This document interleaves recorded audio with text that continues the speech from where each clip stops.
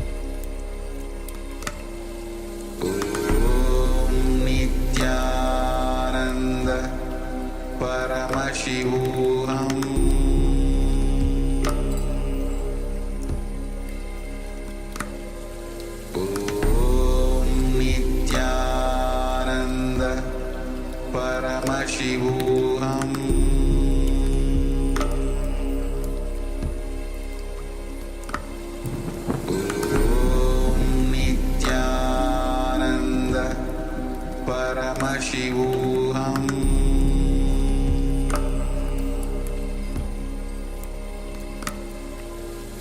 Om Nithyananda Paramashivoham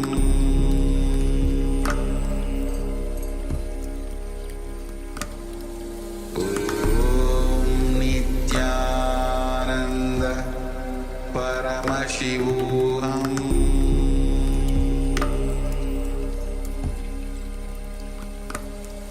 Om Nithyananda Paramashivoham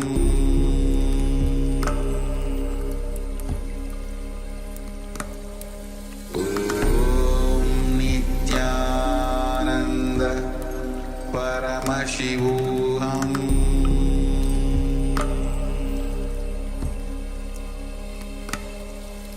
Om Nithyananda Paramashivoham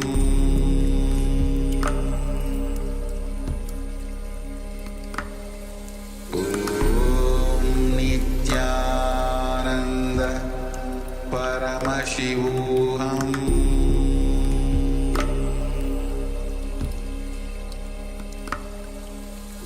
Om Nithyananda Paramashivoham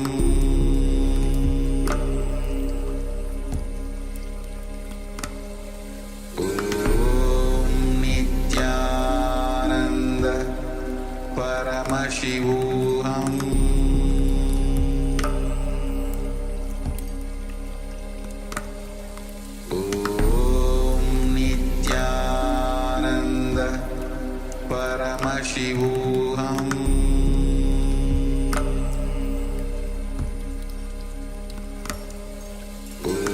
Om Nithyananda Paramashivoham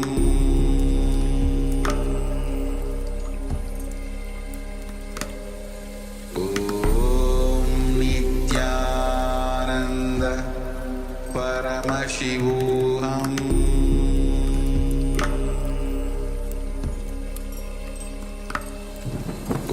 Om Nithyananda Paramashivoham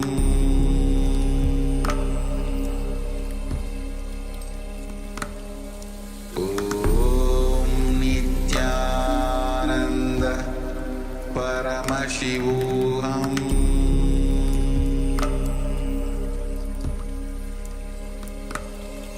Om Nithyananda Paramashivoham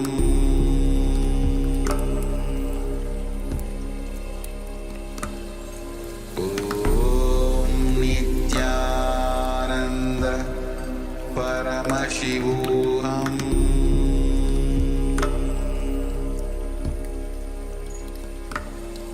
Om Nithyananda Paramashivoham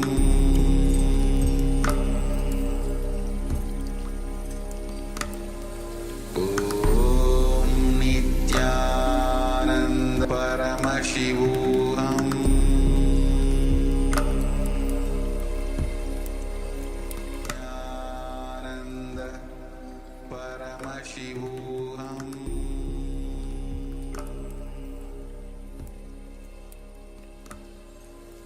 Om Nithyananda Paramashivoham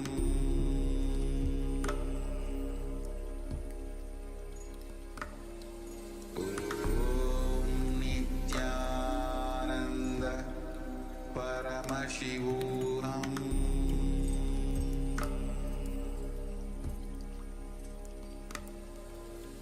Om Nithyananda Paramashivoham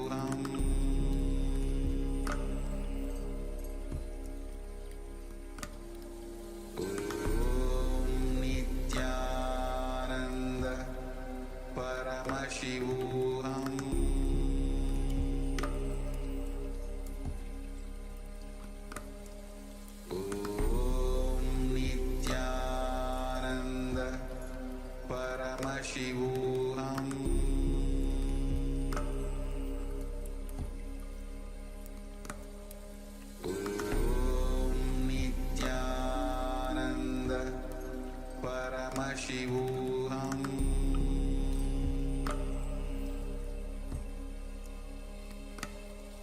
Om Nithyananda Paramashivoham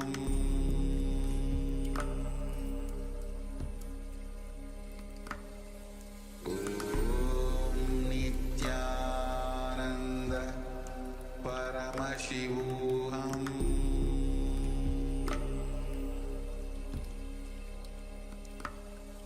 Om Nithyananda Paramashivoham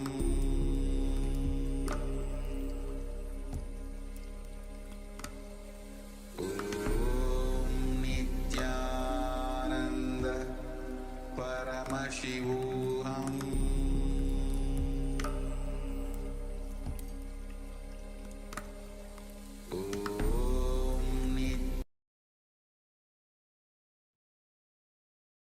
नित्यानन्दं परमसुखदं केवलं ज्ञानमूर्तिं द्वन्द्वातीतं गगनसदृशं तत्त्वमस्यादिलक्ष्यम् एकं नित्यं विमलमचलं सर्वधी साक्षिभूतं भावातीतं त्रिगुणरहितं तद्गुरुं तं Namami.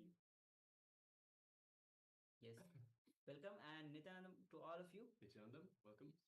And yes, Nityanandam, all of you. Requesting all of you to switch on your cameras as we are about to enter into the power manifestation round. Manifesting the powers of Paramashiva. And remember again and again that the more and more you manifest the powers of Paramashiva, the more you bring oneness, you grow oneness within you. The more you deepen your connection to Swamiji. The more you enrich yourself, the more life become exciting. So let's get ready to manifest the powers of third eye. We'll be entering with the SUPREME, which is the scriptural reference for manifesting the powers of third eye. Let us know if you are able to hear us on YouTube, on Zoom, and all other social media platforms. Okay. So with this, let's get ready. We'll be entering into the SUPREME. कपालान्तर्मनो यस्य तिष्ठन्मीलितलोचनः क्रमेण मनसो धार्यात् लक्ष्ये लक्ष्यमुत्तमम्. The translation of these words goes as, by fixing the mind on the inner space within the crown center and sitting stably without any movement, having the eyes closed in succession, by that stability of the mind and the inner space, through the power of third eye, one directly sees the ultimate goal, Lakshyam, by having the vision beyond the sight that reveals any object or place, attaining the space of oneness with the source, Paramashiva. With this, let's get ready to manifest the powers of third eye. All right, so requesting every participant to please put on your eye bands. So your eye bands, if you have eye bands, if you don't, any piece of cloth would do that can cover your eyes such that you cannot see through the piece of cloth itself. So any cloth or an eye band, if you could please put on your eye bands. Yes, Nithyananda Mahananda Garupini, welcome. We're just about to enter into the power manifestation segment. Yes, thank you, ma'am. Now let us sit comfortably with the head, neck, and spine in a straight line. And let us just take a couple of long, deep breaths in and out. Just follow me. Take a long, deep breath in. And a long, deep breath out. And one more time, a long, deep breath in. And a long, deep breath out. All right, now let us bring our awareness to our Ananda Gandha, which is just below the heart center. And let us visualize Swamiji in our Ananda Gandha, our inner space. Visualize your favorite murti, your favorite image of Swamiji in your inner space. The one that you feel most connected to. You have the feeling connection. Just take a moment and feel that feeling connection to the Master.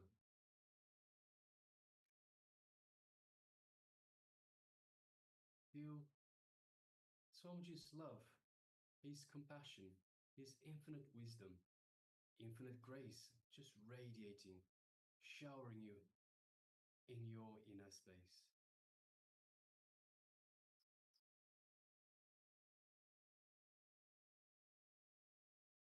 Feel his superconscious energy radiating from your inner space, permeating your entire body, every cell of your body, feeling alive with this superconscious energy that is radiating from Swamiji, from your inner space.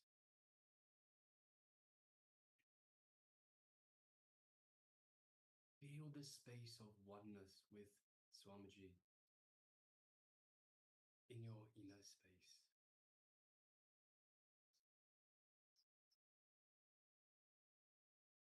You are in oneness with Swamiji.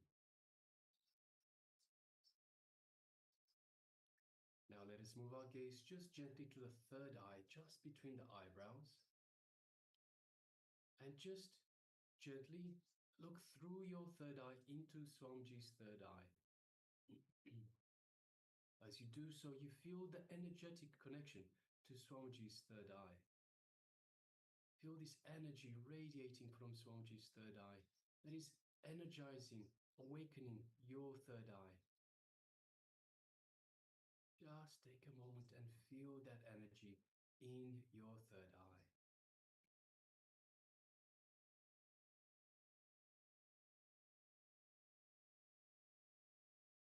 Now let us connect further by chanting the Mahavakya, the cosmic code word that Swamiji has given us to connect to him, to grow this feeling connection. Om Nithyananda Paramashivoham. Om Nithyananda Paramashivoham. Om Nithyananda Paramashivoham. Yes, continue chanting the Mahavakya. And from this space of oneness with Swamiji, space of oneness with Paramashiva, let us start manifesting the power of the third eye. The image is being displayed for you now. Let us begin.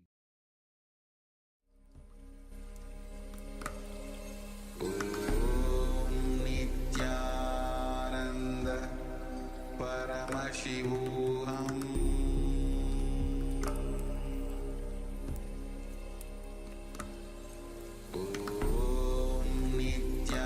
Nithyananda Paramashivoham.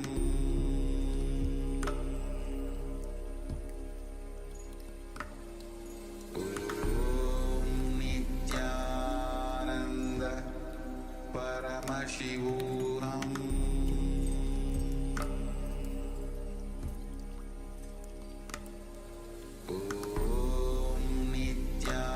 Nithyananda Paramashivoham.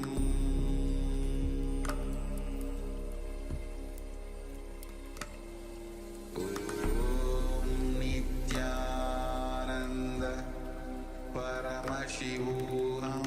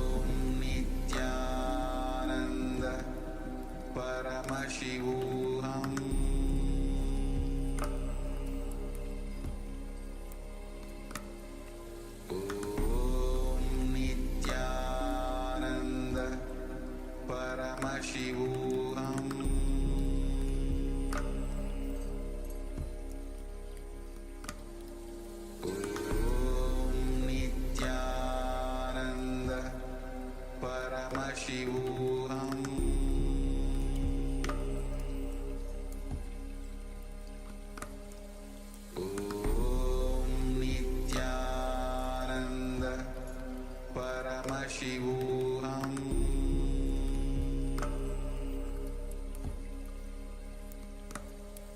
Om Nithyananda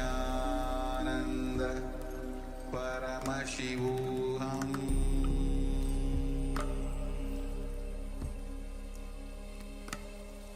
Om Nithyananda Paramashivoham Paramashivoham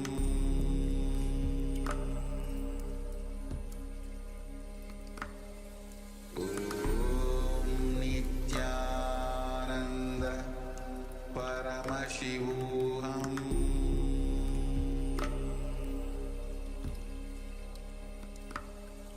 Om Nithyananda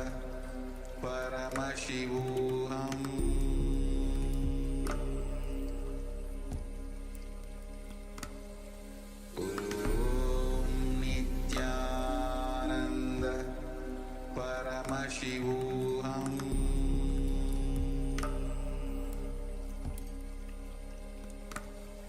Om Nithyananda Paramashivoham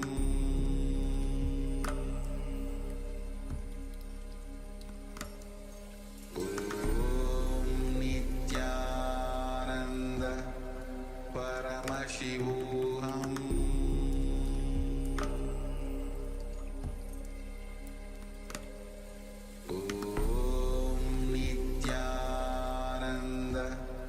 Paramashivoham Om Nithyananda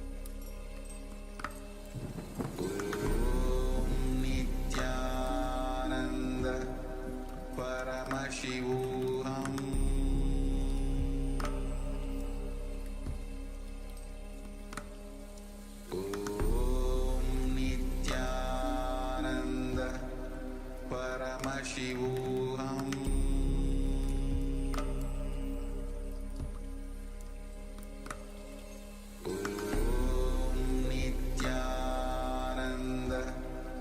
Paramashivoham Om Nithyananda Paramashivoham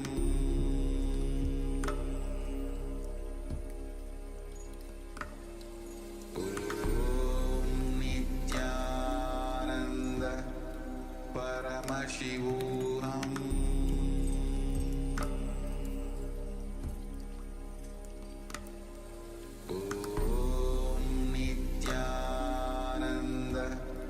Paramashivoham Om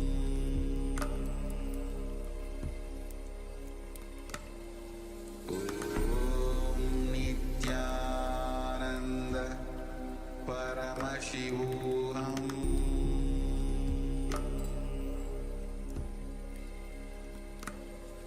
Om Nithyananda Paramashivoham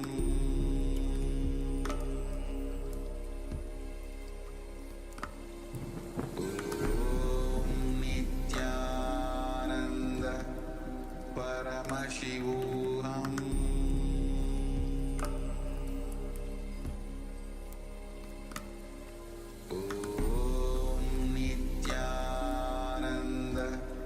Om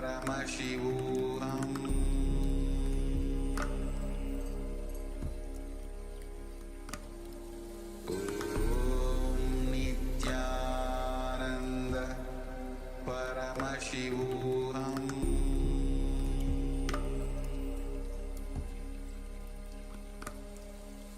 Om Nithyananda Paramashivoham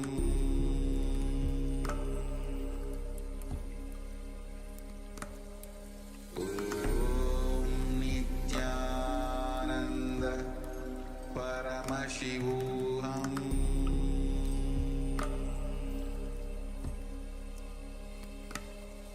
Om Nithyananda Paramashivoham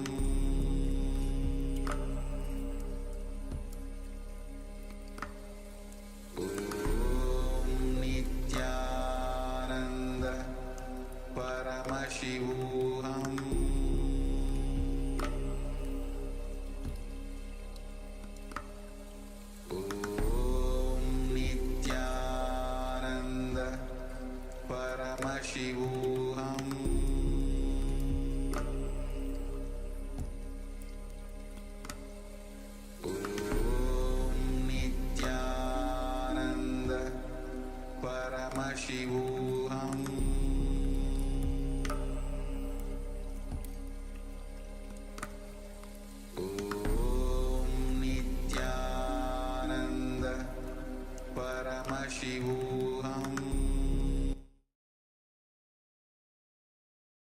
Now slowly, very slowly, remove your hands and open your eyes. And take a moment to share what was revealed to you. And let us know how you went through the power manifestation as you are manifesting this.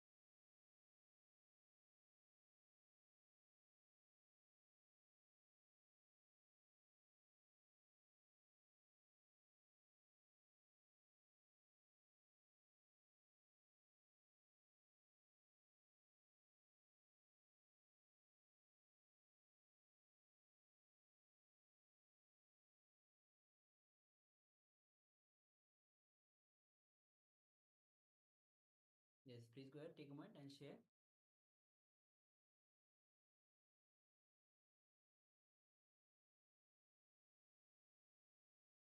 Yes, Ma Amritavani shares white, yellow, and dark. Thank you, Ma, for sharing.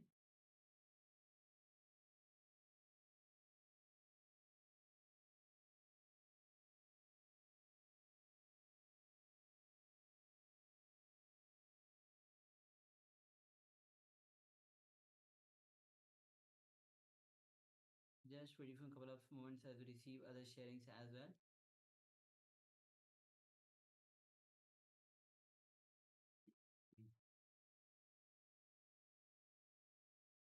Meanwhile, you are sharing. We'll be projecting the image that we had shown before. Okay, we have Mananda Garupi that shares as well. Gray, orange, white, gold, tangerine, green, wall, plant, water, mountain, fish, and pool. Yes, thank you very much for sharing, Mananda Garupi. Thank you. Yes. So now let's project the image. Yes. As you can see, it is a very large house. You can see stairs going upstairs. So we have a staircase going upstairs. You can see a large living room with lots of sofas, a fireplace, a nice, very cozy fireplace, and nice TV, large TV in the center, and nice color scheme, and lots of lighting, ceiling lighting, wall lighting, a nice chandelier as well. So yes, quite a few things. You can see wooden floorboards as well. So yes, a very nice setting for a very large house.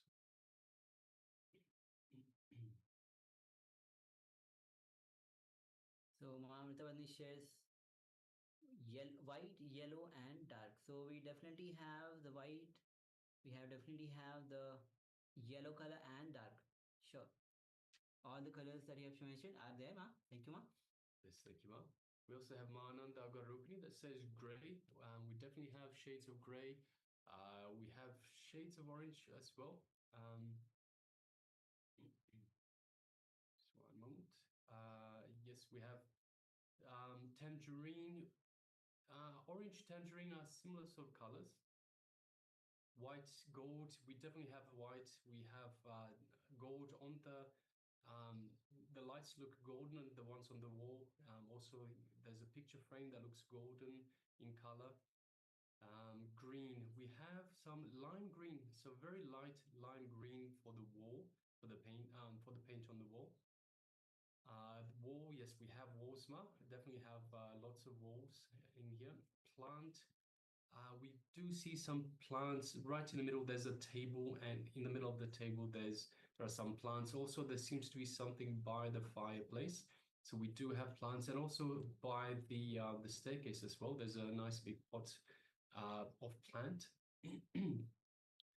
Water.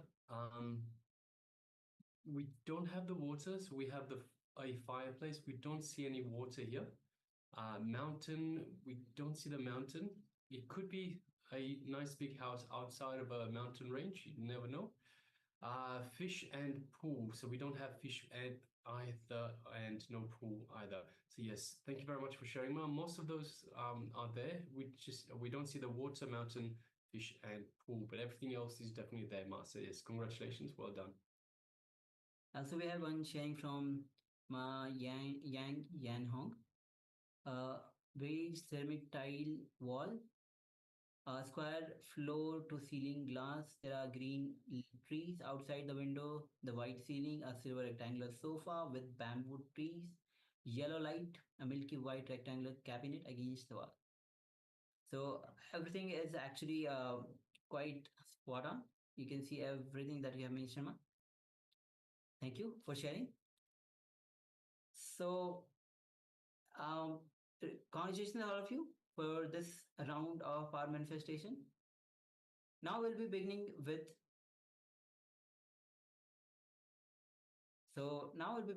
the today's session, and the next session is going to be on the introduction to three bodies. As today we are going on sessions which is going to be on the Shakti Spurana, the flowering of the energy. So the first three, this is going to be the introduction to the three bodies by Swamiji himself. So please come to the space of listening.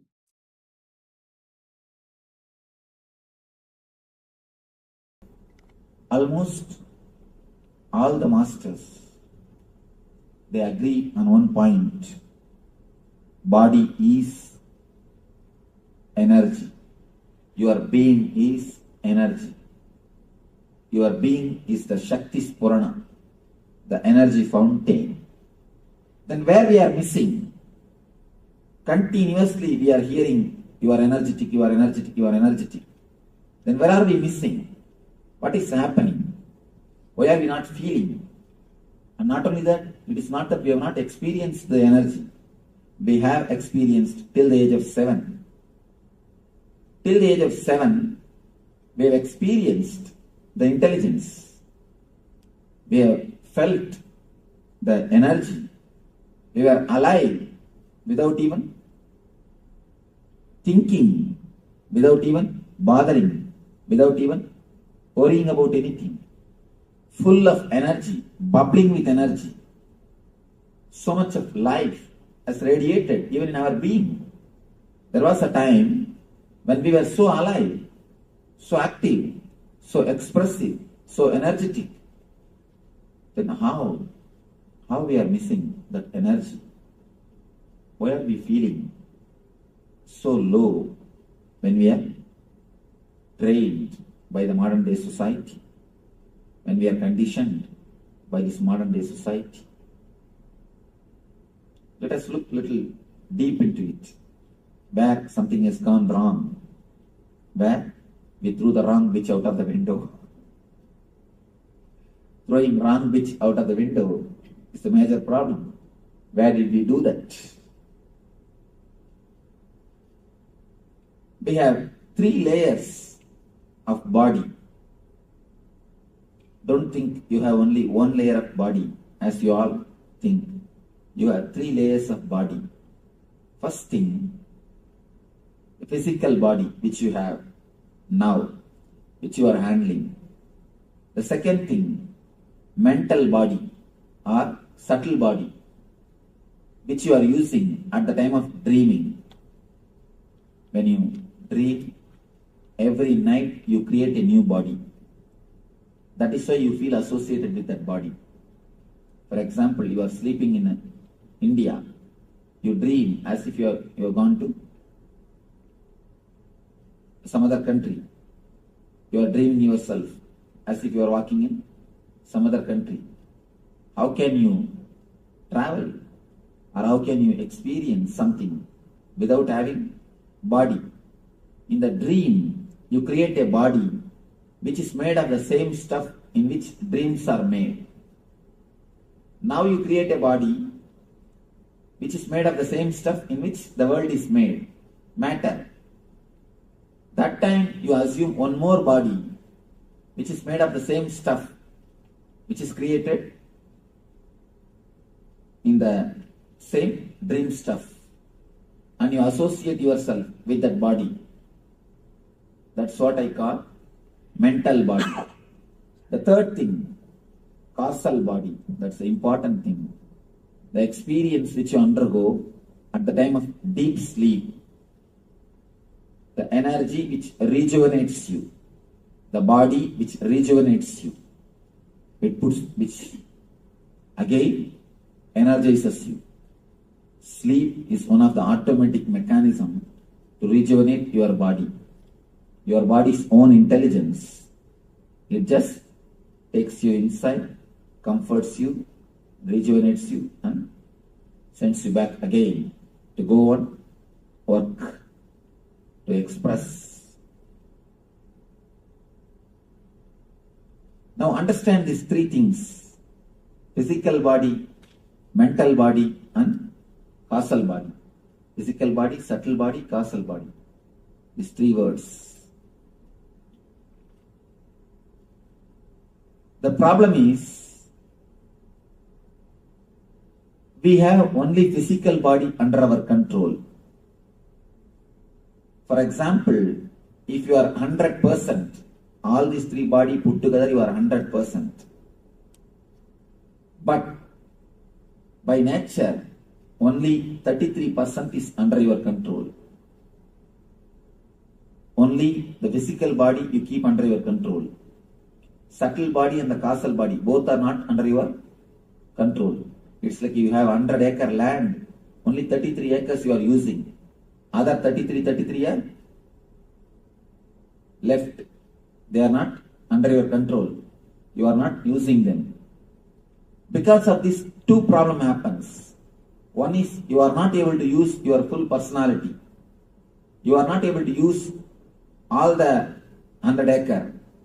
Second thing, from the other 66 acres, all kinds of wild animals, all kinds of disturbances, all kinds of snakes, scorpion, everything sneaks into this 33-acre also to disturb you. Same thing, understand? You have 3 layers of body. Only the physical layer is under your control. Because of that, not only you are missing 66% of your being, your energy, and the wrong things, unnecessary interference of the 66% into the 33% creates a deep discomfort feeling to your being. Whenever these 3 bodies don't fall in ease with each other, don't feel in ease with each other, don't feel comfortable with each other, the diseasiness creates disease. Diseasiness between these 3 bodies only creates disease.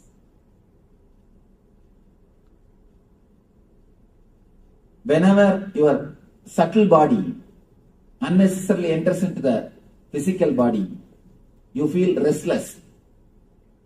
Subtle body means filled with thoughts.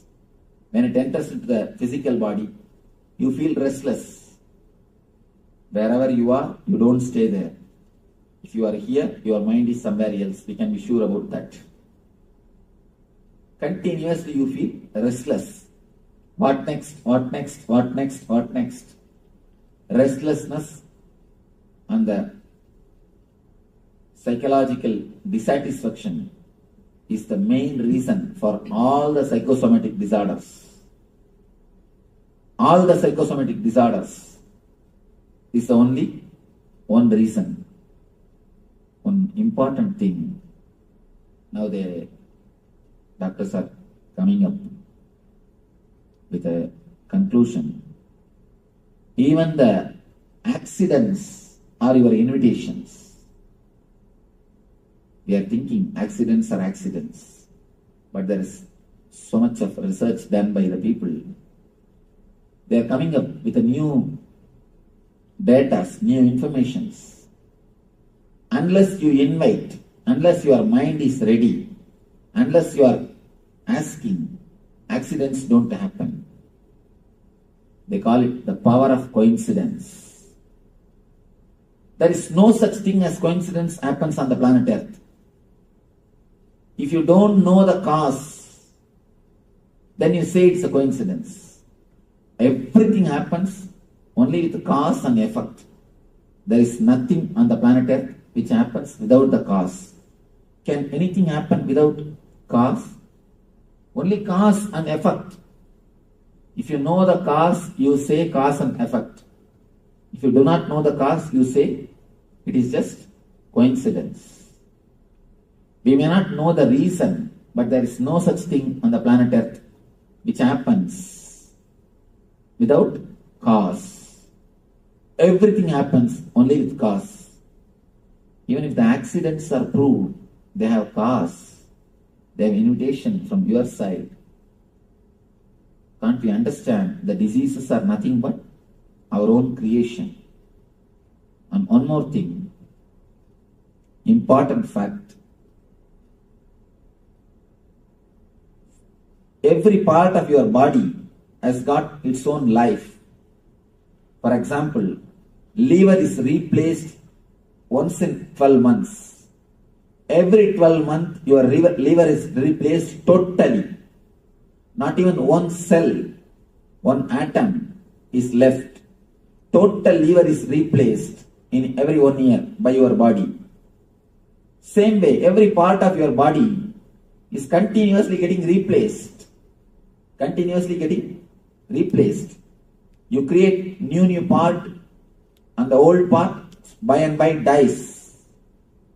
Slowly the dead cells are removed and new cells are created and the part is replaced. In this process, your thinking system, your subtle body, your mind involves very much. Your mind plays a major role in the new creation or updating your body. In the East, there is a beautiful science called Samutrika Lakshanam. Means they will tell your character just by seeing your body structure. Just seeing your body structure, your character will be very clearly explained. It's a science. It's not a belief. It's not a superficial prediction. Science. They will tell your character very clearly, exactly inch by inch, just seeing your body structure. Because the Eastern mystics have discovered long time ago, your mind plays a major role on creating your body. So, your mind is the experience, body is the expression. Your body is the expression, mind is experience. As the experience, so will be the expression.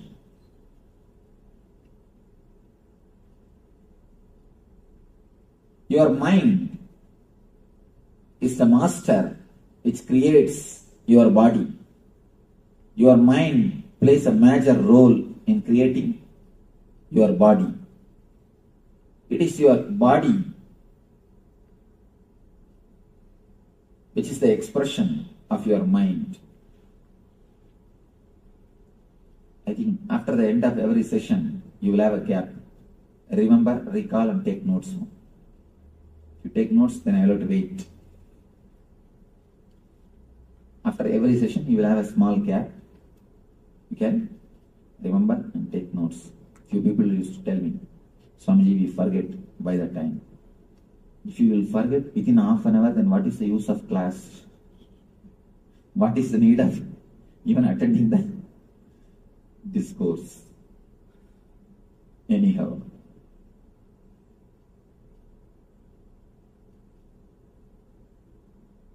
These three bodies, when they interfere in the other's space without invitation, they create trouble. As I was explaining to you, if the subtle body enters into the physical body, it creates deep restlessness in you and it creates psychosomatic diseases, wheezing, stomach problem, and all the problems related to heart, the Anahata chakra and Manipuraka, as just because of the subtle body entering into physical body. Next thing, subtle body entering into causal body. That is what causes insomnia. Subtle body means filled with restlessness, thoughts. If it enters into the causal body, the deep sleep layer, that's what causes insomnia, chronic fatigue, insomnia, sleep, not only sleeplessness, all the disorders in the sleep, they are caused by the subtle body entering into the causal body. And the next thing, causal body entering into the physical body and subtle body. When causal body unnecessarily enters into the physical body, you feel a deep inertness. Inertness means you don't want to do anything. You just want to be totally silent. And you just want to be totally in the inertness. Sort of a deep physical depression. Deep physical depression. And whenever the causal body enters into the subtle body without invitation, again you feel a deep mental depression. Deep physical depression and deep mental depression. These two are caused by causal body entering into physical and subtle bodies. One important thing you need to understand. Human being is the only animal who feels tired after taking rest. We are the only animal who feel tired after taking rest. If you ask the people, why are you tired? So tired of taking rest. Whole night we would have slept, but we feel tired. No other animal on the planet Earth, no other animal feels tired early in the morning. You can see birds chirping and flying. Calf, even if it has no work, just it will go around. And dog, it will go around the house and see its boundaries. And there is no other animal which does not have, which gets disturbed so much, or which is away from the nature. We are the one and only animal who get tired after taking rest. Because the causal body is not total when you rest. Important thing, doctors are now declaring.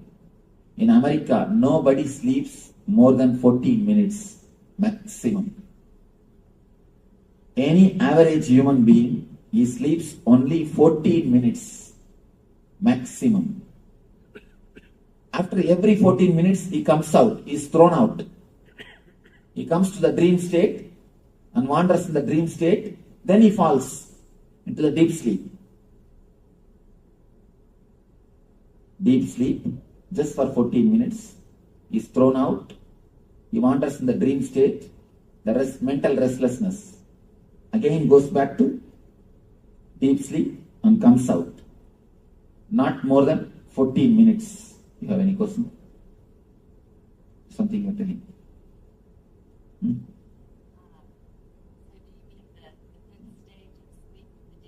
Yes. I mean, when I say sleep, I mean the total deep sleep. Dream state is not sleep. Please be very clear. Dream state is one of the disease. Let me explain. When it comes to the second layer, I'll explain how the dream state is disease. Only maximum 14 minutes the person rests average in America. And in the eastern countries, the much poor countries, especially India, they did the test. It's a 36 minutes. Look, where is 14 and where is 36? The maximum time they can have in the deep sleep state, they can be in the causal body, is 36 minutes. Only here 14 minutes. Then understand how much our inner layers are disturbed. How much the inner layers are unease with each other, disease with each other. I have seen many of our devotees, even in the night time, even in the Even when they are out of the office, when they are in the home, when they are sitting, I could see their eyes are just thinking and working. They will be sitting, but their eyes are thinking and working continuously, even in the night time. Our guys, even in the office, they don't work. Even in the office, our guys don't work. If God gives His grace, if He finds too tired of taking rest, then He may move some file here to there or there to here. That's all. Again, rest. Nothing else can be done. Anyhow, 14 minutes is the maximum time. Understand, it is 14 minutes is too bad. Of course, I'm not telling people should not work or anything, but it's almost like selling your whole being. You are selling your sleep to purchase the bed. To purchase king size bed, you are selling your sleep. To purchase a drawing, you are selling your eyes. According to me, you can work the same amount of the work which is done by an American citizen, and you can have more sleep than an Indian citizen. This both can be joined with the right meditation technique. With the right meditation technique practice. Because you have tremendous potential energy. Not that I am telling you this as a thesis or a theory. I have already worked with 30 people. With a group of 30 people, I already experimented the whole technique. Whatever I am going to speak to you today, I have already experimented more than 1 year. More than full 1 year, we did an experiment with these ideas. Just only few months ago, I designed this whole program. We are continuously working like a laboratory on these great ideas. When we prove solidly, it does not create any side effect, it creates only positive effects, and it creates only the right results. Only then I bring it out to the market. Now I tell you, we have worked on this technique and proved it. Not only these techniques are foolproof, they are giving tremendous results. And now, at least in our ashram, people sleep hardly 2 hours. They work at least almost 22 hours continuously. And again they are filled with energy. Nothing. Right food, right understanding about sleep, and right meditation. Over. Nothing else. Only these three things. When your 3 layers are cleansed, when you clean these 3 layers of your bodies, and have a right few tips in the food, in the sleep, and in the meditation. These 3 are the basic thing. Then automatically you will see you are able to express tremendous energy. At the same time, you are able to have the deepest possible rest. Both will continuously happen at the same time. And this course is, I call this course as a get well course. Understanding about this 3 layer, first will remove the diseases from you. Next, it can create a positive well-being, total well-being in you. If you have any questions about these 3 bodies, you are welcome. Otherwise, we'll go for the next session. Any question? Yes.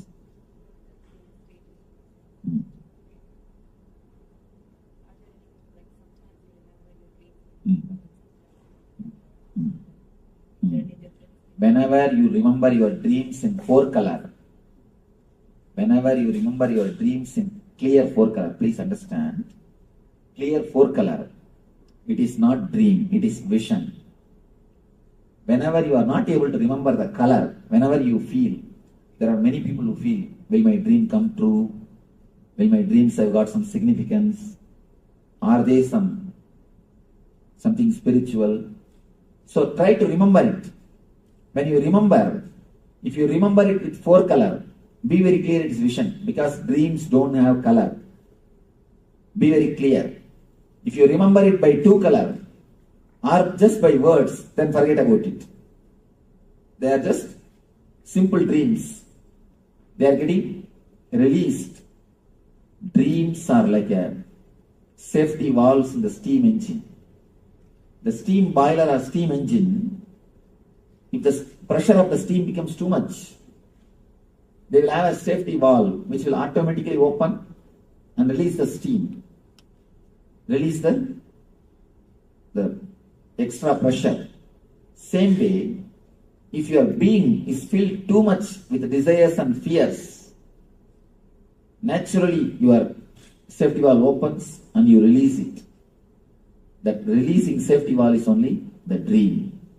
Dreams are nothing but safety valves. But instead of removing the heat, instead of reducing the steam, we are always extending the time of the safety valve being open. We work in the other way. If you try to work to reduce the heat supply or the steam supply, then naturally you will see you don't need your safety valve to work too much of time. But we do not know how to reduce the steam supply to that steam boiler, how to reduce the heat. That is why too much of time the safety valve keeps itself open. Too much of time the safety valve is made to work. If the safety valve is made to work too much of time, you feel a deep tiredness. You would feel a deep lethargic feeling. And you feel too many diseases entering into your being.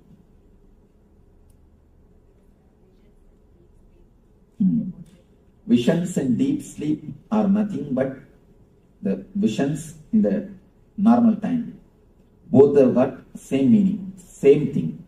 Why that in the deep sleep vision starts happening? Your logic is resting. So that time relating and feeling the divine is easy. Now even if you get the vision, you will ask for ID card, whether it is real or true. That time you won't ask for ID card. That is why you get more visions at that time. Subtle body is your mind. Causal body is not your mind. In causal body, your very basic base itself does not exist. You become one with your basic energy. So in causal body there is no mind. Only in subtle body there is mind.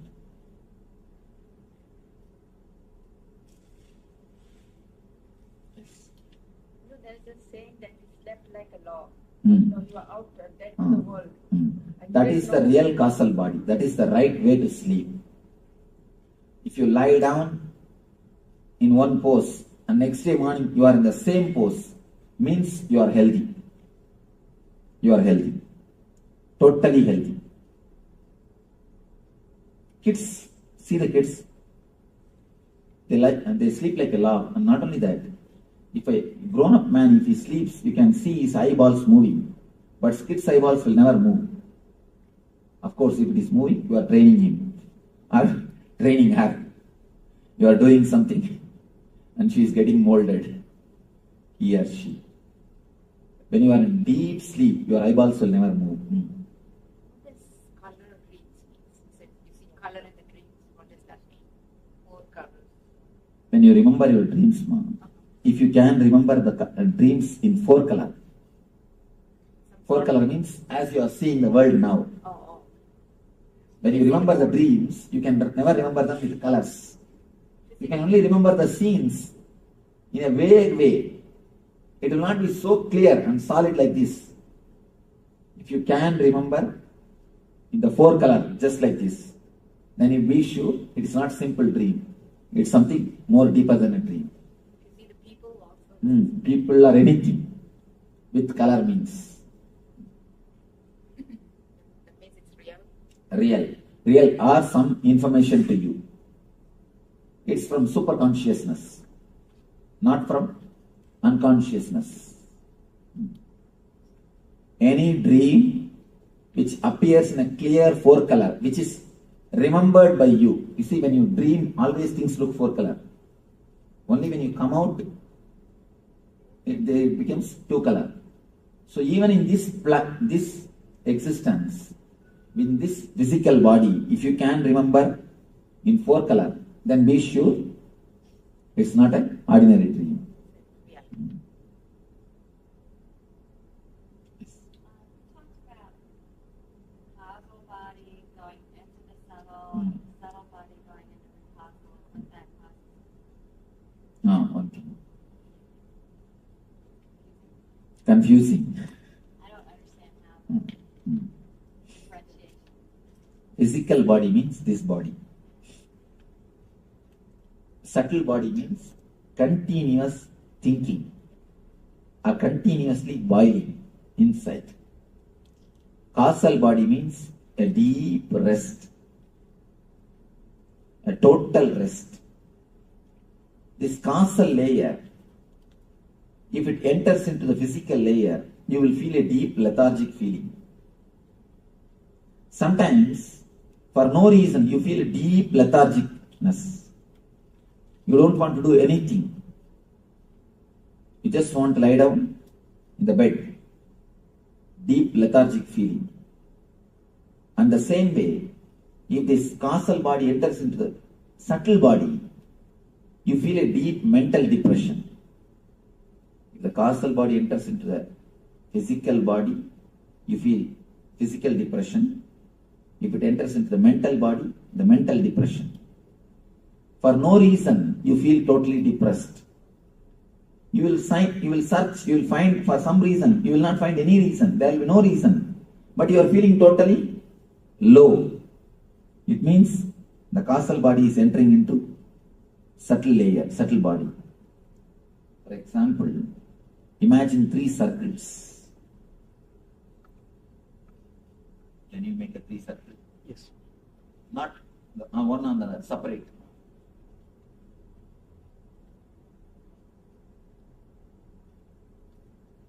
Next. Separately. Make big 3 circles.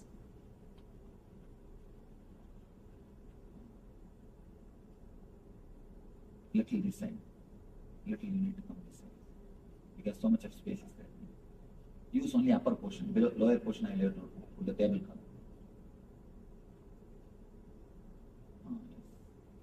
Same size. Next.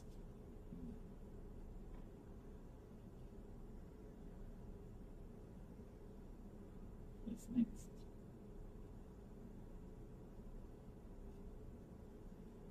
Yes. Right, you can write physical, mental, subtle.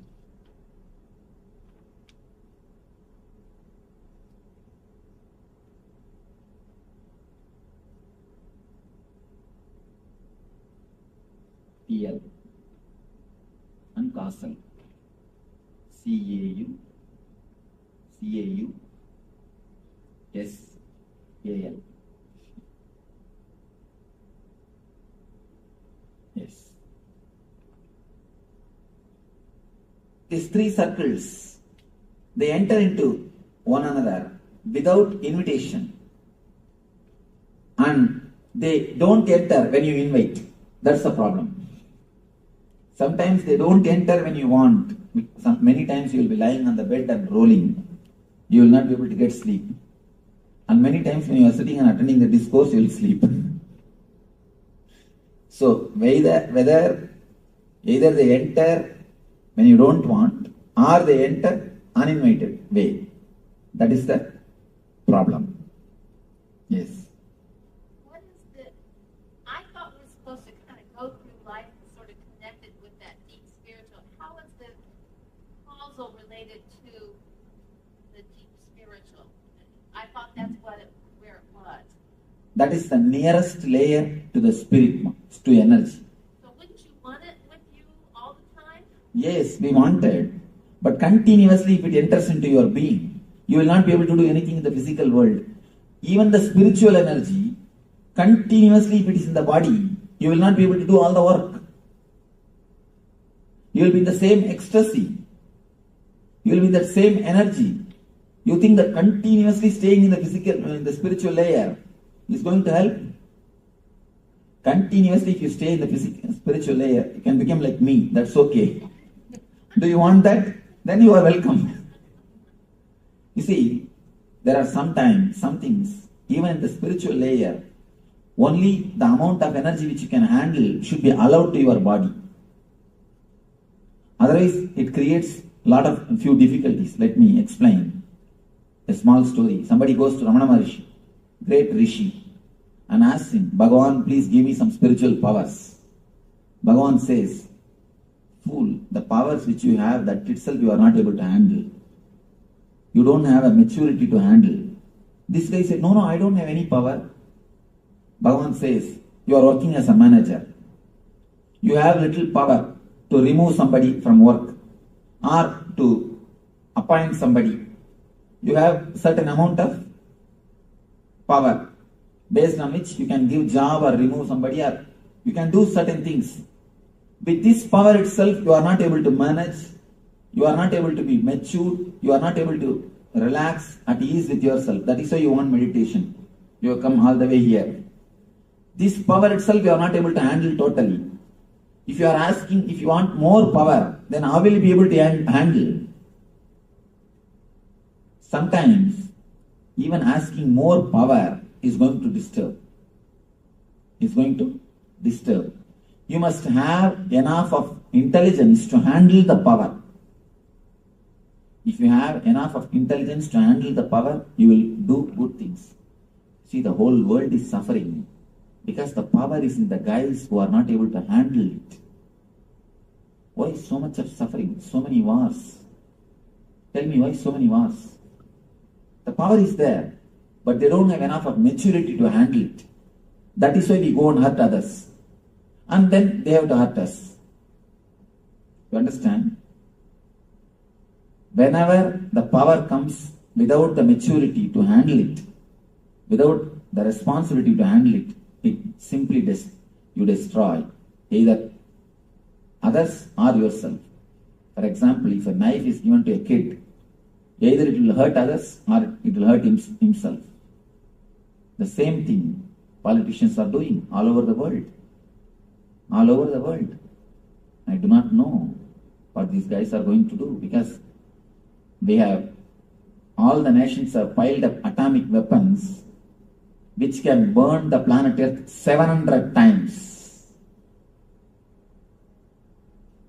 3 months ago report, I do not know now. Now it may be even 750 times or 760 times, I don't know. Just 3 months ago, I read a report which says we have atomic weapons piled by all the nations. We can burn the planet Earth 700 times. So they say, they are predicting about the Third World War, no? When the Iraq War was going on. That was the report I was reading. They say if there is a next World War, the Fourth World War will be only with stones. Means what? The next generation.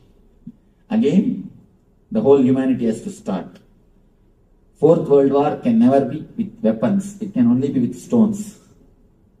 Because again the tribals has to be created and the new planet Earth only has to be created.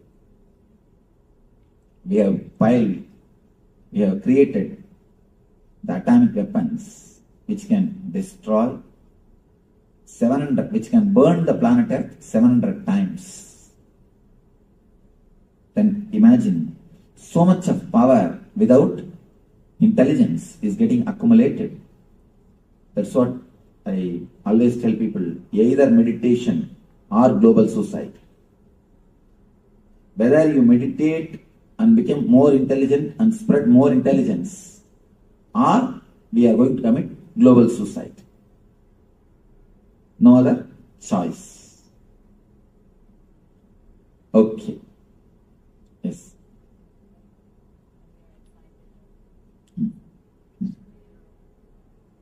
Restless, the subtle body enters into physical body.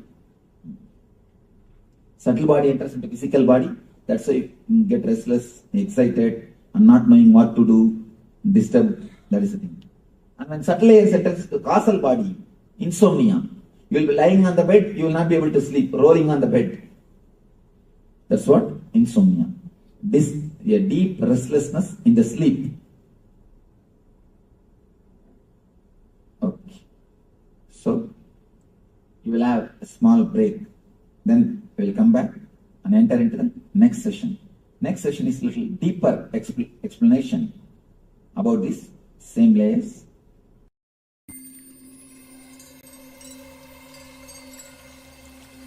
I welcome you all with my love and respect. Let you all open all your three eyes. Om Nithyananda Paramashivoham.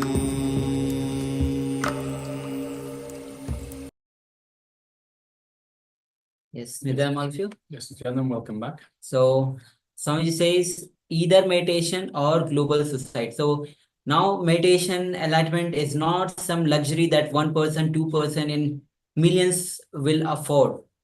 This is the time where each one of us start meditating and start having that super conscious breakthrough. Because as Swami says, the fourth world war will be not with the weapons, but with stones and sticks. So it's the very need of the hour to be in the space of meditation.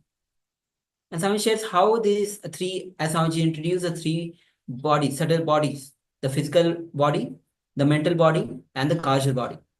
And how whenever we feel restlessness, it is when these two subtle bodies, the mental or causal, enters into the physical layer, we experience restlessness. So when this crisscrosses each other, we are in the space of dis-ease. When we are not at ease, we are in dis-ease. So only when the fourth state, which is Turiya, enters into physical and sleep and deep sleep, then only even the physical layer, in the dreams layer, the bodies get cleaned. All right, as Swamiji already mentioned, we'll be looking at the deeper layers, which is the 7 layers of the body. Yes, so let us start a little activity, requesting everyone to please gather their pens and notepads, and let us draw this diagram. So this is for your own reference. We'll be drawing the 7 layers of the body. So we'll just display a slide for you shortly. So all the 7 different bodies of the 7 layers of the body. So yes, you can see the diagram now. So let us start by drawing these concentric circles, starting with the physical body and going all the way through pranic body, mental body, etheric body, causal body, cosmic body, and the nirvanic body. So all of these are layers of the body. So every human has these 7 layers of the body. So a lot of times we think we are just a physical body, but there is so much more to us, so many different layers. So please take a few minutes and sketch this representation of the 7 layers of the body. And as we mentioned, we will be referring to these throughout the program. So it is important for you to have this drawing, this reference. So let's take a few minutes and draw these down.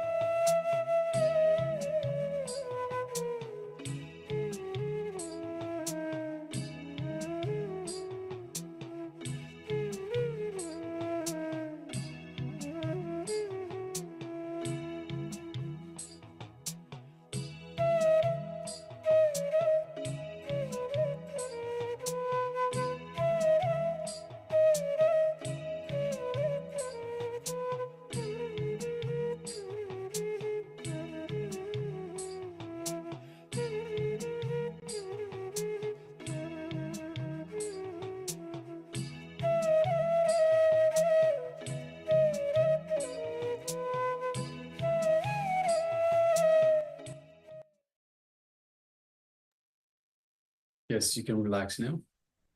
And if you have any questions in terms of these 7 layers of the body, do let us know. So any questions, and of course, not just about this. Any questions at all you have about today, about the program so far, Paramashivoham program level 1 so far. Any questions at all? Please feel free to ask us, and we will be responding to every one of your questions. All right. So next, let us move on to the next segment. And Swamiji will be revealing in the next revelation will be on recognizing your beauty. Yes, understand that each one of us are beautiful. Each one, first of all, when Swamiji say very beautifully, we are unique. Only when we are unique, we will look in. And when we look in, you realize that you are unique and you are beautiful unto yourself. You are enough onto yourselves. You don't have to look for some idols, either in terms of inspiration or in terms of how you look. You don't have to become like something or anybody else. You are. Swami says very beautifully, God is not an engineer. God is an artist. So each one of us are unique. So let's enter into this revelation by Swamiji as to realize our own uniqueness. Realize that we are beautiful unto ourselves. Understand, so much of marketing has been done so that we become like others, so that we become beautiful like others. So much time we spend on this, so much of money we spend on this. Even so much of ecosystem itself has been created for this lie. And many people around the world are just running behind this lie, spending so much of their time, energy behind this one lie. But when you recognize that you are unique, when you look inside yourself, you realize that you are beautiful unto yourself. So let's enter into this revelation by Swamiji.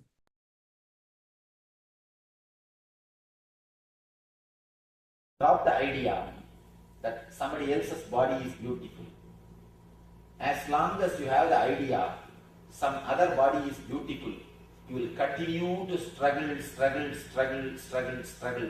Even after death, you will worry, what dress they are going to put on me, I don't know. You will write a will and create life insurance.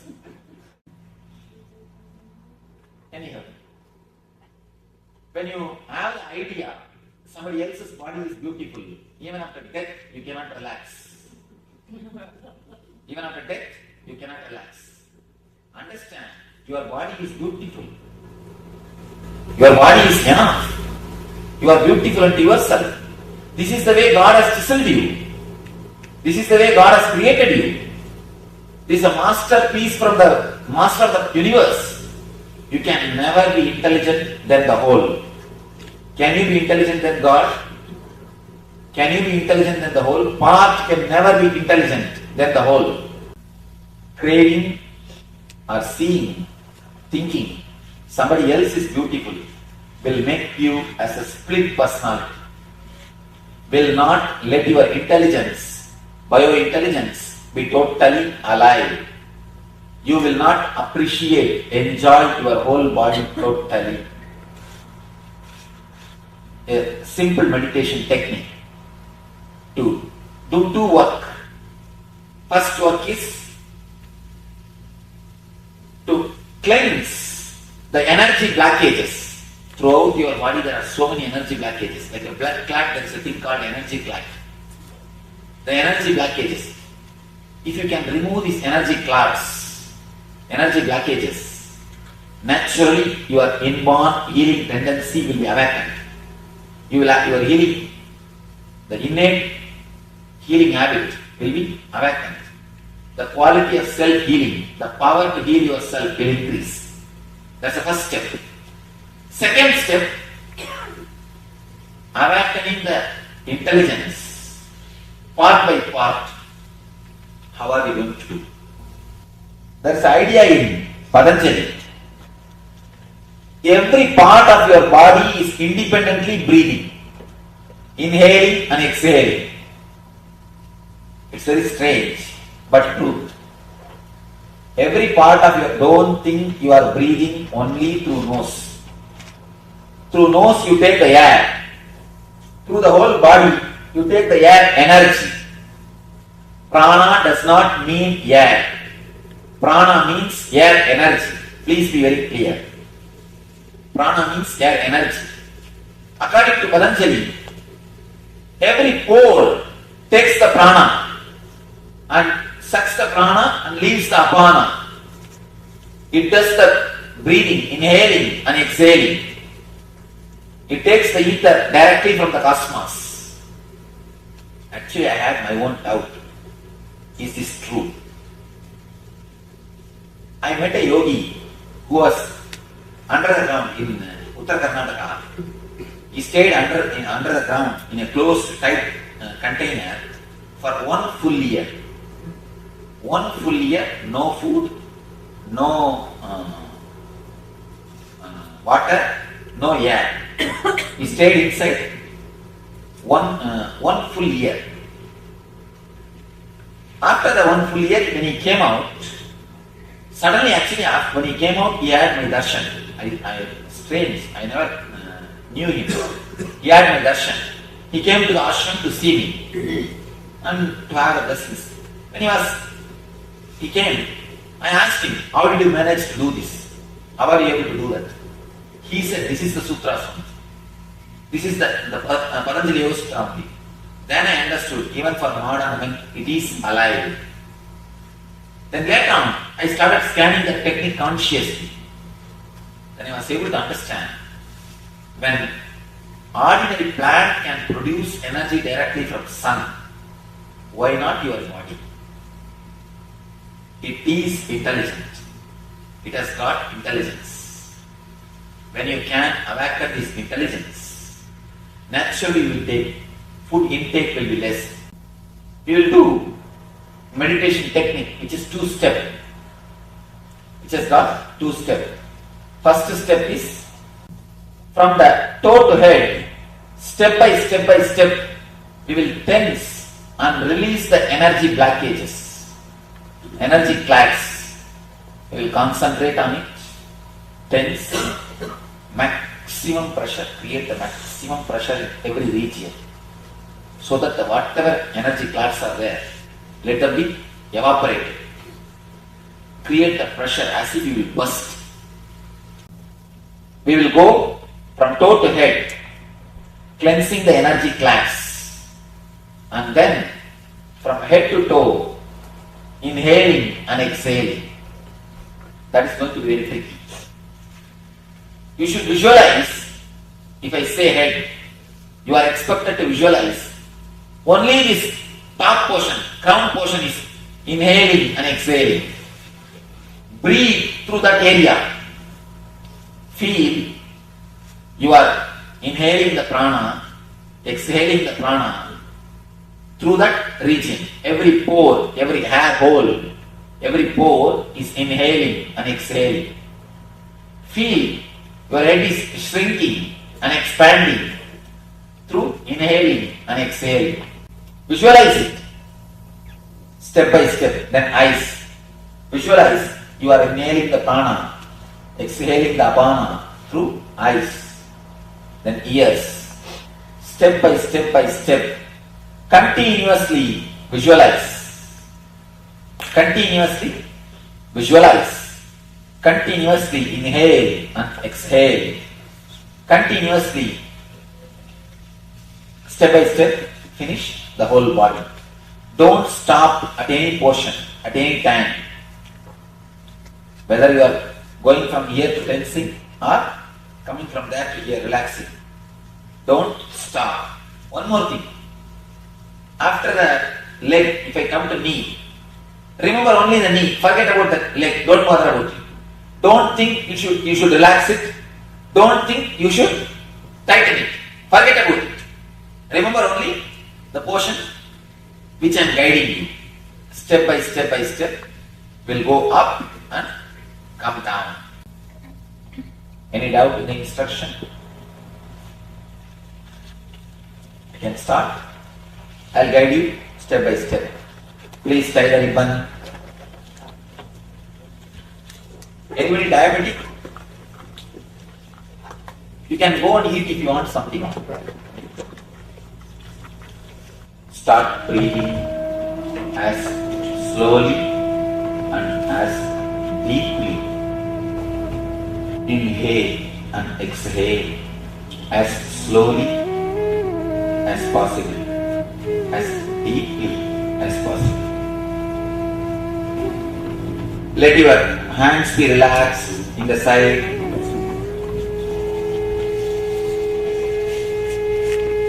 Start breathing as slowly and as deeply as possible.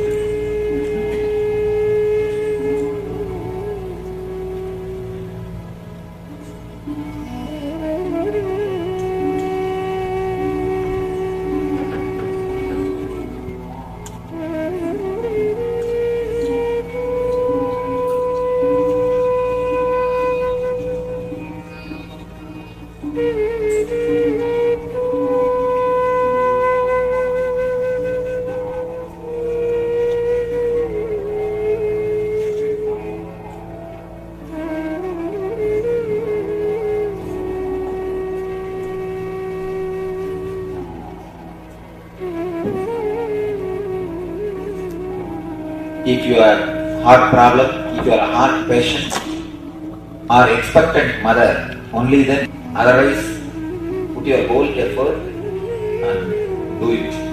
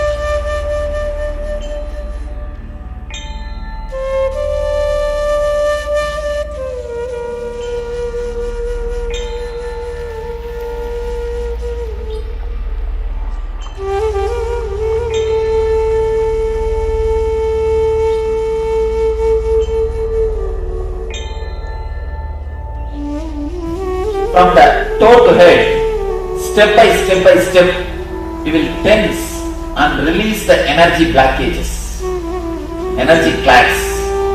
We will concentrate on it, tense, maximum pressure, create the maximum pressure in every region, so that whatever energy clasps are there, let them be evaporated. Create the pressure as if you will burst.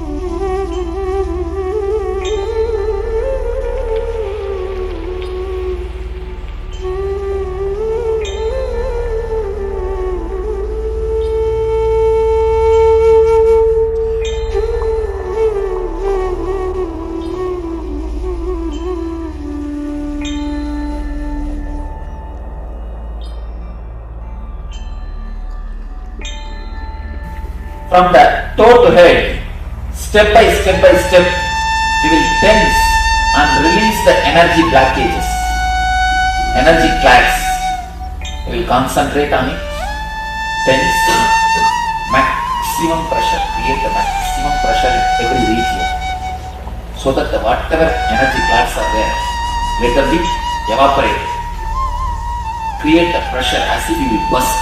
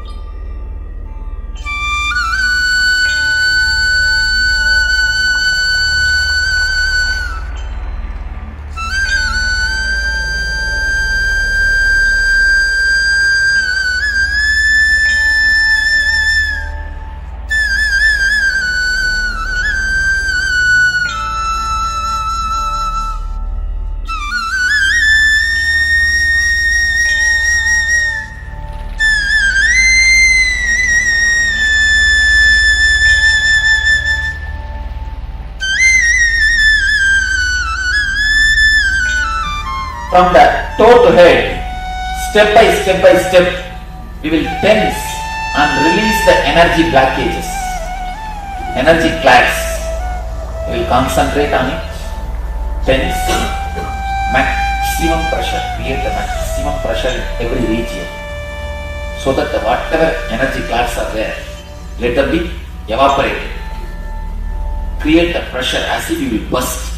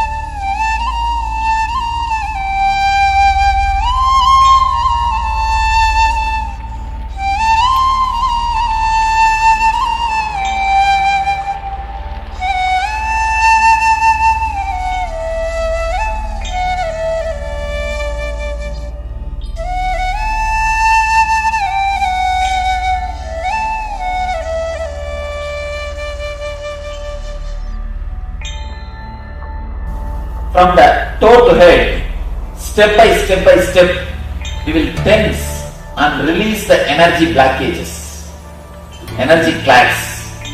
We will concentrate on it, tense, maximum pressure, create the maximum pressure in every region, so that the whatever energy clasps are there, let them be evaporated. Create the pressure as if you will burst.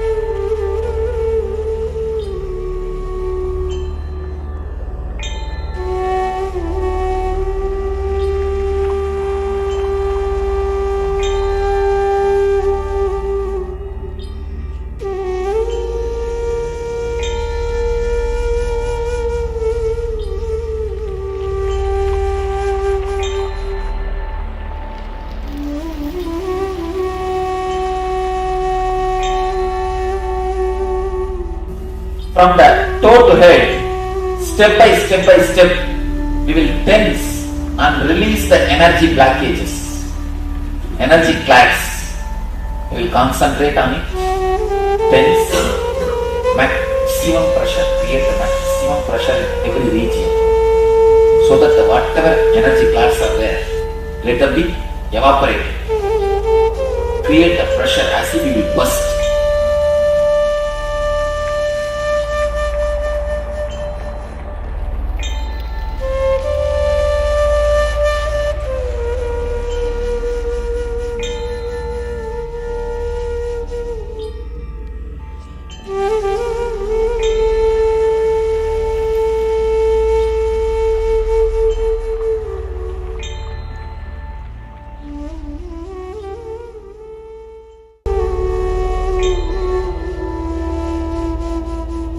Visualize it, step by step, then eyes. Visualize, you are inhaling the prana, exhaling the apana through eyes, then ears. Step by step, continuously visualize, continuously visualize, continuously inhale and exhale, continuously, step by step, finish the whole body.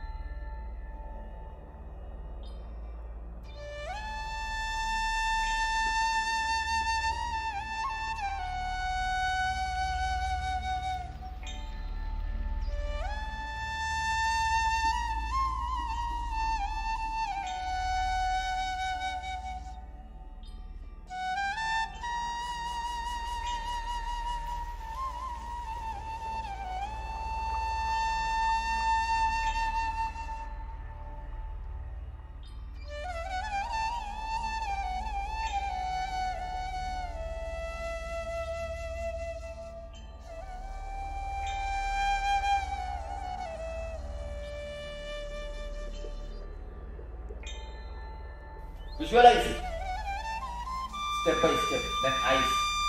Visualize, you are inhaling the prana, exhaling the apana through eyes, then ears. Step by step, continuously visualize, continuously visualize, continuously inhale and exhale, continuously, step by step, finish the whole body. Don't stop at any portion, at any time. Whether you are going from here to tensing or coming from there to here relaxing. Don't stop. One more thing. After the leg, if I come to knee, remember only the knee. Forget about the leg. Don't bother about it. Don't think you should relax it. Don't think you should tighten it. Forget about it. Remember only the portion which I am guiding you. Step by step, will go up and come down.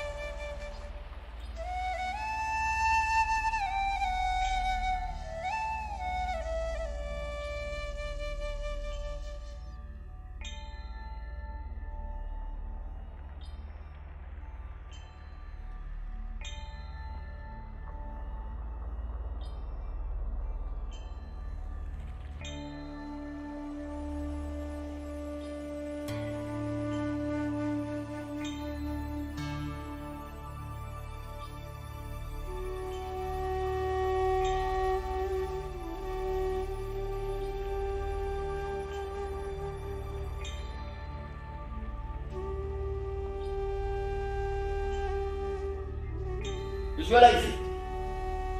Step by step. Then eyes. Visualize. You are inhaling the prana, exhaling the apana through eyes. Then ears. Step by step by step. Continuously visualize. Continuously visualize. Continuously inhale and exhale. Continuously. Step by step, finish the whole body. Don't stop at any portion, at any time. Whether you are going from here to tensing or coming from there to here relaxing. Don't stop. One more thing. After the leg, if I come to knee, remember only the knee. Forget about the leg. Don't bother about it. Don't think you should relax it. Don't think you should tighten it. Forget about it. Remember only the portion which I am guiding you. Step by step by step will go up and come down.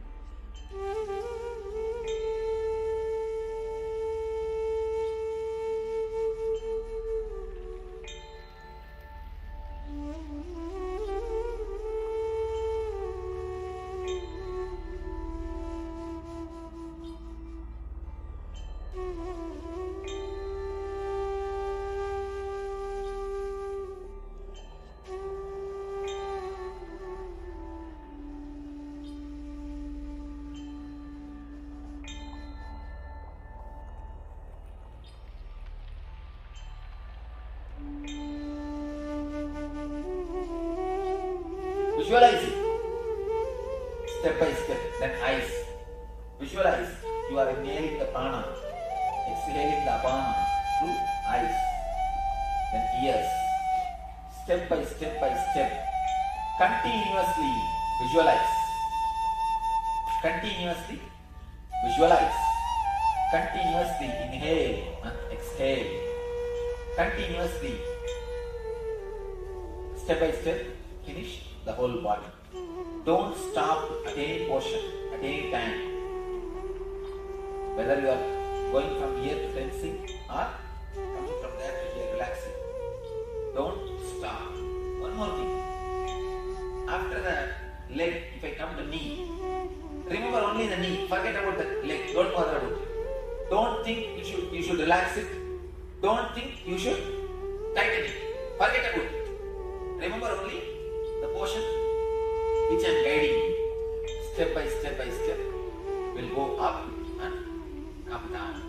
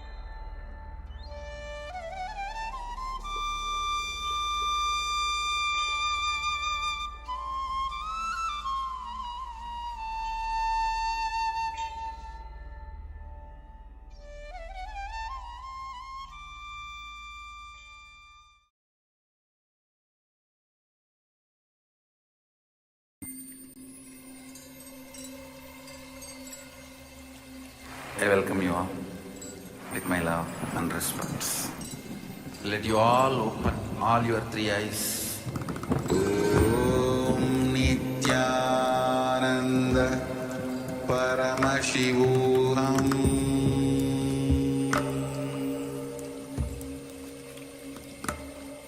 Om Nithyananda Paramashivoham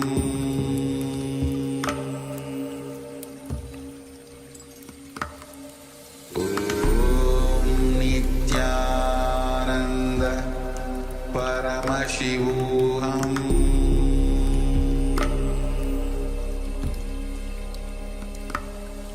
Om Nithyananda.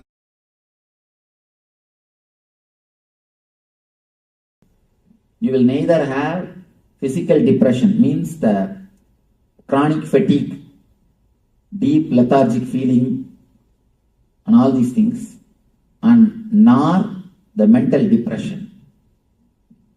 The more you are depressed, less you will sleep. Understand? People always think, depressed people always sleep, Swamiji. No. The more you are depressed, less you will sleep. Because at the time of causal body, the subtle body will enter into causal body. At the time of subtle body, the causal body will enter into subtle body. They both will not get along with each other. They both not getting along with each other is only expressed as a depression and insomnia. Depression and insomnia are very closely related diseases. Physical lethargy, mental lethargy, and insomnia. All the three are very closely related.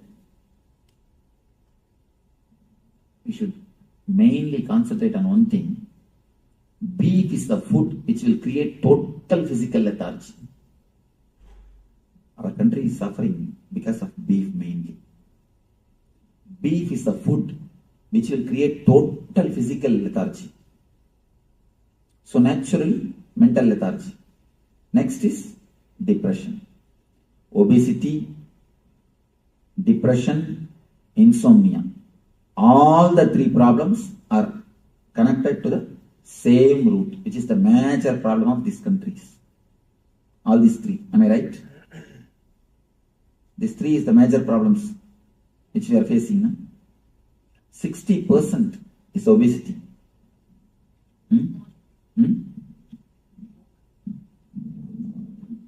All the three are related to the same root, causal body and beef. These two helps totally, all these three. Some people get it and they don't eat beef. Vegetarians get it too. Vegetarians also become obese. Then they must be eating so much of food. Beef, if you eat even less, you will have. The quantity may be too much. I am telling about one or two reasons. There are many other reasons. I am telling about the major reasons. Especially on this causal body.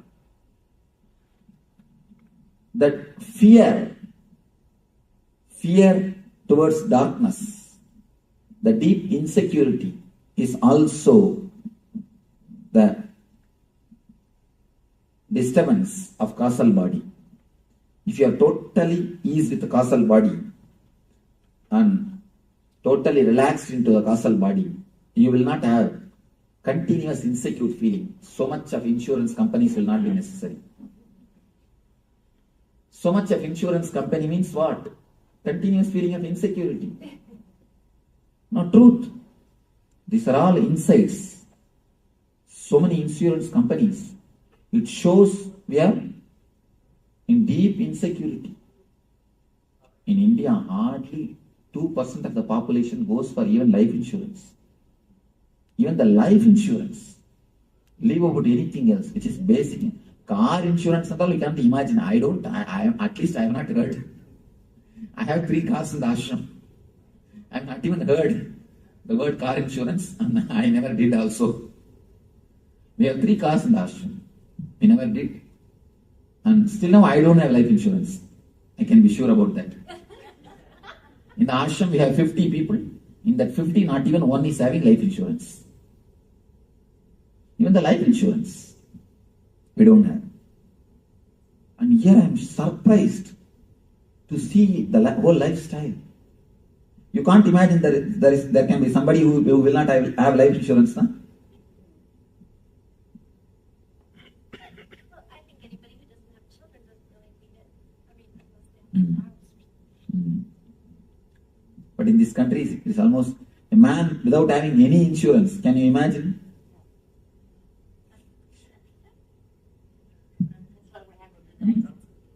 Huh? Without health insurance, that is what.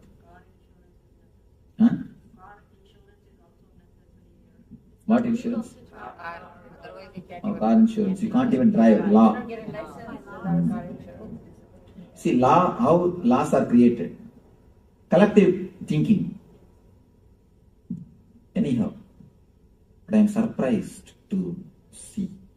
Now, I am not blaming. It's good in a way because people have helped them. Even if some accident, it's not that India is not having accidents. So much of accidents are happening, and nobody is there to help. Here, at least you are getting helped by the insurance company. That is okay. But I am telling the mental setup. The mental setup. But the way you see, you must take insurance and do everything. All the outer world things, nothing wrong. But we must work to remove the insecurity also. That we have forgotten. Apart from taking insurance and making all the security for the life, you should start working on the mind also to remove the insecure feeling. That we have not done it. That is the place we failed. And the East, they did everything to remove the insecure feeling, and they forgot to make the security for outside. Both miss one item. I think both can be brought together. Anyhow, now, very simple but highly effective meditation technique to make ease and relaxed feeling into the causal body. With this meditation, if any of you have the insomnia or depression problem, do this meditation. At least for 21 days. You can simply fall into sleep and you can simply come out like a fresh flower. Coming out of sleep like a fresh flower is what I call health. Health means when you get up from your bed, your steps from your bed to your bathroom, your steps should not be steps, it should be more like a dance. Then you are healthy. Then you can be sure you are healthy. You are alive. You are vibrant. If you fall totally into sleep, you will come out totally fresh and alive. So some comment? Something?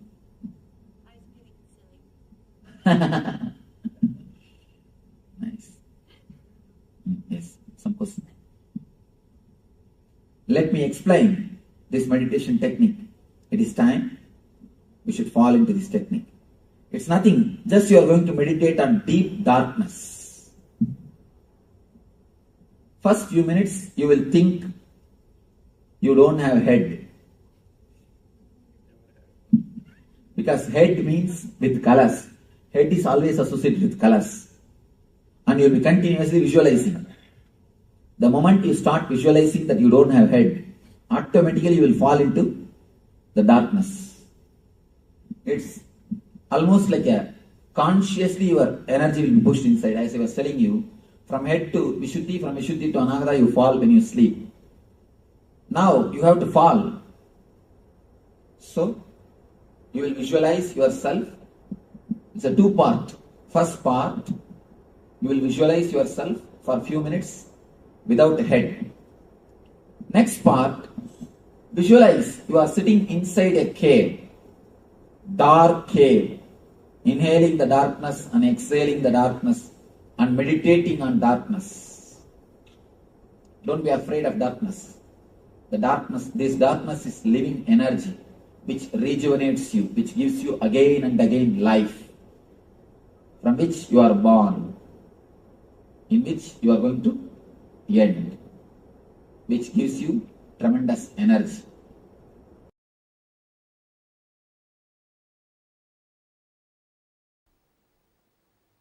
So first Nitya Kriya for digestion, Jadaragni Kriya.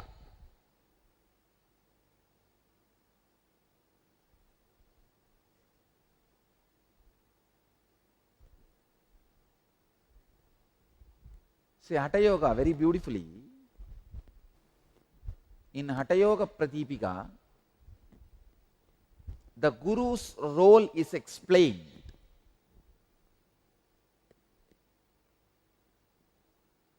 Let me describe that and move to Kriya now. Supta Guru Prasadena Yata Chakrati Kundali Tada Sarvani Vatmani Vidyante Krantayopicha.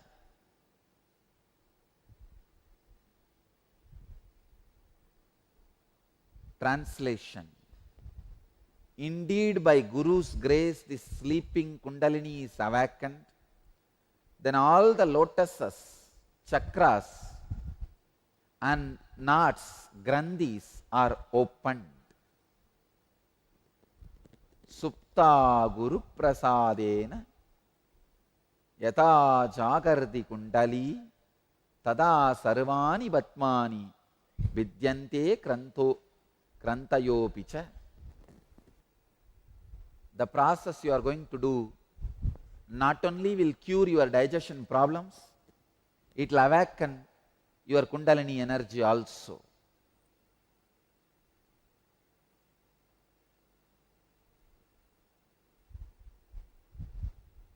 Next verse. Sashaila Vanadarinam Yata Adarau Hinayakaha Sarvesham Yoga Tantranam Tata Darohi Kundali. As the serpent upholds the earth and its mountains, Seshanaga upholds earth and mountains and woods. So Kundalini is the support of all yoga practices. Now, through this Kriya, we are going to awaken the Kundalini Shakti. Next verse. Now we are entering into the exact technique. In Hatha Yoga Sutras, 3rd chapter, 10th verse. Padamulena vamena yonim sambhitya dakshinam prasaritam padam krutva karabhyam darayet trudam. Understand? Now I am giving you the first instruction. Press the left heel into the perineum. Straighten the right leg and with hands firmly take hold of the outstretched foot. Straighten the right leg.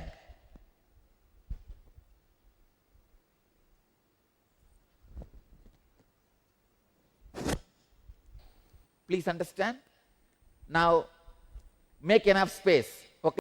Stretch the left leg. Press the left heel into the perineum. Hope you are able to see how I am sitting. And with hands firmly take hold of the outstretched foot. With hands, how much you can stretch? Yes.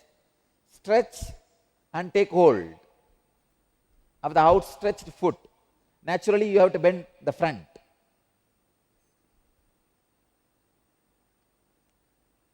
You may have to bend the front. Do it as much as you can.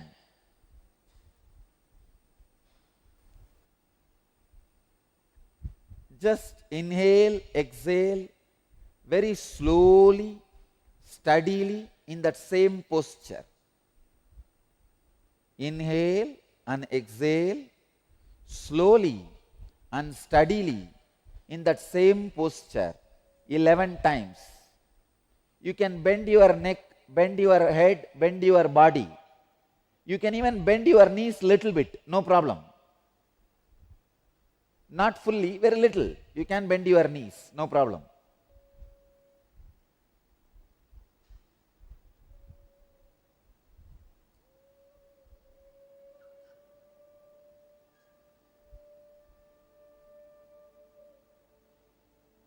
Inhale and exhale at least 11 times very smoothly in a relaxed way.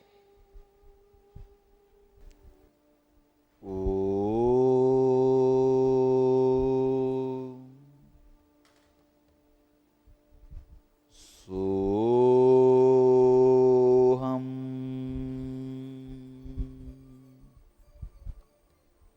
Hamsam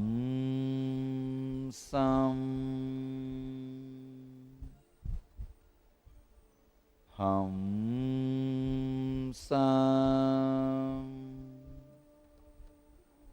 Hamsam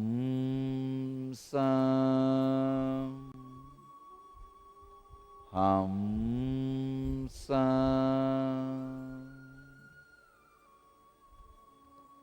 Now come back.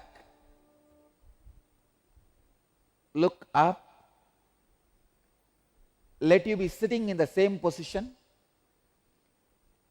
Your heels into the perineum, straight right leg, but you can look up, look straight. You can leave your hands now.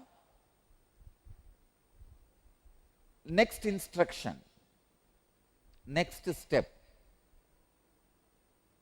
Kante pantam samaropya dharayet vayum urdvataha yata danta hatas sarpo dandakarakaha prajayate. By locking the throat and retaining the breath, the prana rises straight, just like a snake beaten with a stick becomes straight. Understand? Now you can support with your left hand your body and make your body straight.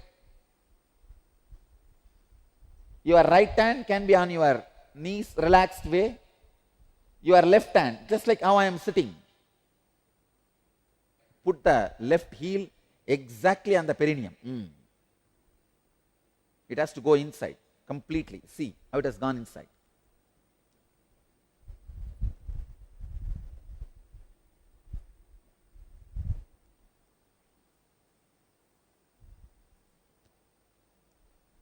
Let me now give the instruction, second instruction.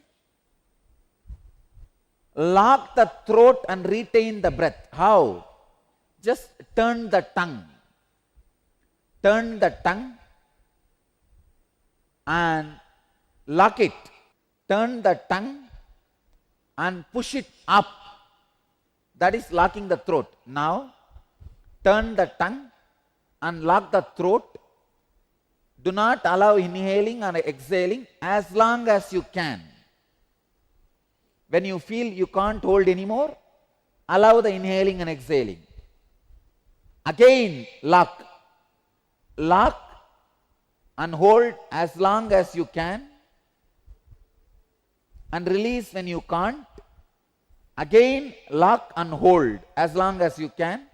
Do this 21 times. Now you will see the intense Kundalini awakening and the stomach, whole digestion system getting healed. Start. Lock the throat. Hreem.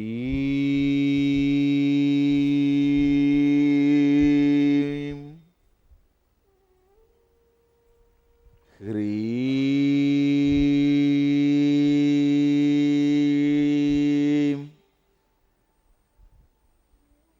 Hreem.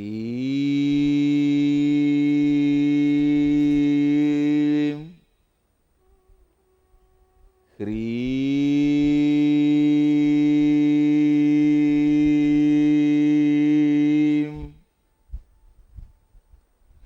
Hreem.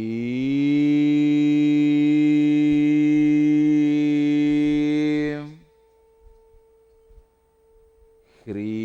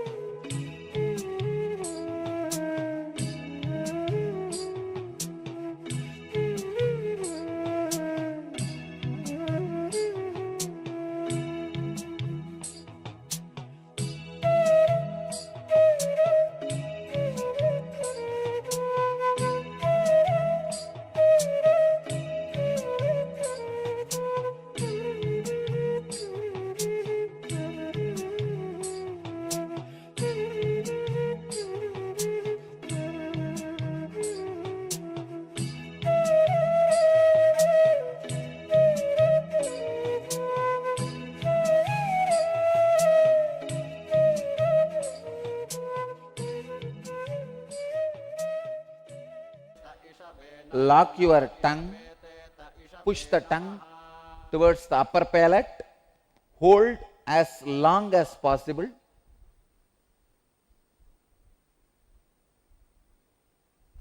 When you feel you can't hold anymore, relax, exhale slowly and gradually, not quickly, and again hold. Holding as long as you can. Do this 21 times. with closed eyes. Your body can be straight. You can use your left hand to support your body. Right hand can be relaxed on your knees. Close your eyes and do this holding 21 times. Om Hrim.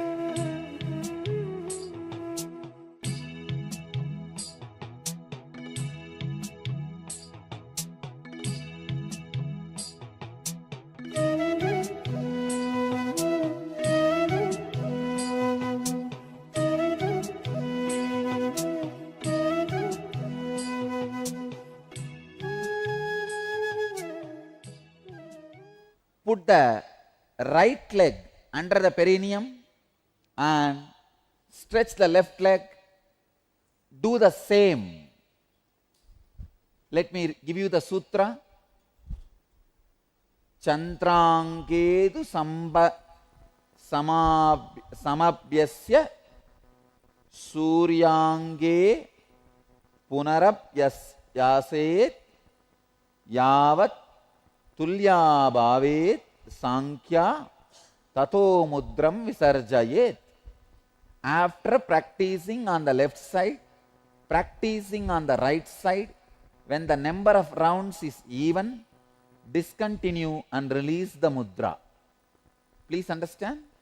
Now put the right leg under the perineum, stretch the left leg, and now again turn the tongue and lock it in the upper palate.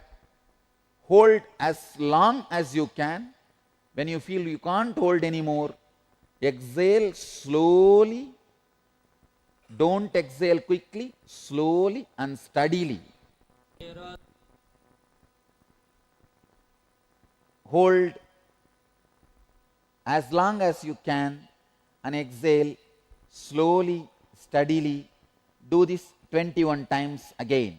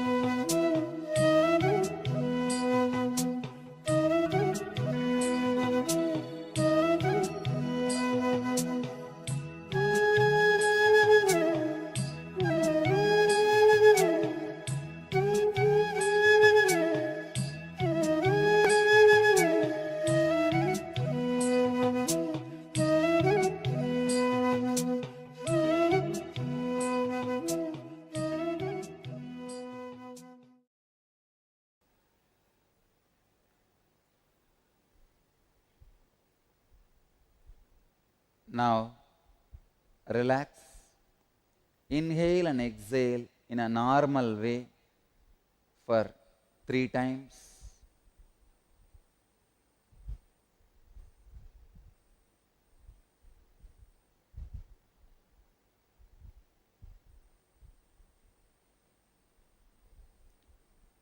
Now I will describe the benefits of this process.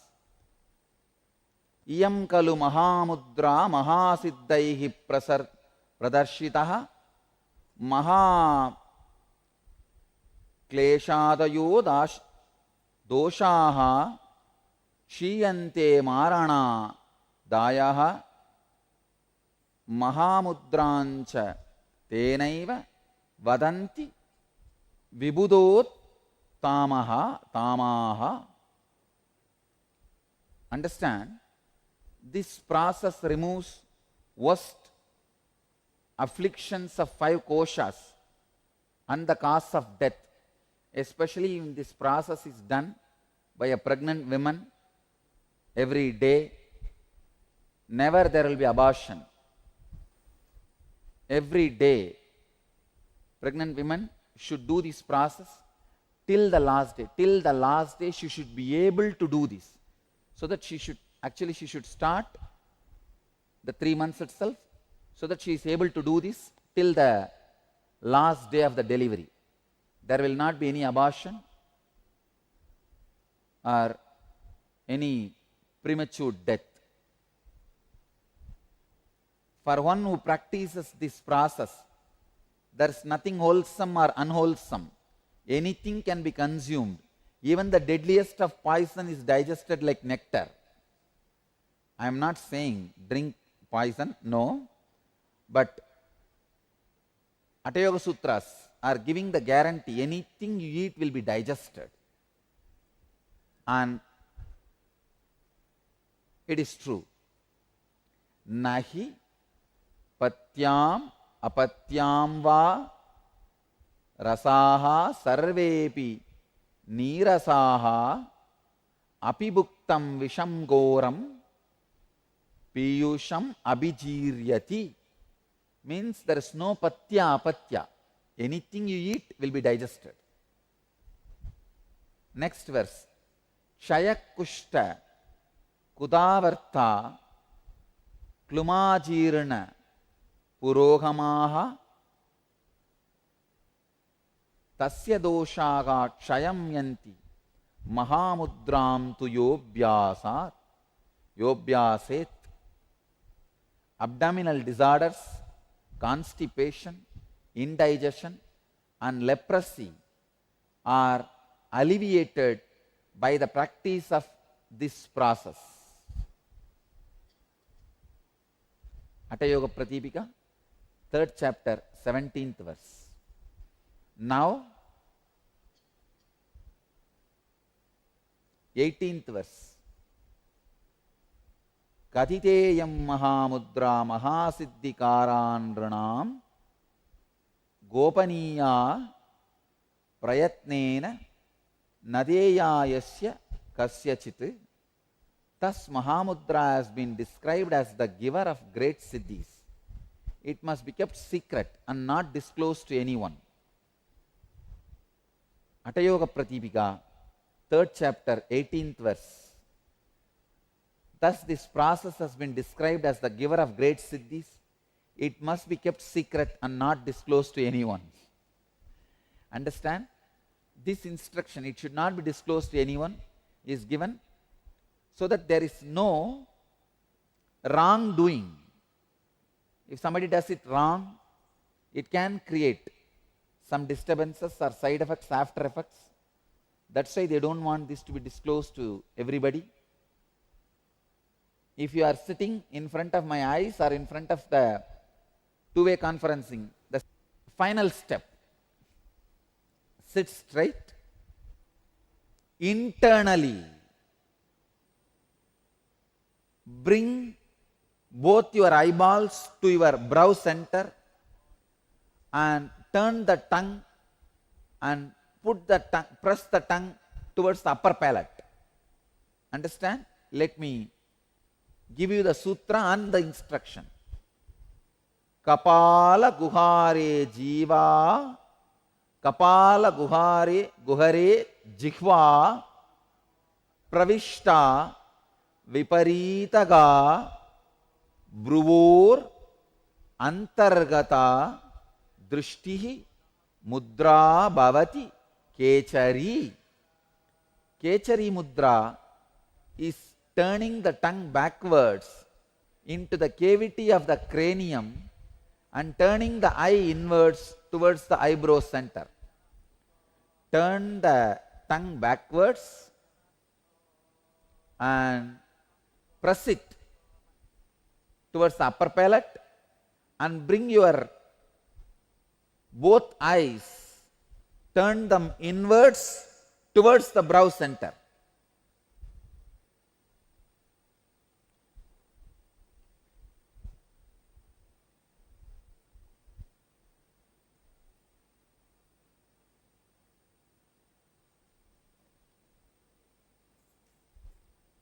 Press the turned tongue up, upper palate.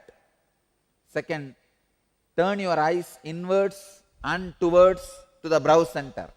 Lock like this. When you feel you can't hold anymore, then exhale slowly. Again lock it. Do this 21 times. Up.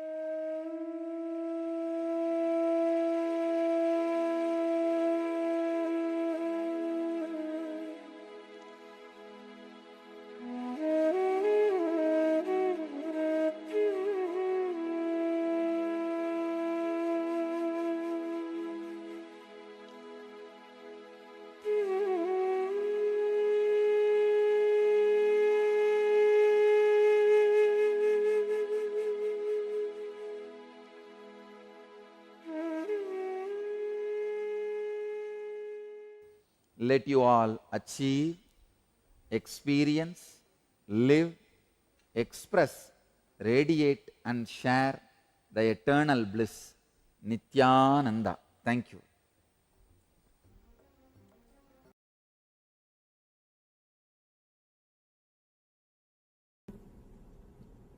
Yes. Swamiji, maybe I'm fighting with words, but then without I means there is no consciousness in that stage at all. You just imagine that night time there is no sun at all. Can you say in the night time there is no sun?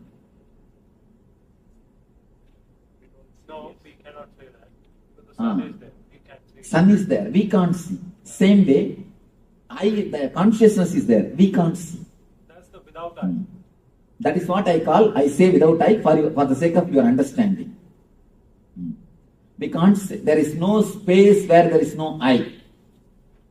There is, in a way, you can say, there is no time where there is no sun. There is no time when there is no sun. But we say, the night time there is no sun. Just like that. For the sake of your understanding, I like to use that word, without I. We can say unconditioned I. We can say in that state. No, again, the conditioned, unconditioned I means, you start thinking that you need to, as if uncondition the I. There is no need to uncondition the I. You need to uncondition the thoughts, that's all.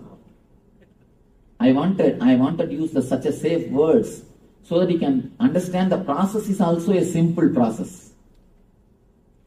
If you use the wrong words, then you will start thinking about the process. Oh, it's a big. The process is not too big. Finished? So the blank space on the chart is talking about Samadhi. that's the blank space. Super consciousness.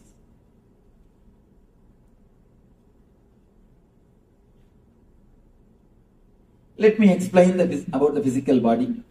Enough, don't take notes. If you take, the moment you bend for notes, I stop speaking. After every session's gap, you can take notes.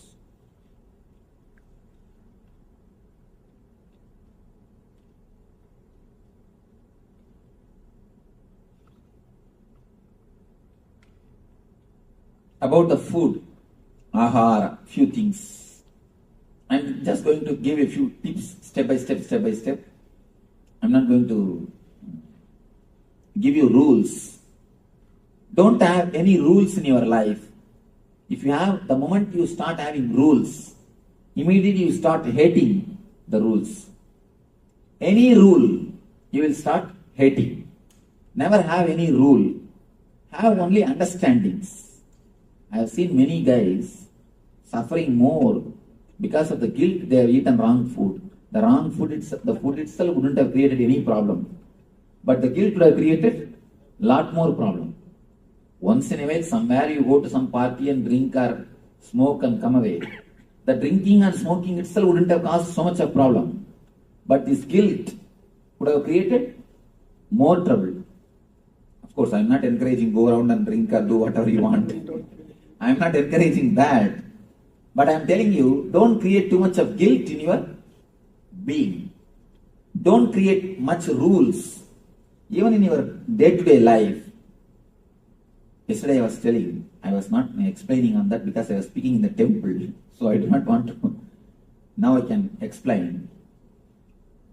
I have seen many people who create the regular routine of doing puja.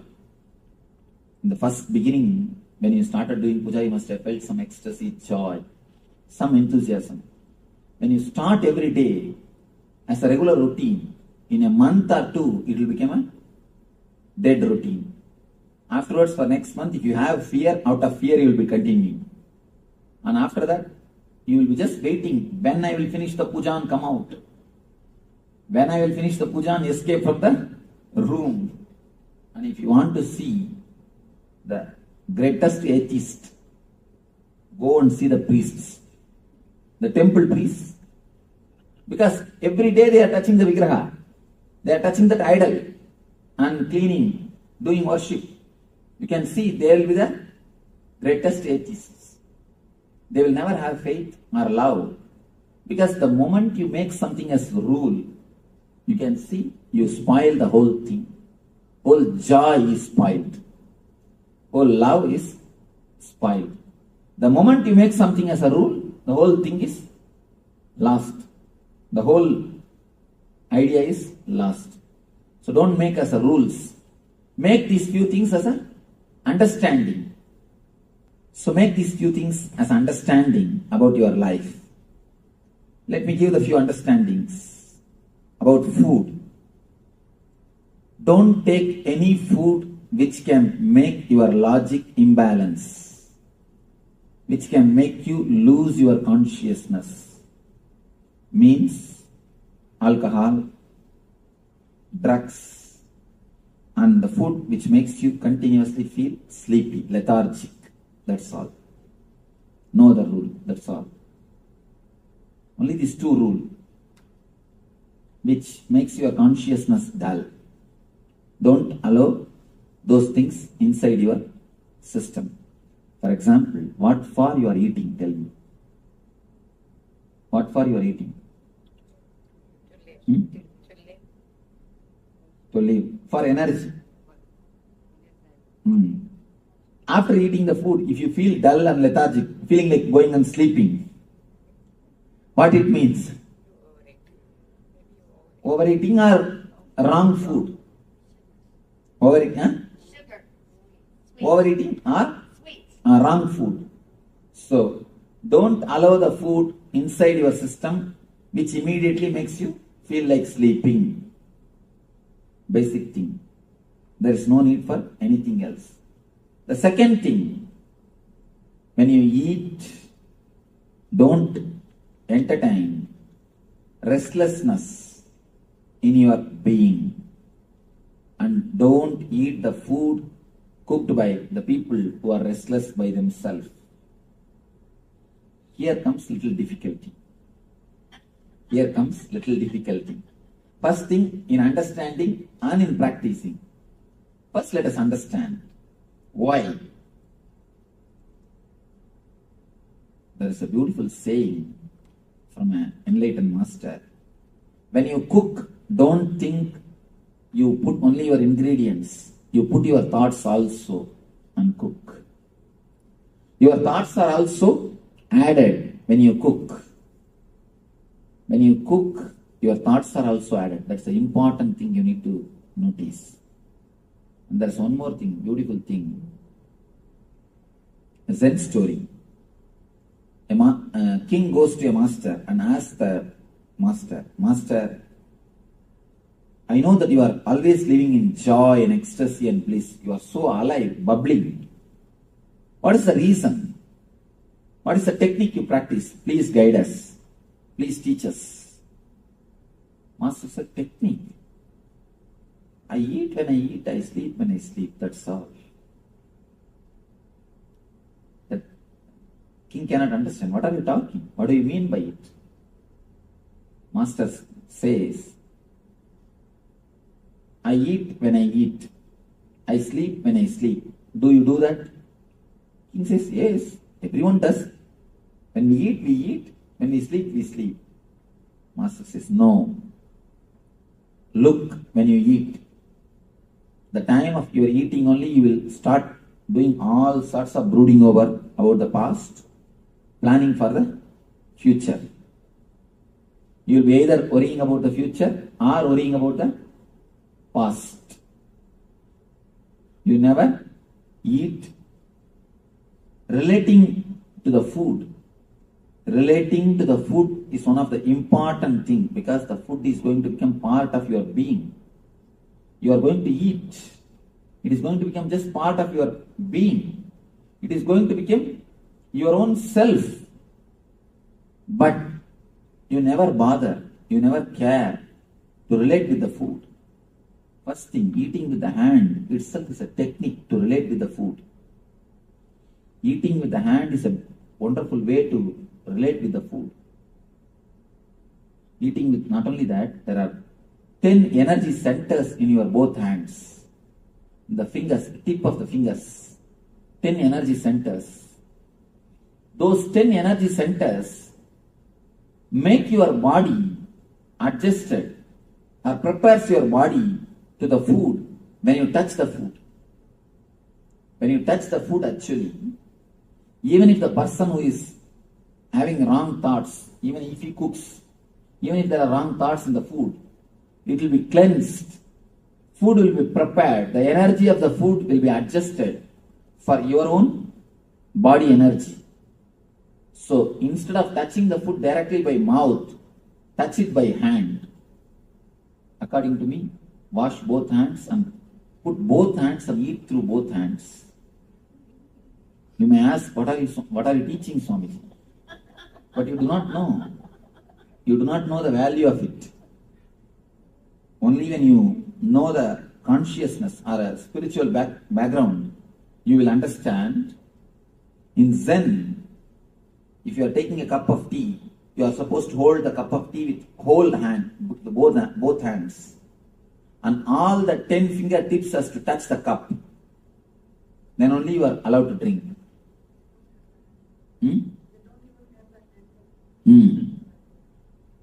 Then only you are allowed to drink. And not only that, you do not know consciously how much makes the difference. Try today, just try today. Wash your hands thoroughly. Put both your hands and feel the food and take the food little by little and put the food in the mouth and nicely enjoy, relish, deeply enjoy and swallow. Don't just grab the food. If you grab the food, you do not even know the quantity. And it will go inside so much, you will not even know the quantity. See, when I say, this all looks very simple. But eating is the habit, your basic habit. Everyday activity. One more thing, people come and tell me, Swamiji, I don't have time to do meditation, I don't have time to do dhyana, I don't have time to do puja. I tell them, don't bother at all. Just convert your eating into meditation, that's enough. If you practice these few basic things, the very eating itself will become meditation. The very eating will become meditation. You can't say, I don't have time to eat. Do you say? You eat properly. So, instead of saying, I don't have time to meditate, convert the eating into meditation. Let the eating itself become a meditation. Start eating in a very meditative way. Put both hands and, if possible, sit with closed eyes for 1 or 2 minutes and don't bother about any other work. First, don't watch TV or don't do anything else when you eat. Put both hands. Feel almost you are praying. Be in the mood of prayer. Be in the same mood of meditation and start putting the food inside your body. You will see your whole being is totally different. And not only that, your body will automatically inform you when to stop. At particular time you will stop. You will never overeat. No animal suffers the obesity.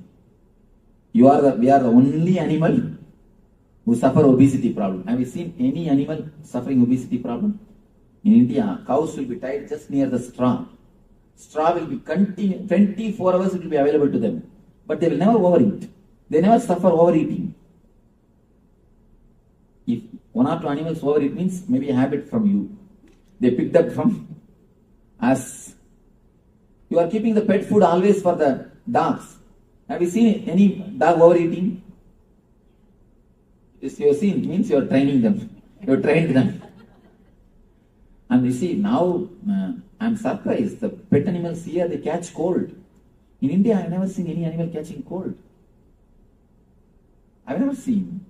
Here, because too much when you take care, it becomes almost like you. All the attitudes of human beings are picked up by the pet animals. No wild animals catches cold. No wild animals suffer so much of disease like pet animals. These poor guys, because you are giving food, they take your mental setup also. They pick up your mental setup. They pick up your attitude, your lifestyle, your everything, and it suffers. I have not seen any wild animal suffering the loneliness, but all pet animals suffer loneliness. Leave them alone and go. So, they pick up your attitude. That is the reason they may be overeating. Not by nature. Anyhow, understand these few things about eating. Just avoid the food which creates lethargic feeling and the imbalance of consciousness. Next, try to eat with the present moment. About the sleep, few things. Two kinds of people are there in the planet Earth. One is called sun-oriented. Another one is moon-oriented. People who are moon-oriented, they can remain awake even till late night. Till early morning, they can be fresh, energetic, alive. But early morning, they can't be active. They need sleep. They must sleep early morning, around 4 to 6. And there is another group which has to go to bed early. But the early morning they can be alive, fresh, active. The early morning, if you are alive, active, you are sun-oriented. In the night, if you are alive and active, you are moon-oriented. Identify yourself, whether you are sun-oriented or moon-oriented, Chandramani or Sauramani. Identify yourself. If you are sun-oriented, never miss the 10 to 12, that time. If you are moon-oriented, never miss the 4 to 6, that time. And now I understand. Hari is telling only 2 hours. No, I said I get both. You see, I ask people whether you are Chandramani or Sauramani. Swamiji, I feel both the time. Then you are Avamani. Then it is Avamana. Chandramana or Sauramana or Avamana. Avamana means bad, shame on you. See,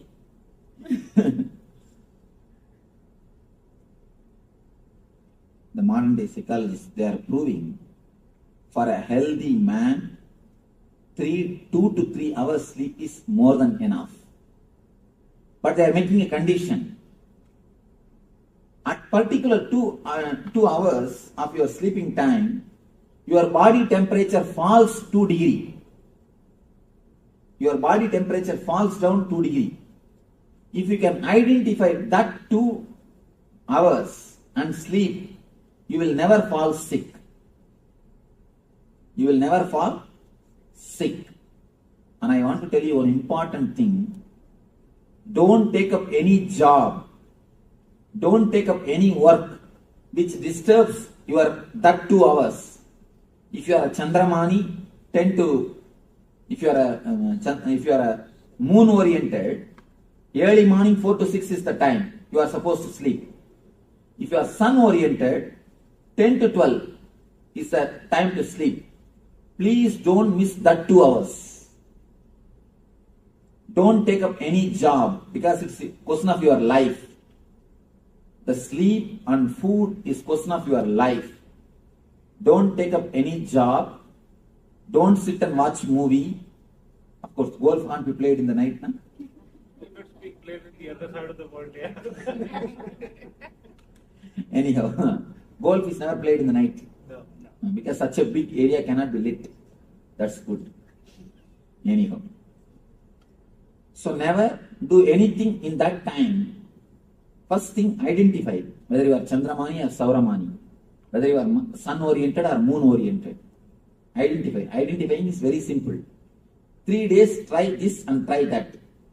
And with which process you are more fresh, you are that. That's all. and both gives you dullness means only God has to save you. Go immediately. Pray to God. Always some one thing makes you feel more fresh, more alive. One more thing, never take any decision in the opposite time. One important thing I want you to know, just like female having periods, male also has got periods. Male also has got their own periods. The problem is they are so insensitive, they can't understand.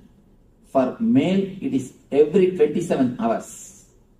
For female, every 27 days. For male, every 27 hours. Every 27 hours, 3 hours they fall in low mood and come out. That 3 hours, if you take any decision, it will be failure. It will be failure. If you are sun-oriented guy, never decide anything in that moon-oriented time, that 10 to 12. If you are a moon-oriented guy, never decide anything in the time of sun orientation, that morning 4 to 6. These are all subtle but highly powerful tips. Understand? Very subtle. It may look very simple, but you do not know the way in which your whole existence is going. And I want you to know the power of sun and moon on your body, on your system. Then you will understand. Whenever the Purnima and Amavasya happens, the ocean starts. Purnima Amavasya means full moon and new moon day. Full moon and new moon day. You understand? And I request you one thing. Whenever I use some Sanskrit terms, I don't give English translation. Please ask me. Don't just wait. Sometimes I am so habituated to speaking to the Indian crowd, I forget to give the English translation. So, immediately stop and ask me. Never think I may look like a fool. If you ask, you may look like. If you don't, you will be. So,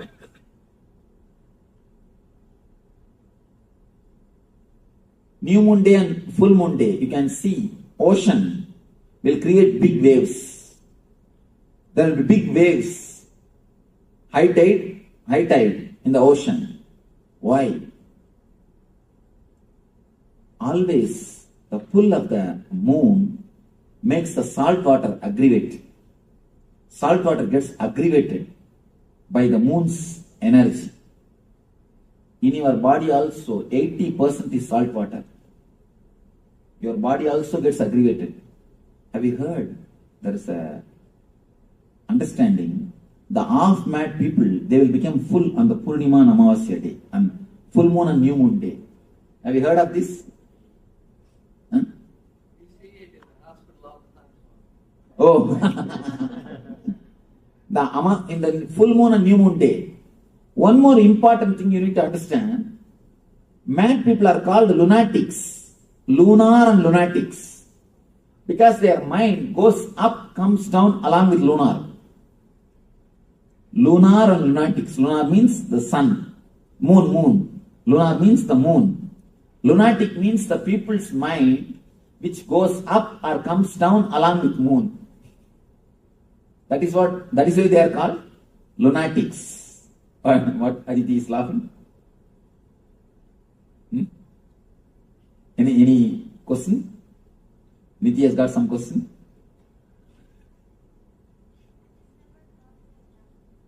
You remember? That is why I am here, you are there. Lunar and lunatic. Along with the moon, you go up and come down.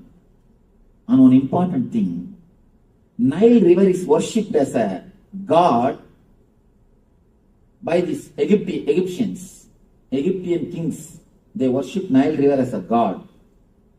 Nile river is the only river which has got live history, the live recording of everyday water level for last 4,000 years. You know, there is a recorded history of Nile river for last 4,000 years. For last 4,000 years, every day, what is the water level? There is a record, clear record, written record. Nile is the only river which has got a clear written history of everyday water level. You will be surprised. And one more thing, why I say about this, one more important thing.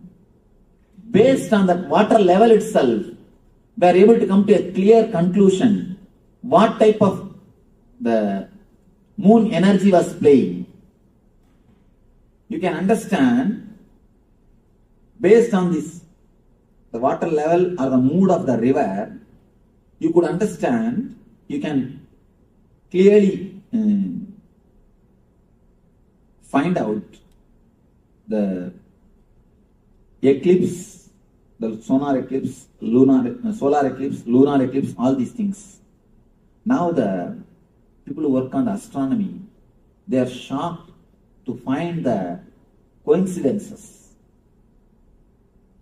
If the lunar is there, exactly the same kind of the lunar, all the lunar eclipses, the same kind of water level is recorded. All the solar eclipse, the same kind of water mood is recorded. When these two are compared, it's almost as if Nile is directly controlled by this sun and the moon. They say a clear-cut view, not even once or twice it misses. A clear-cut view, we can predict very clearly when flood will come and when flood will not come. What is wrong call? When flood will come and when flood will not come. We have such a deep association with sun and the moon. So find out whether you are lunar oriented or solar oriented, whether you are sun oriented or moon oriented, and arrange your sleep time according to that.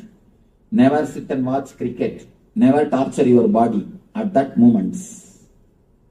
If you allow your body to rest in that moment, that's more than enough. That's more than enough. Naturally, you will see you are continuously recovering. Your physical body, your health comes back to normal well-being, normal health. And third thing about pain. Pain means all diseases. It's an important thing. When the shoe fits, leg is forgotten. When the belt fits, belly is forgotten. When the chain fits, neck is forgotten. If you are remembering the chain, it means, if you are remembering the neck, it means the chain is not fitting. If you are continuously remembering the belly, belt is not fitting. If you are continuously remembering the legs, shoe is not fitting. If it fits, you will forget. The same is the logic. If you forget your boundary, you are healthy. If you forget your boundary, you are healthy. If you are constantly remembering some part of your body, it means what? You have some pain or disease in that area. For example, if you are remembering knee continuously, what it means? What it means? Pain. You have deep problem. You have pain in the knee. If you are continuously remembering the back, means your back is hurting. If you are continuously remembering the tooth, you are doing dental meditation instead of transcendental meditation. You are doing dental meditation. So, if you remember something constantly, some portion of your body, means it is not fitting. It is not falling in tune with your body, with your being. And you are remembering some portion means why you are made to remember. Actually, what is happening at the time of pain? At the time of pain, only one thing happens. Your attention is requested by that part of the body. We don't live throughout the body. Understand one important thing. You don't live with your whole body. If you hate some activity, immediately you hate that portion connected to that activity also.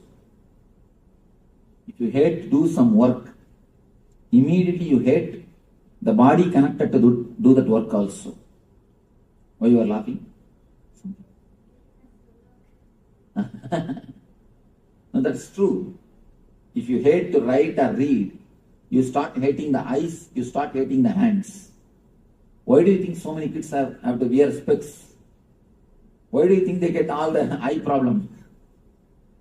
When you hate to do some job, automatically, naturally, you start hating that part of the body also. You start hating that part of the body also. Here I have to tell you a small incident. It's even though a little awkward, I have to tell because it is such a truth. It's such a deeply connected truth. I have to tell this. One of our devotees, she attended NSP. She stays in America only, in America.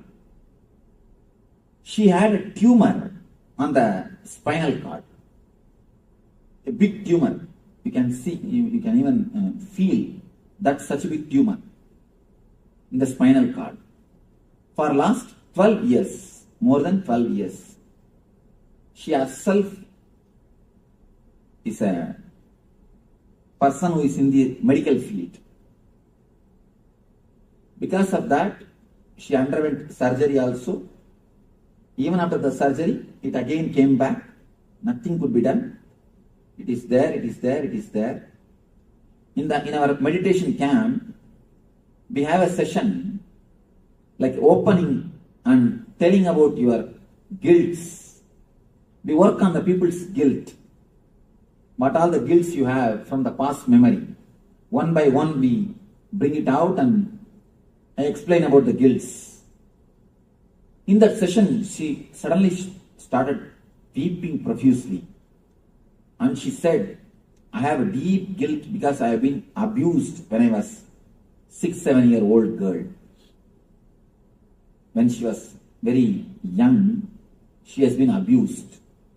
And not only that, again the same man who is her own relative exploited her when she became little elderly person also. And just yesterday I read I read a pamphlet. I read an advertisement in the book.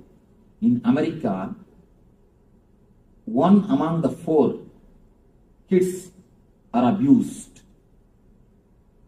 I was shocked. 25%. 1 among the 4 is too much. 25%. And it's recorded. Only recorded thing, not unrecorded. I do not know how many come out and open it. It's recorded. Anyhow, she, after again, when she became a little grown up also, that person has abused her. When she said this, it was so painful to take that guilt out from her and to make her feel relaxed and comfortable. It took at least 10 minutes for me. Of course, with a lot of energy and with a lot of understanding, insight, she has been comforted, relaxed. And you will be surprised, shocked to hear, in 10 days the tumor disappeared. Really, it happened. In 10 days the tumor disappeared. And already 6 months over, it has never come back. It has never come back. The tumor which did not disappear by surgery, which came back even after surgery, just disappeared just by confessing, opening it up. Actually, what happened? I don't want to reveal her name because it is related to the abuse. Otherwise, I can give a solid proof. It's such an important incident. You all need to understand that how things happen in our body. When she was abused, she started hating the part of that body itself. She started hating the Mooladhara. That naturally created more complications, more and more complications, and created a tumor. That hatred, the tension which is built up, which is created in that area, has become a tumor. When you hate some job, some work, you start hating that part of the body also. Understand? You start hating that part of the body also. On an important thing, when you stop living in some part of your body, that part starts feeling sick. If your consciousness is not spread all over the body, it starts feeling sick. Your laziness to walk only makes the knee pain. Your low self-confidence to live only creates arthritis. These are all basic things. Don't think your disease and your mind are totally independent of each other. It is totally dependent on each other. There is a beautiful book, You Can Heal Yourself, by a doctor. Her name is Louise L. Hay. One of the, according to me, I think if she is in India, she would have been recognized as an enlightened one. If she is born and brought up in India, she would have been recognized as an enlightened one. This lady, one important thing I want to tell about this book. There is an understanding in Ayurveda and Yoga Sutra. How the Ayurveda and Yoga Sutra meet with each other. How the mental setup and the chakras are relating with each other. Ayurveda and Yoga shows how the emotions are related to diseases.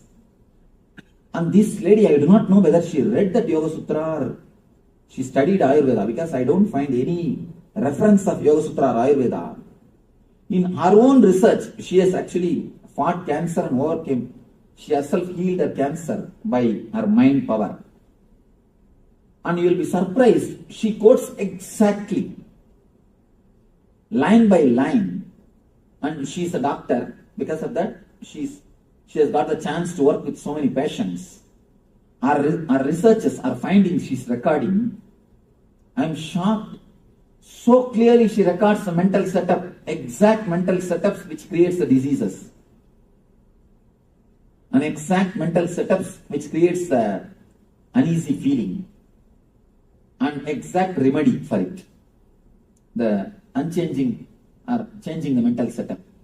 Changing the pattern, changing the mental setup, only we call it mantra. Mantra or syllables. Now, I want you to understand one important thing. All your disease is nothing but low consciousness. Low degree of consciousness. Some part of your body never receives enough of your attention or consciousness. You never live in that portion. Either you don't want to live, or you are not aware that you are supposed to live. When you don't live throughout your body, when you don't live with your whole body, you can be sure, you can be very clear that that portion will start suffering. That part will start asking for your attention. A small, simple technique which you can practice in the house. Whenever you get pain, whenever you get any pain, headache or knee pain or stomach pain, when you get a headache, don't start giving headache to others. First, analyze. When we get, what we do immediately? We start sharing. First, lie down, close your eyes, travel in the area where you have pain.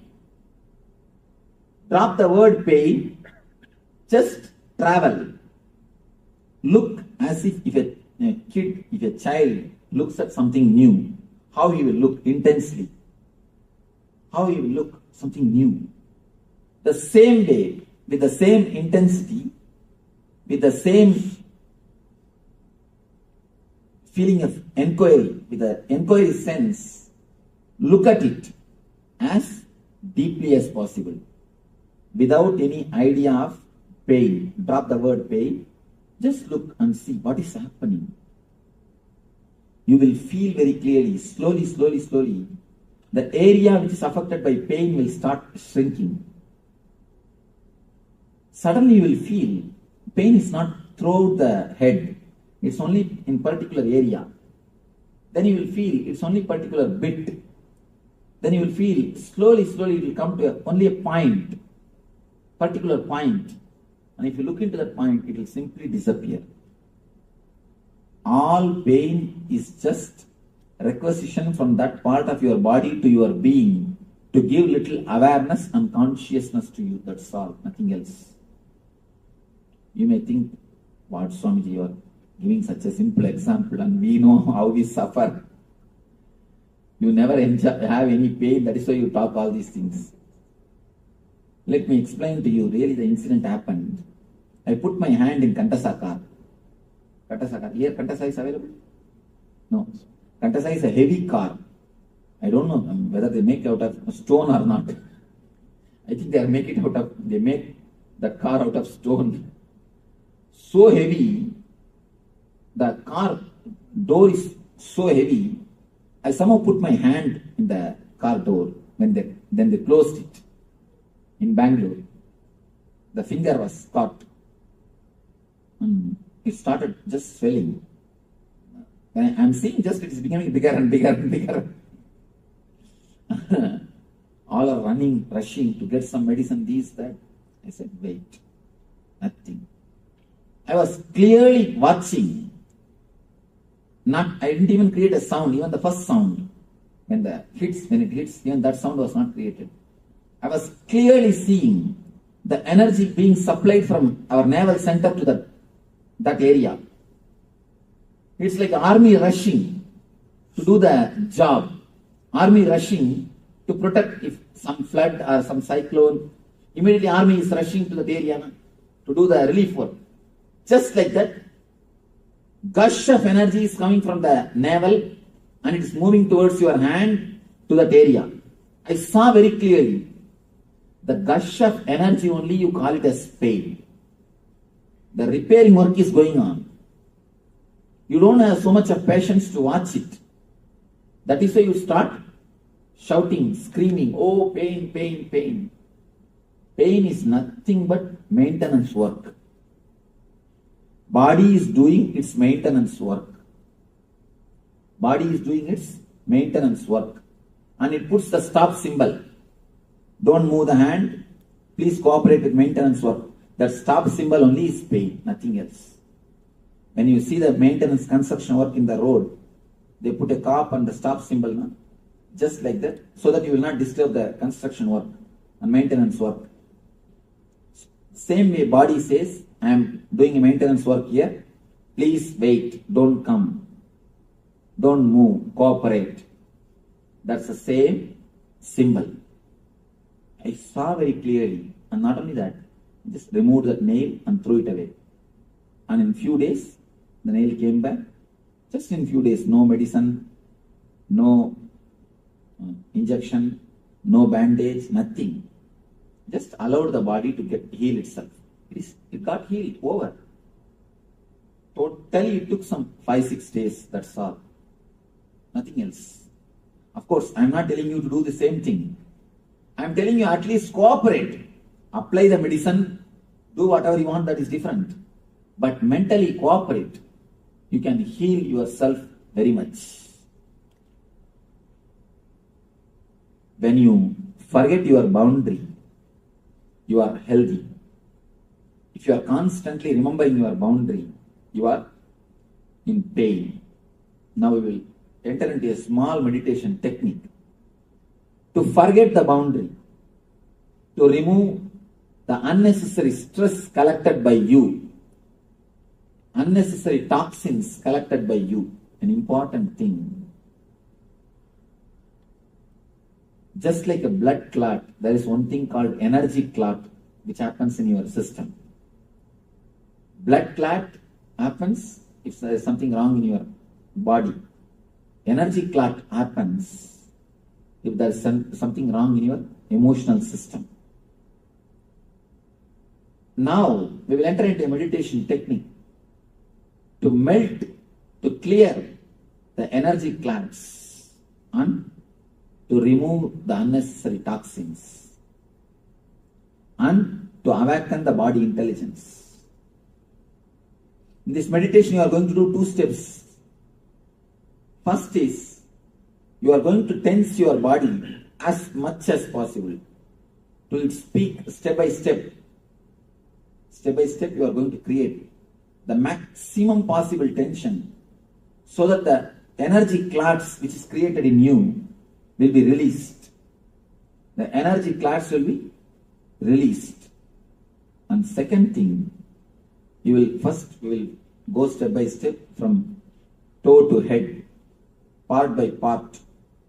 Pressurize or tense as if that portion will burst. As if the portion will burst. Go deep, step by step, till the head. And after that, from head to toe we are going to come. This is the second step, is the important step. This is from Yoga Sutra. This step is important technique from Yoga Sutra. According to Yoga Sutra, every part of your body is breathing. Understand? According to medical field, only your nose is breathing. According to Yoga Sutra, every part of your body is breathing. Every part of your body is intelligent to take the prana shakti directly from the air. It takes energy directly from the air. And directly it relates. It relates with the existence. That is why in India, yogis, they sit under the underground for 2 years, 3 years. I have seen a guy who sat in the underground for 1 year. Neither food, nor water, or air. Totally glass case. Tight sealed glass case. He sat under that 1 year.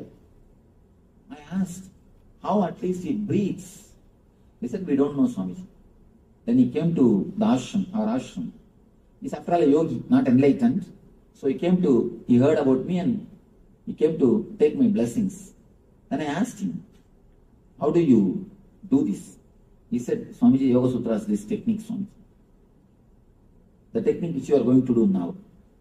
According to this technique, it is not only the technique, it is a truth. According to Yoga Sutra, every part of your body has got intelligence to take energy directly from the sky, from the ether. See, understand? A plant, a normal plant, when this can produce its food directly from the air, can't your body produce? Your body is much more intelligent system. Much more intelligent system. Can't it produce? It can. Only thing, we have not made our body alive. We have not allowed our body to do it. We have not given so much of understanding to our body to do it. The second level technique, you are going to breathe through every part of the body. Understand? Important thing. Your head should breathe separately, inhale and exhale. Your eyes should inhale and exhale. Step by step, part by part. Visualize. Visualize actually as if your body is separately inhaling and exhaling. That part of your body is separately inhaling and exhaling. Feel the same thing, step by step, part by part, throughout the body. Feel that portion has become empty, porous. For example, head means feel that head has become porous. Every hair hole, through hair hole, you are inhaling and exhaling. Shrink or expand that area. Feel it is shrinking or expanding along with the inhaling and exhaling process. Step by step, your whole body should inhale and exhale. This will awaken your innate body intelligence.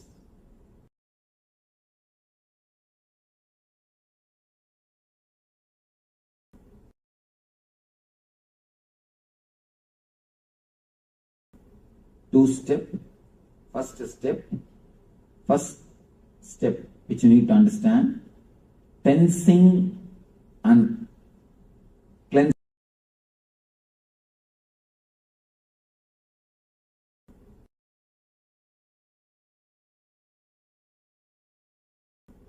Two-step, first step which you need to understand, tensing and cleansing. By tensing, you are cleansing toxins and energy clogs. Next thing, by inhaling and exhaling, breathing through every part of your body, you are awakening the intelligence, innate intelligence of body. You are awakening innate intelligence of your physical system. Close your eyes. First thing, this technique has to be done lying. In the second part, you will lie down. First part, you can stretch your leg and sit comfortably.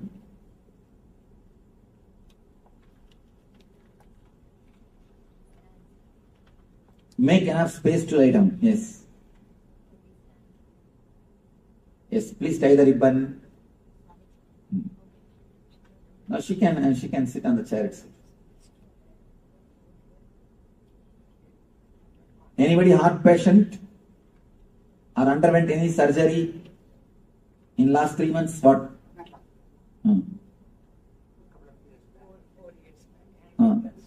Angioplasty.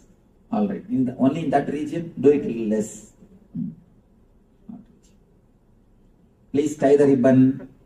You are requested to tie the ribbon so that you will not look in between the meditation. She is surprised why we asked to tie the ribbon. Number 7. Stretch your legs out.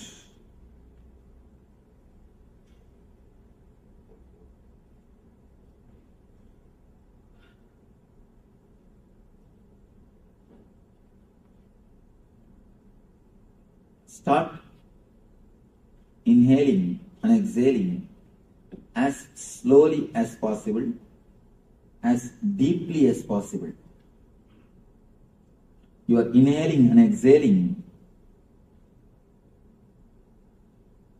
should happen throughout the body.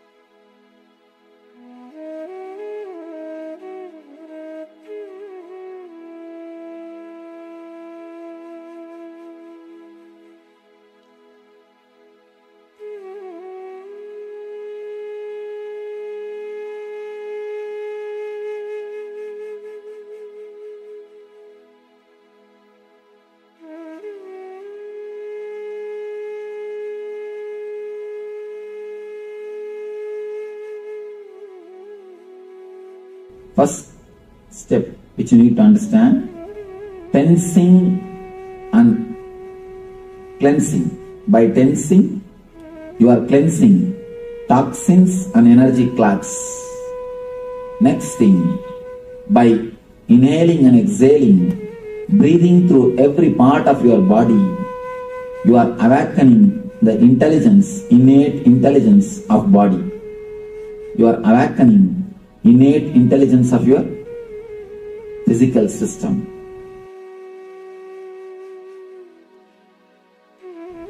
First thing, this technique has to be done lying. In the second part, you will lie down. First part, you can stretch your leg and sit comfortably.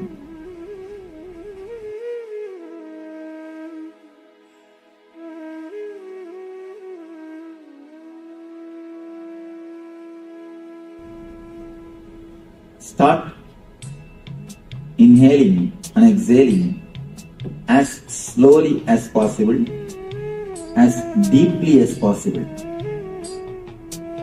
You are inhaling and exhaling should happen throughout the body.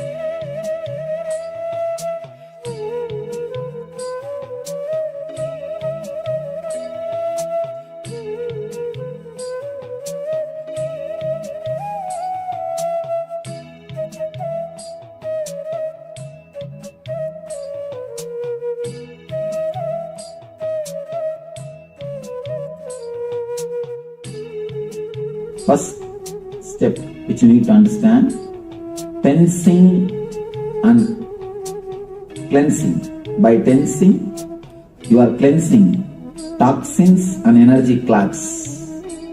Next thing, by inhaling and exhaling, breathing through every part of your body, you are awakening the intelligence, innate intelligence of body. You are awakening innate intelligence of your physical system.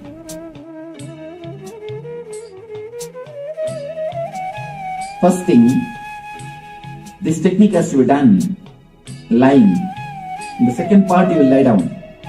First part, you can stretch your leg and sit comfortably.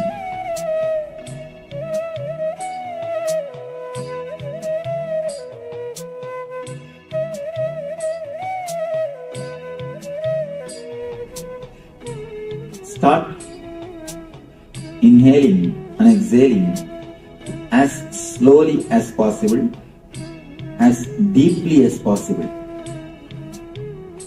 Your inhaling and exhaling should happen throughout the body.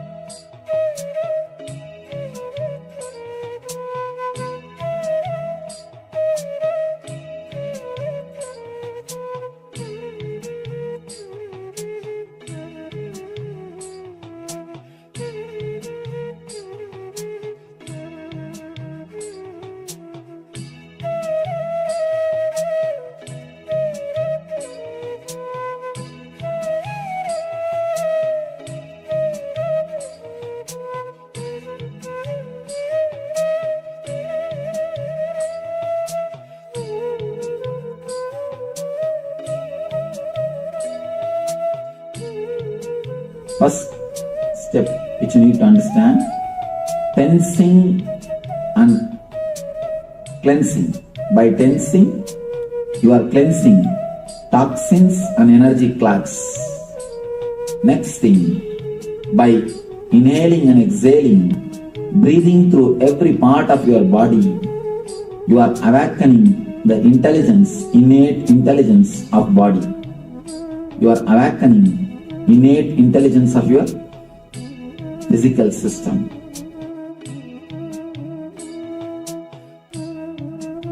First thing, this technique has to be done lying.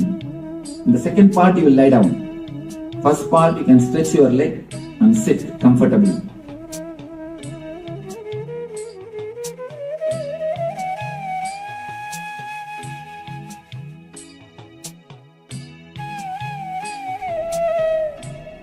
Start inhaling and exhaling as slowly as possible, as deeply as possible.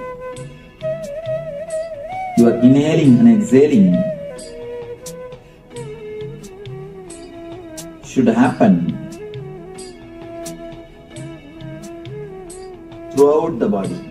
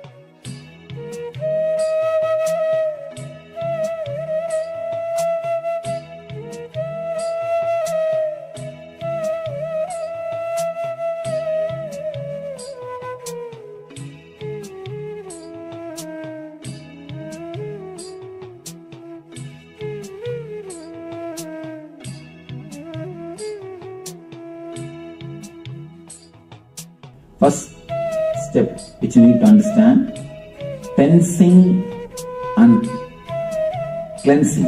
By tensing, you are cleansing toxins and energy clogs. Next thing, by inhaling and exhaling, breathing through every part of your body, you are awakening the intelligence, innate intelligence of body. You are awakening innate intelligence of your physical system.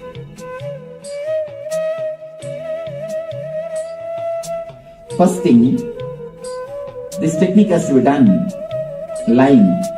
In the second part, you will lie down. First part, you can stretch your leg and sit comfortably.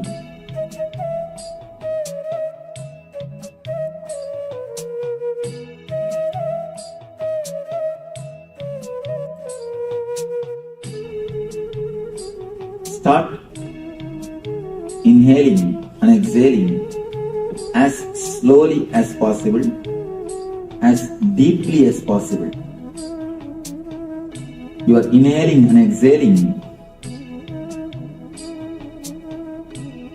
should happen throughout the body.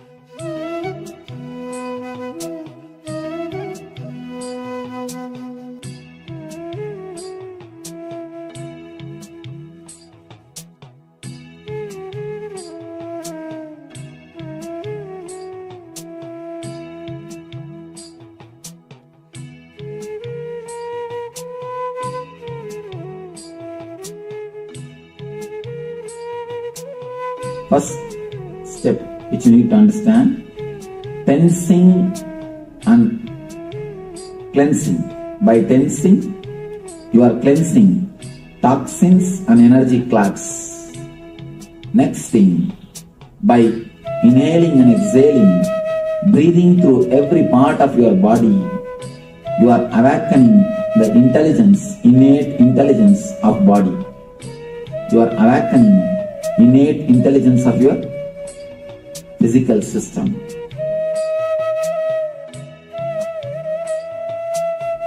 First thing, this technique has to be done lying. In the second part, you will lie down. First part, you can stretch your leg and sit comfortably.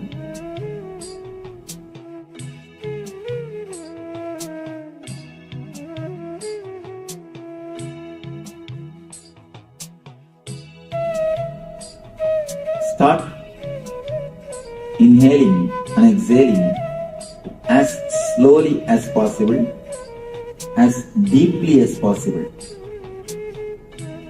You are inhaling and exhaling should happen throughout the body.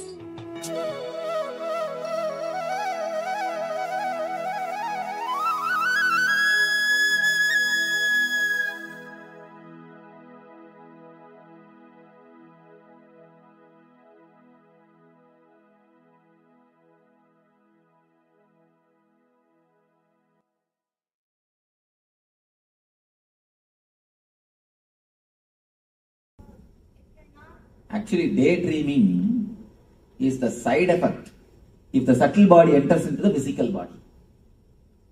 But subtle body means dreaming, night dreaming. Night dreaming is the main subtle body. If it enters into the physical body, daydreaming comes as an effect. I am asking about night dreaming.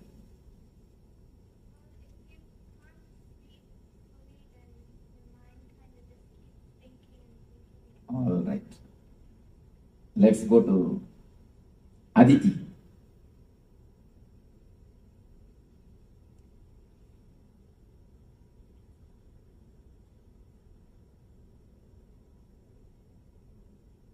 Aditi started experiencing the dream.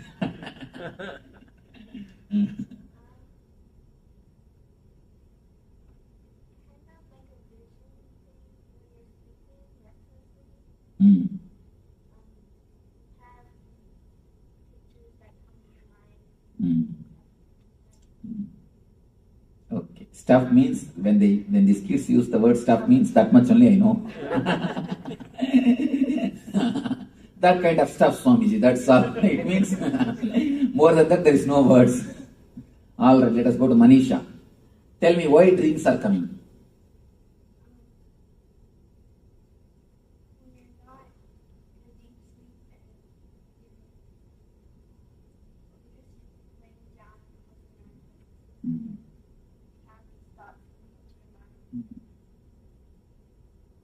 Okay. Some more understanding. We will go to number 6. Yes. Can you pronounce your name? Jackie. Okay. You mentioned earlier something about like a pressure valve, letting off the steam. I think that it's processing. That's right. Cynthia?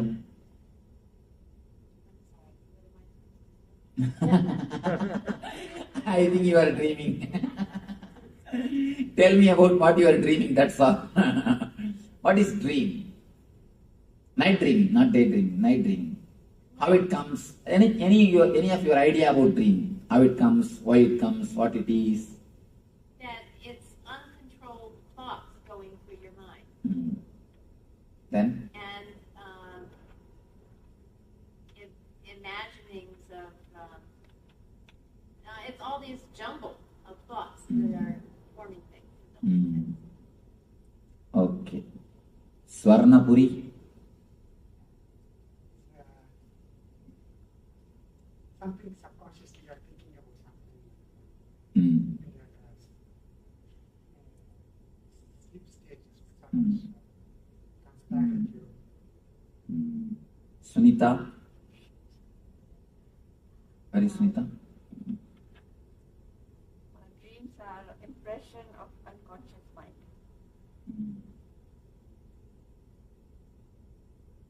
Something from Hari? Hari wants to tell something? Oh. Your hands are raised. Dream for me is almost a carry forward of your conscious stage when you worried, think that's carried on into the dreams majority of the time. But a lot of times, sometimes I also think dreams are kind of guiding you or giving you a very important message if you want to understand. I told you that whenever you receive messages, it is a vision. If you can remember in 4 color, it's a message for you. It's a vision for you. If you remember by 2 color, it is a dream. What is 4 color meaning? When you get up, morning when you get up, and try to remember the dream, what you saw. If you remember vividly, including the colors, if you, for example, if you have seen the wall, are you able to remember the paint color? If you see a person, are you able to remember the dress color? If you have seen some animal, are you able to remember the color of the animal? If you are able to remember all those things, then be very clear it is not from subconscious, it is from superconscious. Because anything from subconscious is 2 color. And one more thing you need to understand, animals cannot recognize color except this color. Animals cannot recognize except this color. That's why in bullfight they put these red clothes. This is the only color they can recognize. All other things they can see only as a black and white. When you are in unconscious also, you can recognize only this color. No other color you can recognize. But if you recognize only this color, don't think you are having vision. If you can recognize all the 4 colors, all the different colors, then be sure it's a vision. If you are not able to recognize 4 colors, never bother about the dream. That dream is no value. It has no value in your life. Now, what is exactly dreams? I am talking about the dreams which are 2 colors, not 4 colors. Tell me about the 2 color dreams. I experienced a long time ago. When I was carrying something, 3rd month, I saw Nagaraju long time around the morning, 4 o'clock. So you saw in the 4 color? No. Black and white. Then it has no value.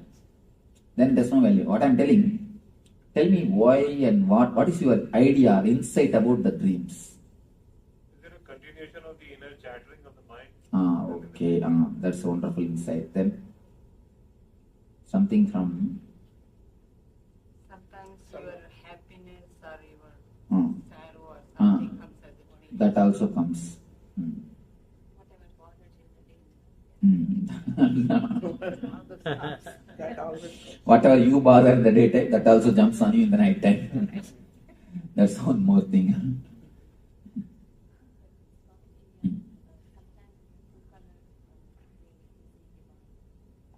No. 2 color dream divine means just a memory. It is nothing solid. Whenever divine or any vision appears, it always comes as a 4 color. You will remember vividly. Why is it sometimes I've had dreams and it's like they would foretell the future or something, but they were in black and white. They will be in black and white. Yeah. It can never be. Because I have, as deeply as possible, I have analyzed the dreams, and not only that, when a person becomes enlightened, he never gets dreams. I have no dreams. Even the people who did research in Oklahoma, they were shocked to see that there is no random movement in the eyeballs continuously. The doctors first said, person cannot be alive without dreams only. I said, if you want, you can do whatever experiment you want on me, but I am not getting dreams at least for last 4 years. The moment I became enlightened, from 2000 January 1st till today, no dreams. Totally no dreams. I said, you do whatever experiment you can. If you have any machineries, I invite, you are welcome, but I don't have dreams. Then when they were doing the experiments, they were shocked. How can mind be so silent? How can mind be so calm?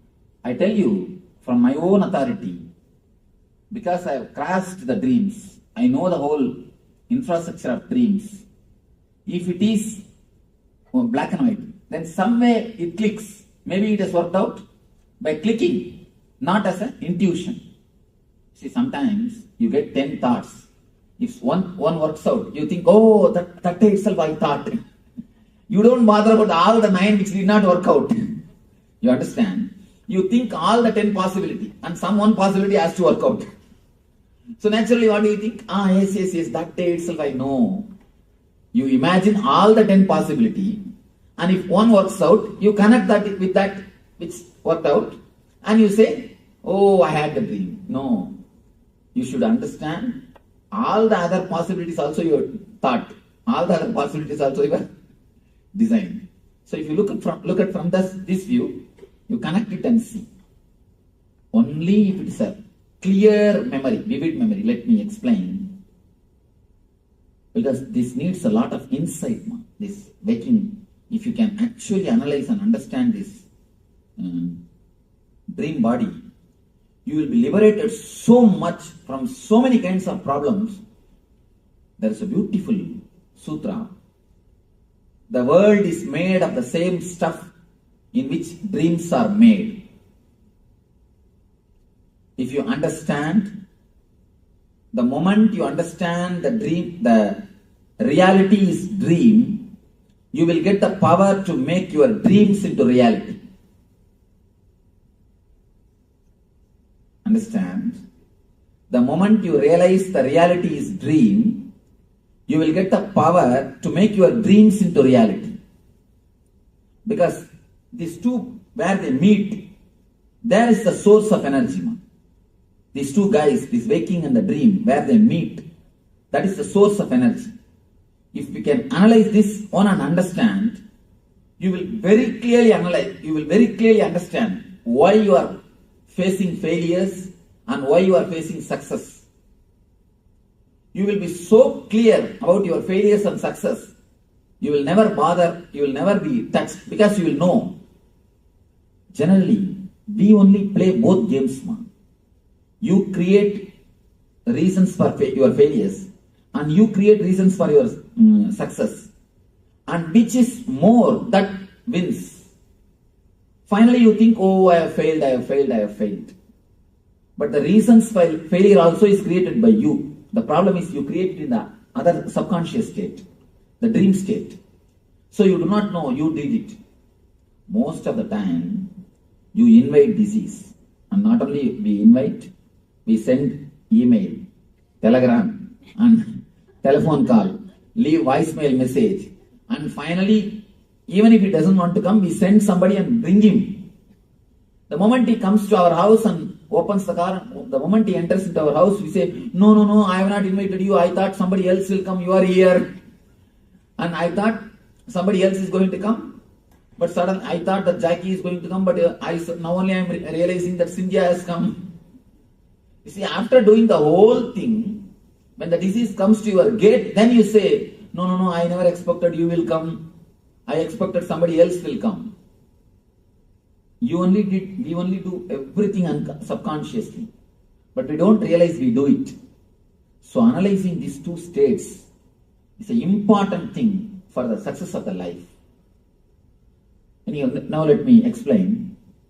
See, if you get the thoughts, if you just get the flashes from the energy of the causal body, it will be just two-color dream. Same thing, if you get from the energy of the super consciousness, the empty column, that will be a solid vision. When you remember early in the morning, if it is a solid 4-color, then it is from this empty box, the Samadhi state, from Turiya. Some glimpse of Turiya. If it is 2-color state, then be very clear, it is glimpse of the sleep state, causal body. It is just oscillation of causal. It is not the oscillation, it is not from the Turiya. Many people come and tell me, Swamiji, I saw this God in the dream, that God in the dream, this vision in the dream, that vision in the dream, this spiritual, this experience in the dream, that experience in the dream. I always tell them, recollect whether it is 4-color. That's the only scale. Is it 4-color?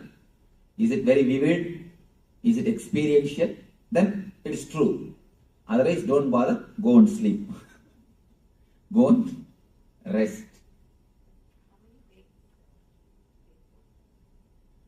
No, next day if you remember, that's enough. Third day naturally you will not have memory. Not third day. Only yesterday dreams, today.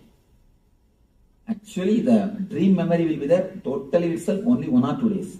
Afterwards, you cannot have it in memory. If you again and again make it very solid by remembering, it may be there. Otherwise, it can't be. The memory of the daytime itself is torturing us. If you have a little more memory after night time also, you will become mad. Anyhow, so let us analyze what is exactly dream. Dream is nothing but your suppressed desire and fear. That's all. If you want something to happen in some way and it did not happen continuously, then you dream it and feel fulfilled. For a small example, you can understand this. I was about to say that. If you are fasting for maybe, for example, for 3 days. If you are fasting for 3 days, naturally the third day night, in the dream, you will have a good feast. Any of you have experienced this? If you are fasting, you should not eat anything, not the modern kind of fasting. The modern kind of fasting is a wonderful fasting. Having 2 liter milk, a little bit of banana, and few bhaji, and telling, oh, I am fasting, Swamiji. Not that kind of fasting. A real original fasting. The ancient days, people used to do that without even drinking juice. No, water is allowed. Water is allowed without even drinking juice or milk. Just by water. If that kind of fasting means, immediately you will have a dream. Anything suppressed, naturally you will see, will come up in the dream. All the suppressions will come up in the dream. The same way, if you don't want something to happen, the desire means you want something to happen. If you don't want something to happen, you never wanted that you should fall sick before going to exam. But I have heard from many people, even after they become 40, 50, they get dreams that they are sick and exam is there. That they are sick, they are missing the exams. They have forgotten the exam. Even after 30, 40. If you don't want something to happen, some accident, and you don't want somebody to appear in front of you, you don't want somebody to know some secret of your life, you will see in the dream that as if that person came to know, and as if that person saw you, you will be meeting him, you will start experiencing everything in the dream. You will start experiencing the whole thing in the dream. Few basic understanding. Whenever you wanted something and you are not able to, whenever you do not want something, but the memory is there. See, you do not want something to happen means, again the memory is there, you are fighting with that memory, that's all. That memory which you are fighting naturally will go more deeper and deeper. It's like there is a ripple in the lake. You go by boat to silence the ripple. Can you silence? Can you silence the waves of a lake by going by boat? When you go and try to fight with the waves, you will create only more waves. Same way, if you hate or if you are afraid of something, you will be creating only more and more deeper waves, more and more complications. When you create complications, naturally you suppress the whole thing. And they come up in the dreams. They come up in the dreams. 4 major levels of desires. I want you to understand. 4 major levels of desires, which continuously comes up in the dream. There is no need to control the desire. The main problem, the very word desires creates an attract feeling in our being. We always wanted to control. Either you run behind the desire madly, or you suppress the desire totally. Either you run behind or suppress. You never use the desire as energy. Desire is actually energy. The main problem in our being is a simple understanding about desire can solve the heart problem. You may think, what all the stories you are telling, Swamiji? The whole heart problem, whenever you have any problem in this region, it is nothing but too much of desire suppressing you, too much of the demands being put on you. That's all, nothing else. The things are loaded on your being beyond your capacity. And nobody else loads it. You just take it. For example, even if you don't do any physical work, if you are just sitting, if you are stressed, you will have a shoulder pain. There is no need for you to do any physical work. You are sitting, you are stressed, nothing else. You are just stressed, too much of thinking. You will have a shoulder pain. Any of you have experienced this? You will have a shoulder pain. There are few emotions, just by the very understanding itself will heal you. You don't need to do anything else. The very simple understanding. For example, the moment you understand you are dreaming, you will be out of dream. The moment you understand you are dreaming, you will be out of dream. Any of you have experienced? The moment you remember, I am dreaming, you will be thrown out of the dream. That is why in the East we have given so much of importance to knowledge.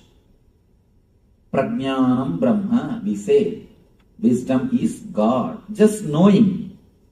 There is no need to work. Working is second. Working on the dream and that, all those things are secondary. All those things are not at all. You don't even have to bother about those things. The very simple knowing will change your being. The very simple knowing. In the dream, what do you do to come out of the dream? Nothing else. Just you understand. You know it is a dream, you are out.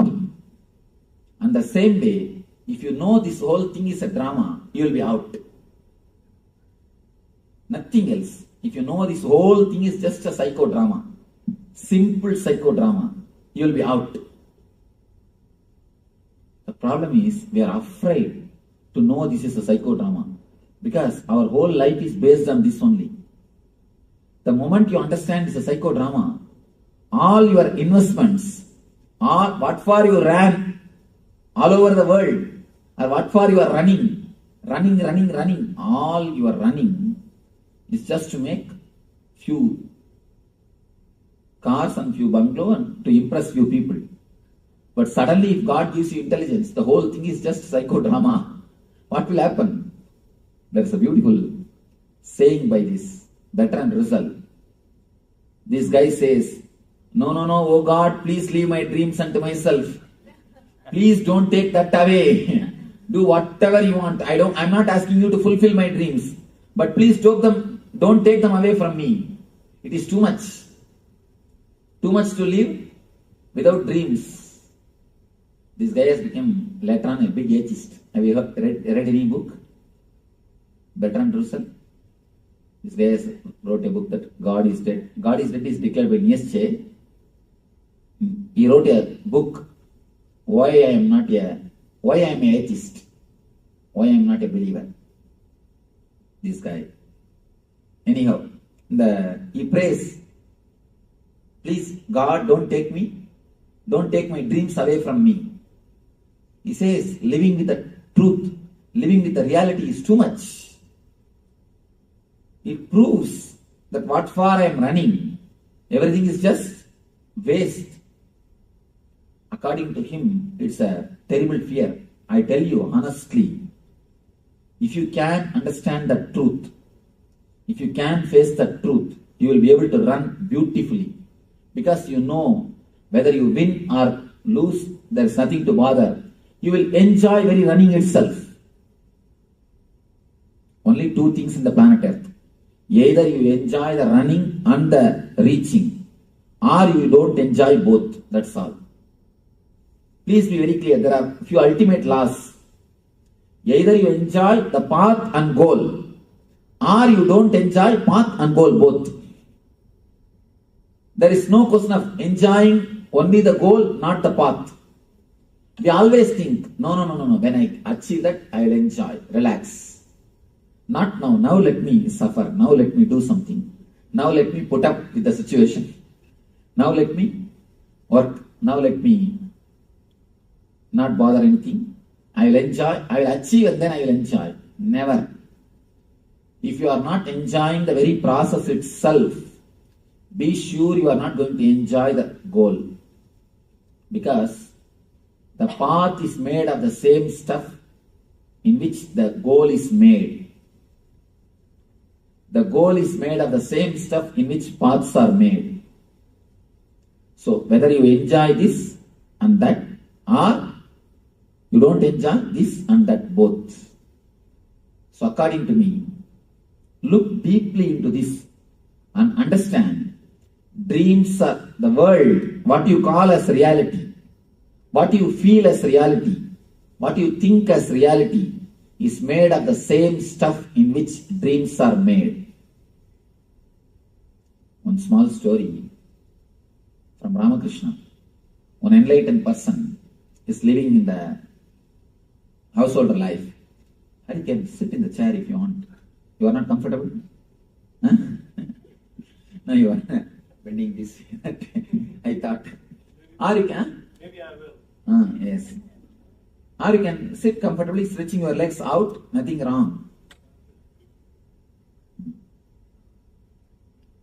See, she is comfortable. That's what women, you see, they are very comfortable. You see, if you want to learn how to do any work as lazily as possible, you can learn from them. Any work, how to do it without moving much of the body or any other. Because they have to handle too many things now. They have to handle too many things.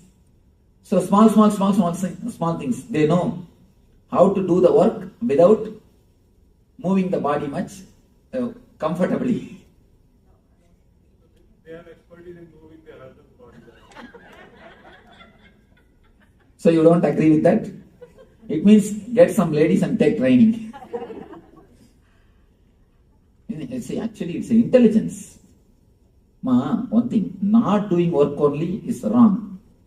Doing work with a maximum laziness is an intelligence. Means what? You are finding techniques, method to do the things very right way without taking much struggle, without struggling much, without taking too much stress on you. It's an intelligence. I am praising you, ma. Maybe it's a concentration. We concentrate a lot of the efficiency. You see, only when you concentrate on some work, you will find new techniques. How can this be done with maximum laziness? How can this be done without moving the body much? Without moving, without taking much struggles. That can happen only when you concentrate. So I am in a way praising you. Don't worry. It's not laziness. That is not laziness. Then what other names you want to give? Well, how can you do it in the least amount of time or things like that. But it's not laziness. You see, you can say it in polite, beautiful terms. All right. You can decorate with all polite, beautiful terms.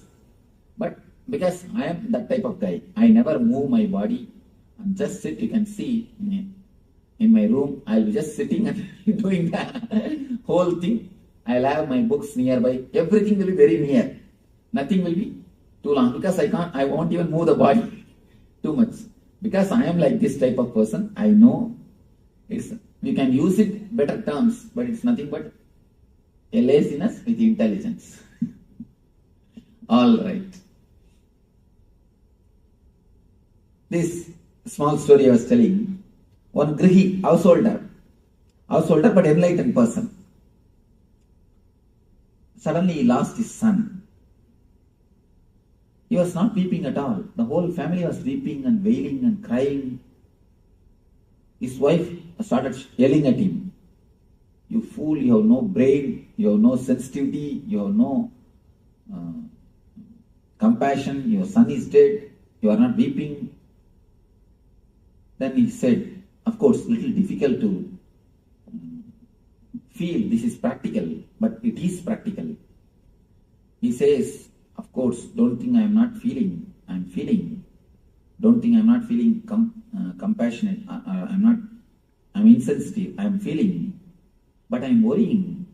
Yesterday night in dreams, in my dream I had 7 sons. I lost all of them when I woke up. Should I cry for them or cry for this one son? That is what I am thinking. There's one more small story in Zen Buddhism. This will give you much deeper insight.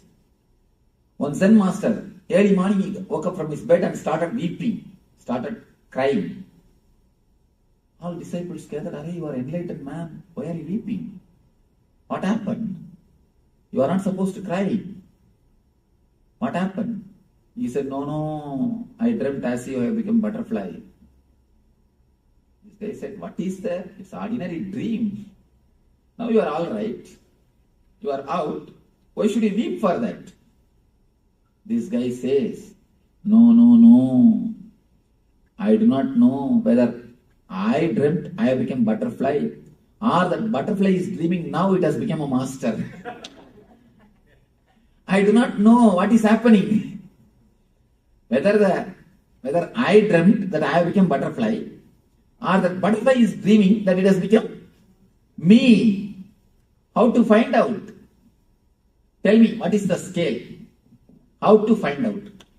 Cynthia, tell me. Answer this question. Now we are going to have a good time. Tell me, now I give you a theory. I propose a hypothesis that the conversation which is happening between you and me, you attending SSP is a dream, I say. What do you see about? How can you reject? How can you fool this? How can you prove that this theory is wrong? I can't prove it's wrong. You are really intelligent. You escape. Anybody else? Any argument? Because you're seeing in 4 colors, how can you say this is not reality? When you see the dream, what do you say? What do you feel? No, you asked that how can you say this is not reality, right? Right now what's happening? When you see a dream also, you see only in 4 colors. You won't remember when you come to this state. When you see it only in the 4 color. Then how can you say that's not reality?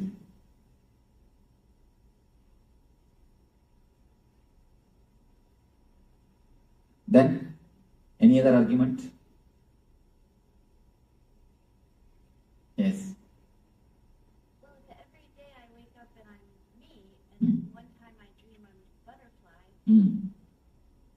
Now please understand, every time you wake up, you say you are you.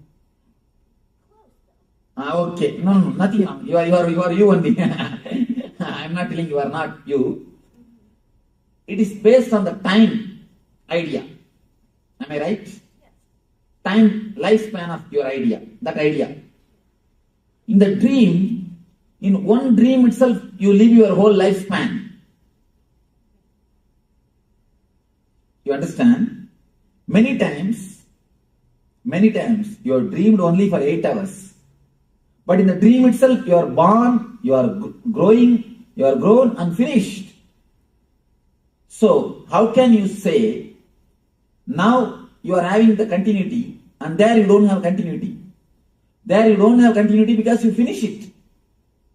The time span, based on time span, you can't decide. Because the very time idea itself is totally different between dream and the reality. So, in the reality, what you say, this question is based on the time-space gap. Am I right? Time-space relationship. So, the time-space relationship itself is wrong.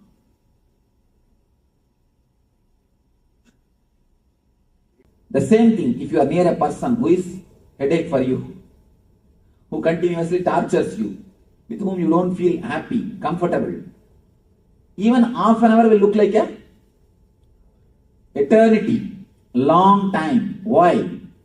It is intensity of thought which makes you really feel the time. Time is not chronological, it is psychological. So when you are in the dream state, the number of thoughts is too much. The frequency of thoughts are much more higher than the frequency of your being. That is why your eye is just flooded by thoughts. Your eye, that is why I say, in that state you don't have eye.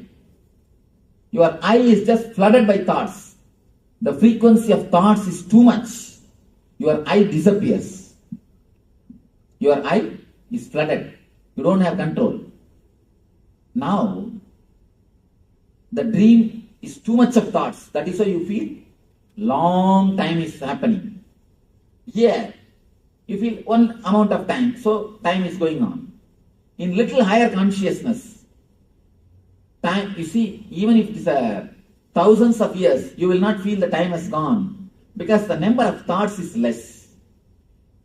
That is why we always say, Devatas have got different calendar. For us, if it is 1000 years, for them it is only one day. For us, if it is a yuga, for them it is only one day. It is the space in which you live. There you have a different time. Which space you are living, there, that time you are enjoying. So based on the time-space concept, you cannot say this is not dream. Next question. And there is a important thing in the Vedanta, they say that by Upanishads, if you just understand the avastatraya means the three states, you are liberated, nothing else. You are liberated from all the pains and sufferings if you just understand these three concepts deeply, clearly, intellectually, just intellectually. I am not telling about anything. You don't have to become enlightened. The very clear intellectual understanding about these three states will liberate you from pains and sufferings. Any other? Why you are laughing? No, actually, I know why you are not able to believe what I say. No, why you not only you must be able to believe, you must be able to really feel it. Why we are not able to feel, the understanding never goes deeper level. The understanding is never taken sincerely. That is the reason. For example, people come and tell me, Swamiji, I know smoking is wrong, but I am not able to drop. But do you say, I know touching the fire will burn me, but I am not able to stop? No. You don't say that. This you understand, but that you don't understand totally. Yeah. This you know solid way, that you don't understand it. Unless that person gets cancer, even if he gets, he justifies. Maybe this, maybe that, maybe because of that, maybe because of this, as if all the people who don't smoke, they don't get cancer or what. Some logic. You have some logic. You have some misunderstanding. That is the reason you say, I know smoking is wrong, but I am not able to drop. Means with full consciousness, you never understood. Now you understand with full consciousness. All these days, if you are not liberated, please be very clear. There are many people who come and tell me, no, Swamiji, I read enough of books about this avastatraya. I read so many books about this Vedanta philosophy. I am not liberated. Means what? There is some gap in your understanding. If you say that, there is some gap. Now, put your whole effort to understand it clearly and have the courage to go behind this truth. You will see it will be liberated. Liberation is not such a big task as we think, These guys have made it so difficult because they want to have monopoly. Now really I tell you, these few guys want to have monopoly because of the 2-3 reasons. One is the particular community. Second thing, just to have the prestige from the society. Because of these few things, the concept of liberation has become too complicated now. Otherwise, you think the concept of liberation is too complicated. How can liberation be complicated if it is your nature? If it is not your nature, it is not worth achieving. Forget about it. If it is your nature, why should you achieve? It is your svabhava. It is just a small nut. That's what I am telling you. Enlightenment is not achieved by any big techniques, tapas, meditation. It is just a knack of understanding and living the life. That's all. Enlightenment is a simple knack of using your mind, using your understanding and intelligence in your life. That's all. This intelligence, this understanding, if it can clearly go into your being, if you can clearly analyze only one thing, only one important thing, you should spell out all your doubts. Only when you spell out all your doubts, only when you express all your doubts, it can be cleared. If you are lazy, no, who will ask all these questions? All right, the Swami says means it must be true only, let us leave it. If you are too lazy to spell out your questions, or if you are too bored, all right, who wants all these things? Leave it, Swamiji. Let us go to next subject. If you are too lazy to spell out, or too lethargic to understand, then you have a problem. If you really sincerely look into it. Not lethargic, I think it's the understanding power is not there. No, ma, there is no need to say understanding power. See, understanding power means whatever words I utter, have understanding of dictionary meaning. That's enough. There is no need to go for any metaphysical understanding. That's what I'm saying. There is, you see one thing, don't be afraid at all that there is some metaphysical meaning for my words. I am not talking in any metaphysical terms. Do you understand? You see how straight I am simply opening the things. I am cutting the things clearly. Just understand my words based on Oxford Dictionary. That is enough. Dictionary meaning, not metaphysical meaning. Dictionary meaning is more than enough to give you the intelligence. Where you are stuck, where you are not able to understand, just open up. Put me the question. That's what I wanted. That's what I wanted. See, somewhere if you are locked, somewhere if it is not clicking, that's why in the Vedanta they say, Upanishad means sitting with master, that's all. Nothing else. Just sit with master, express the questions and get the replies, that is enough. You are out of pain.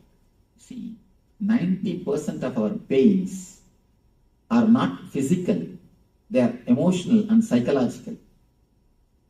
And not only that, there is a thick layer of pain in your being. The thick layer of pain invites more pain. Unconsciously you do such a kind of activities, you do this kind of deeds which creates pain for you and which invites pain for others. No, Swamiji, nobody invites the disease or the pain for themselves. When it's there, we recognize it and say, I have a disease. One simple thing, ma. Nobody invites cancer. But if they continue to smoke, what it means? There are some other cancers that doesn't come with the smoking. But those we don't invite them, they come to you. There are many diseases, ma. We may not directly invite. Our food habits invites. That's what. Our food habits are inviting. Our sleeping habits invite. But food habits, sleeping habits, whose habits, ma? Those are the habits that somebody made it to us. That is what now I am telling. Now it is time for maybe my mom fed me that and my mom made me to sleep that time. That is what now I am telling. Now it is time to liberate ourselves and create our own setup, our own understanding for ourselves.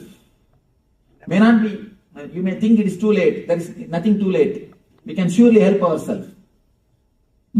Yes, some question you want. I'm Ember. So what you were saying is that all suffering comes from misunderstanding? Yes.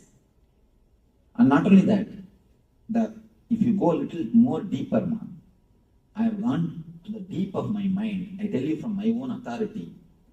Suffering itself is nothing but the word suffering, ma. Are you saying suffering is illusion? No, I don't even want to bring the word illusion. Then you will tell, no, there is no suffering. What do you say? There is no suffering, Swamiji. There is suffering for us. I am not telling that the suffering is illusion. The word suffering, if you can slowly go deep from where that word is coming, if you can just pluck that word from the root and throw it away, there will not be suffering. Let me explain to you a simple incident which I have seen in my life. I was staying in a place called Amarkantak in Madhya Pradesh with the tribals, with the tribal villages, and who doesn't know anything about humanity or anything about civilization. They do not know something like civilization exists on the planet Earth. They have never seen anything of civilization. I was living with them.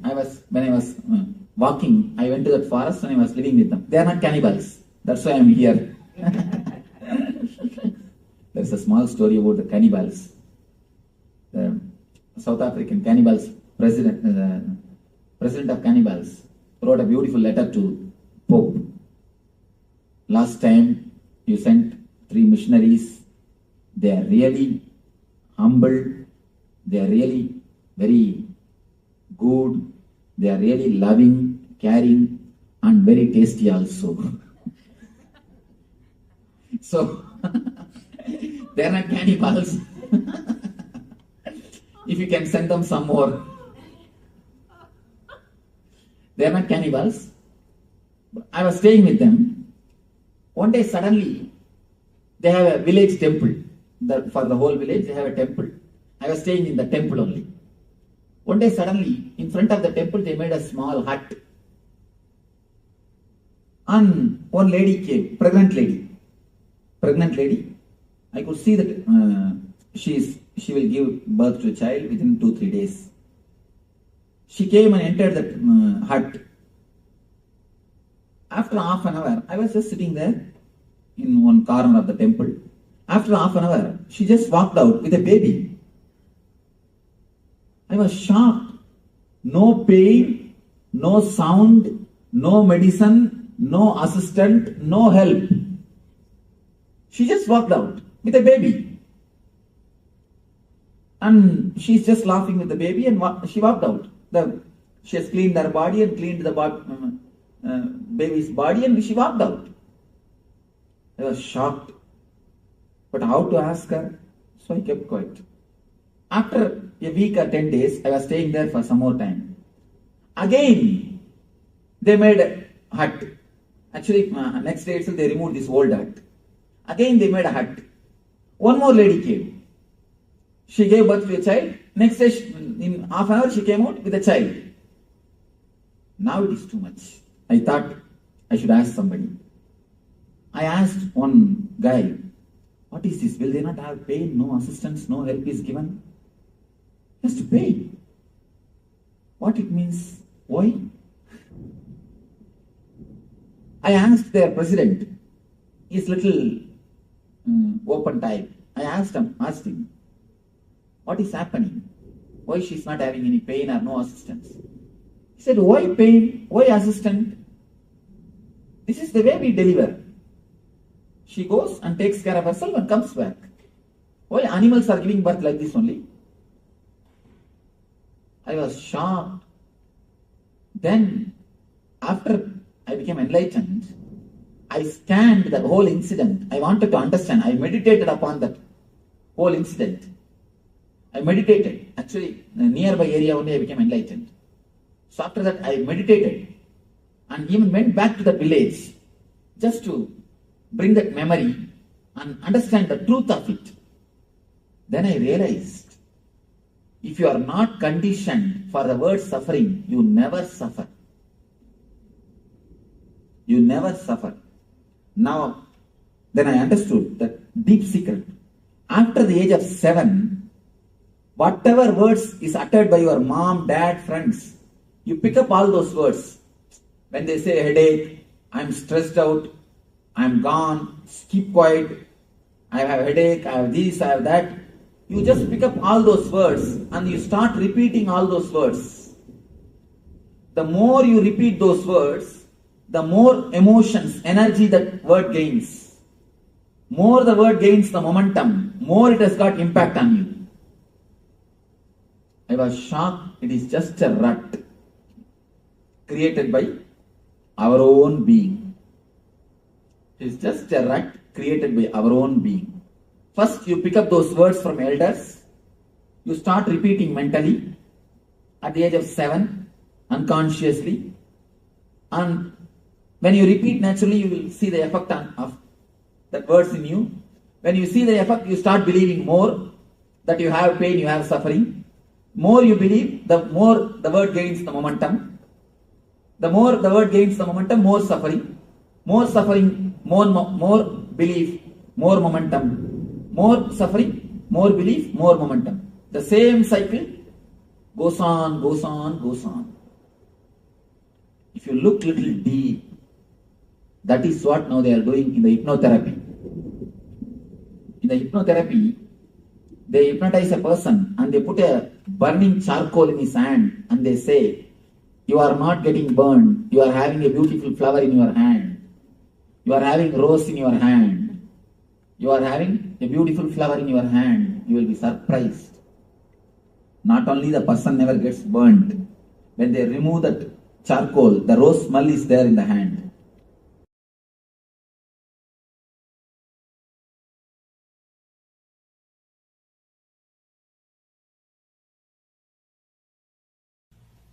First thing we'll analyze what is dream, how it comes.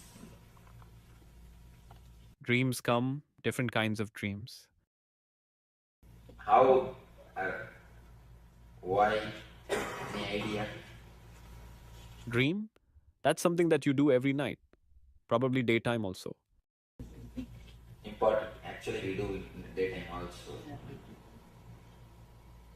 It's a bit complicated, but I think from my experience, sometimes if you eat certain foods and you go to bed, you have very strange dreams. Or you observe deeply. Even the food is associated with your dream. Please understand what is said is truth. The certain kind of food you will have always the same type of nightmare. That's true. And if you just fast for 3 days, some vrata do, you will have a good feast in that dream. You will have a wonderful feast in the dream. I think dreams come when you have found things that have happened during the day or thoughts that you have had that come alive in your dream. Anybody who has got any insights about their dreams? Why? Any idea? Any special idea about the dreams? You are welcome. Sometimes I fear my dreams and sometimes can't remember them. Yes, I'll answer. Why? Can you say anything about dream? Some of the dreams come, some of the things, like the relations you see tonight, the next day it does happen.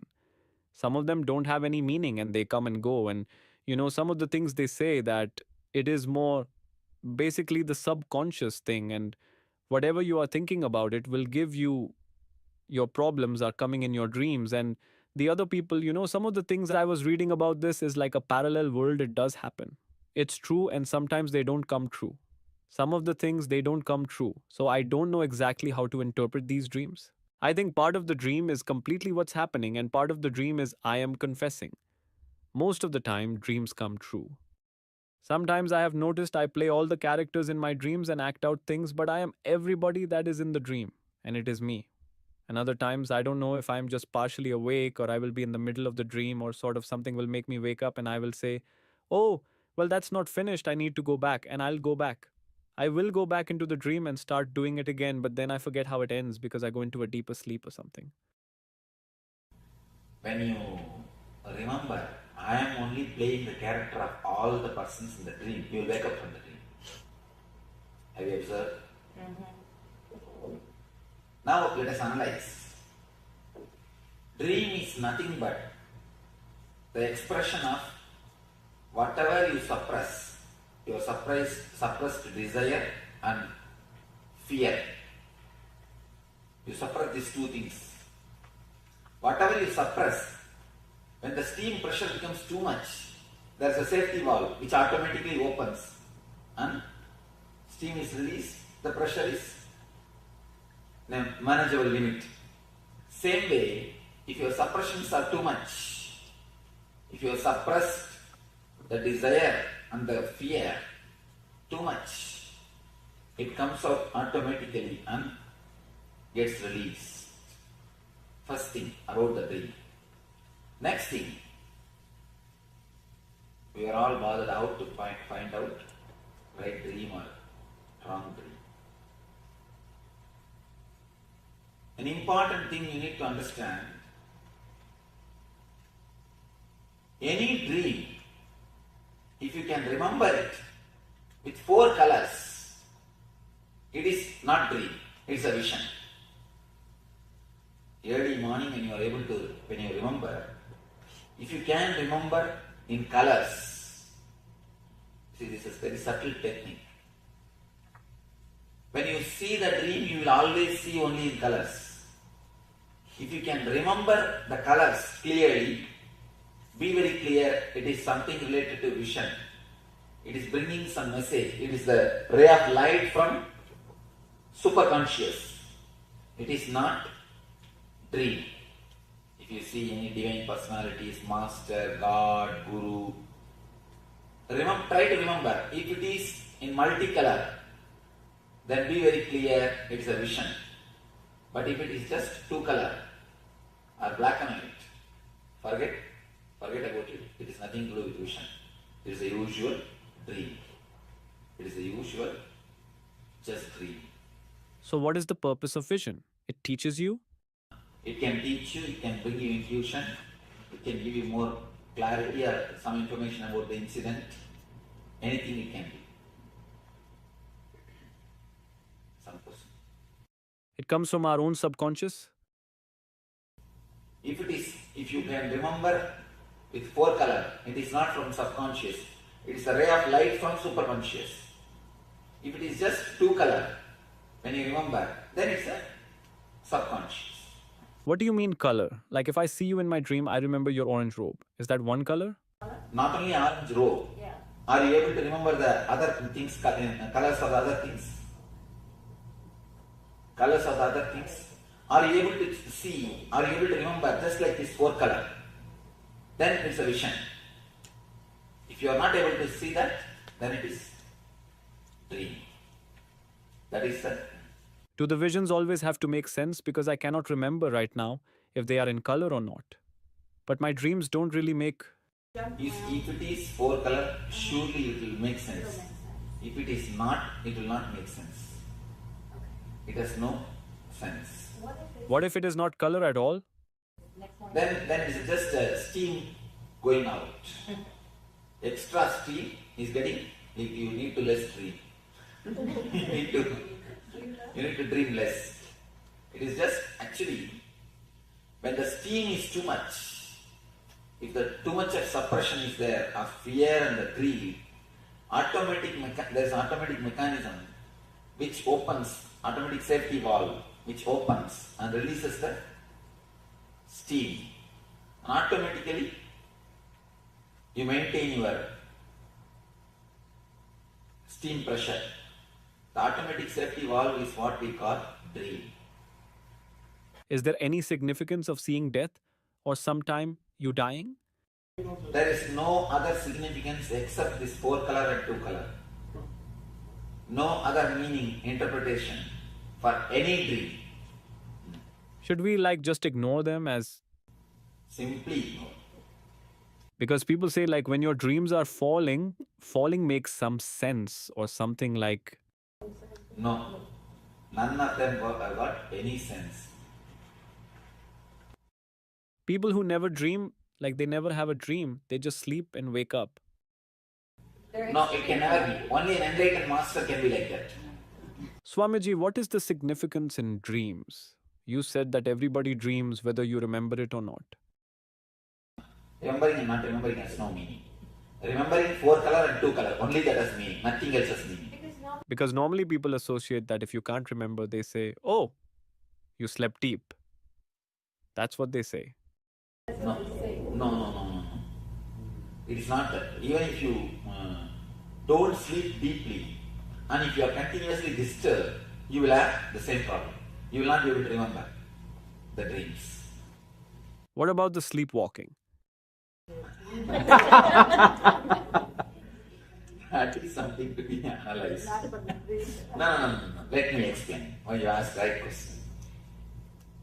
When this subtle body enters into the physical body, the sleepwalking, restlessness, even when you are sitting, you will be just shaking the legs. All these problems starts happening when the subtle body enters into the physical body as an uninvited guest. Many times, the subtle body just walks into these two bodies. When it walks into the waking body, then it starts creating trouble. You see, sometimes you can see you'll have a nightmare, get up, and you will see still the heart is beating and sweating. And the same way, if the subtle body enters into the causal body, it enters into the causal body also sometimes. If it enters into the causal body, it causes insomnia. You will be lying in the bed, rolling, you will never sleep. You will never sleep. You will be just rolling on the bed. So whenever the waking body enters into these two bodies, it creates this type of problems. Settling up here, and when I got home, I thought I should be able to fall asleep well. But instead, I thought I would be exhausted, and I didn't feel exhausted. But it was like this. I couldn't sleep all night, even though it was so late. And I was so tired from, working a long day. Standing up. You have done ASP? Mm-hmm. In the ASP, I speak about the second layer energy. Do you remember? When you work beyond your capacity, whenever the emergency things are done, the second layer energy opens. If you have a deep love or desire, then again second layer energy opens. If you do some service with a deep love for me, it has to be done. It has to be done. I cannot use the excuse I'm tired. I have to do. When you have the excuse, oh I'm tired, oh dear Santa, Santipai, I'll come tomorrow, Santa Reddy, I'll come tomorrow. Then first layer energy over. But when you decide, no, I will do something, I have to do, then naturally second layer energy opens. That is what you feel. Even after going to the house, you don't feel sleepy. What about the recurring dreams that come back? Come back again and again? If you see them in color, again they have some meaning. Otherwise, they have no meaning. They have no meaning. Of course, you have to totally release the steam. You should not maintain the steam in the optimum pressure level. You always maintain the steam in the optimum pressure level. Steam means the suppressed desire and fear. That is why you are in sickness. Better open the safety valve once for all and let the steam go out. We will be doing that. Today we will be doing the technique to open the safety valve. Swamiji, you said we will move in sleep or when we are awake. Even anytime. The subtle body actually enters into the physical body by force. See, the subtle body enters into the physical body by force. It means the physical body also don't have so much of awareness. It gives place. So people that bite their nails all time, is it the same thing? But what causes that to happen? Like what are the some things that cause them? Restless, suppressed, that's what you see, that suppression, suppressed desire and the fear. If it becomes too much, it is just on the verge level. Any moment you can become this or that. That is the thing which keeps you in the restlessness. Swamiji, whenever I have a bad dream, why is it that when something undesirable is about to happen, I am able to realize it as a dream and I can either stop that from happening or I wake up? If some bad is going to happen in the waking state, it comes in the dream. You mean? No, when I am dreaming, if something bad like I'm about to fall off a cliff or whatever, in the peak of greed, in the peak of desire and the peak of fear, you wake up. Because desire and fear brings you to your consciousness, brings you to the present moment. The moment you come to the present moment, you wake up. And many times people come and tell me, I had such wonderful dreams on. I was seeing that person whom they want to see. Suddenly they wake up. They come and complain, oh, I woke up. Why some dreams come true, some don't come true? That's what. If you can remember in the fourth color, it will come true. Otherwise it won't come true. It will never come true. Any two-color dream will never come true. You can do research on your dreams. Yes. Sometimes you do have a dream that you like and you want to continue.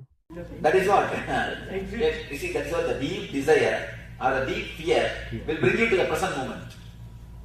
The moment you come to the present moment, you are awake. You are out of the dream. So you were just saying the deep desire and greed. In other words, could you say that whatever it is true, live it to the best, and you say that will bring you back? That is what I mean. When you live totally, your greed comes to maximum. Then you fall in the present moment. You fall in the present moment. You are out for a single moment. You get a glimpse of the higher consciousness. Whenever you fall in the present, you come out. You come out.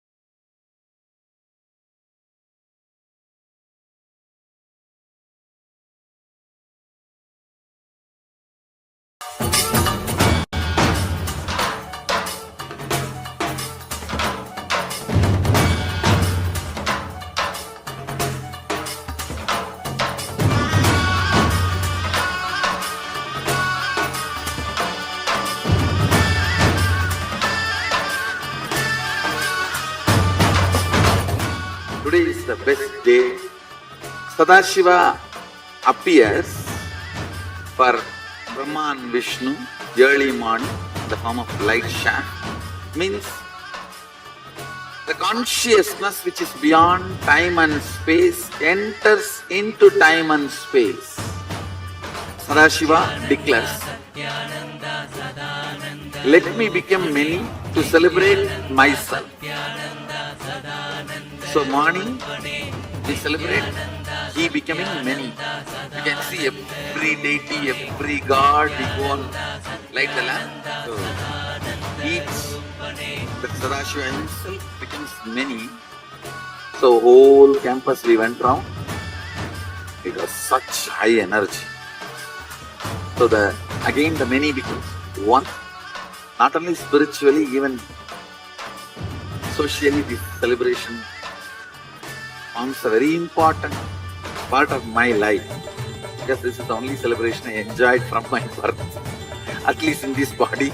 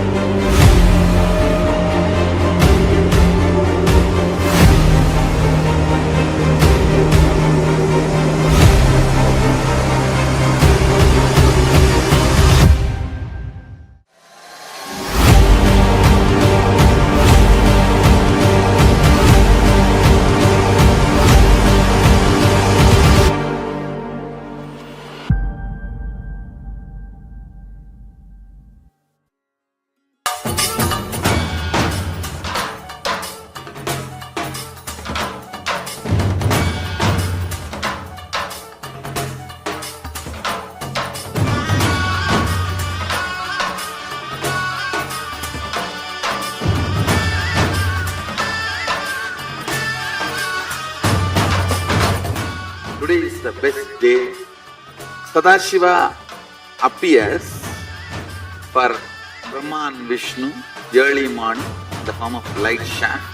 Means the consciousness which is beyond time and space enters into time and space.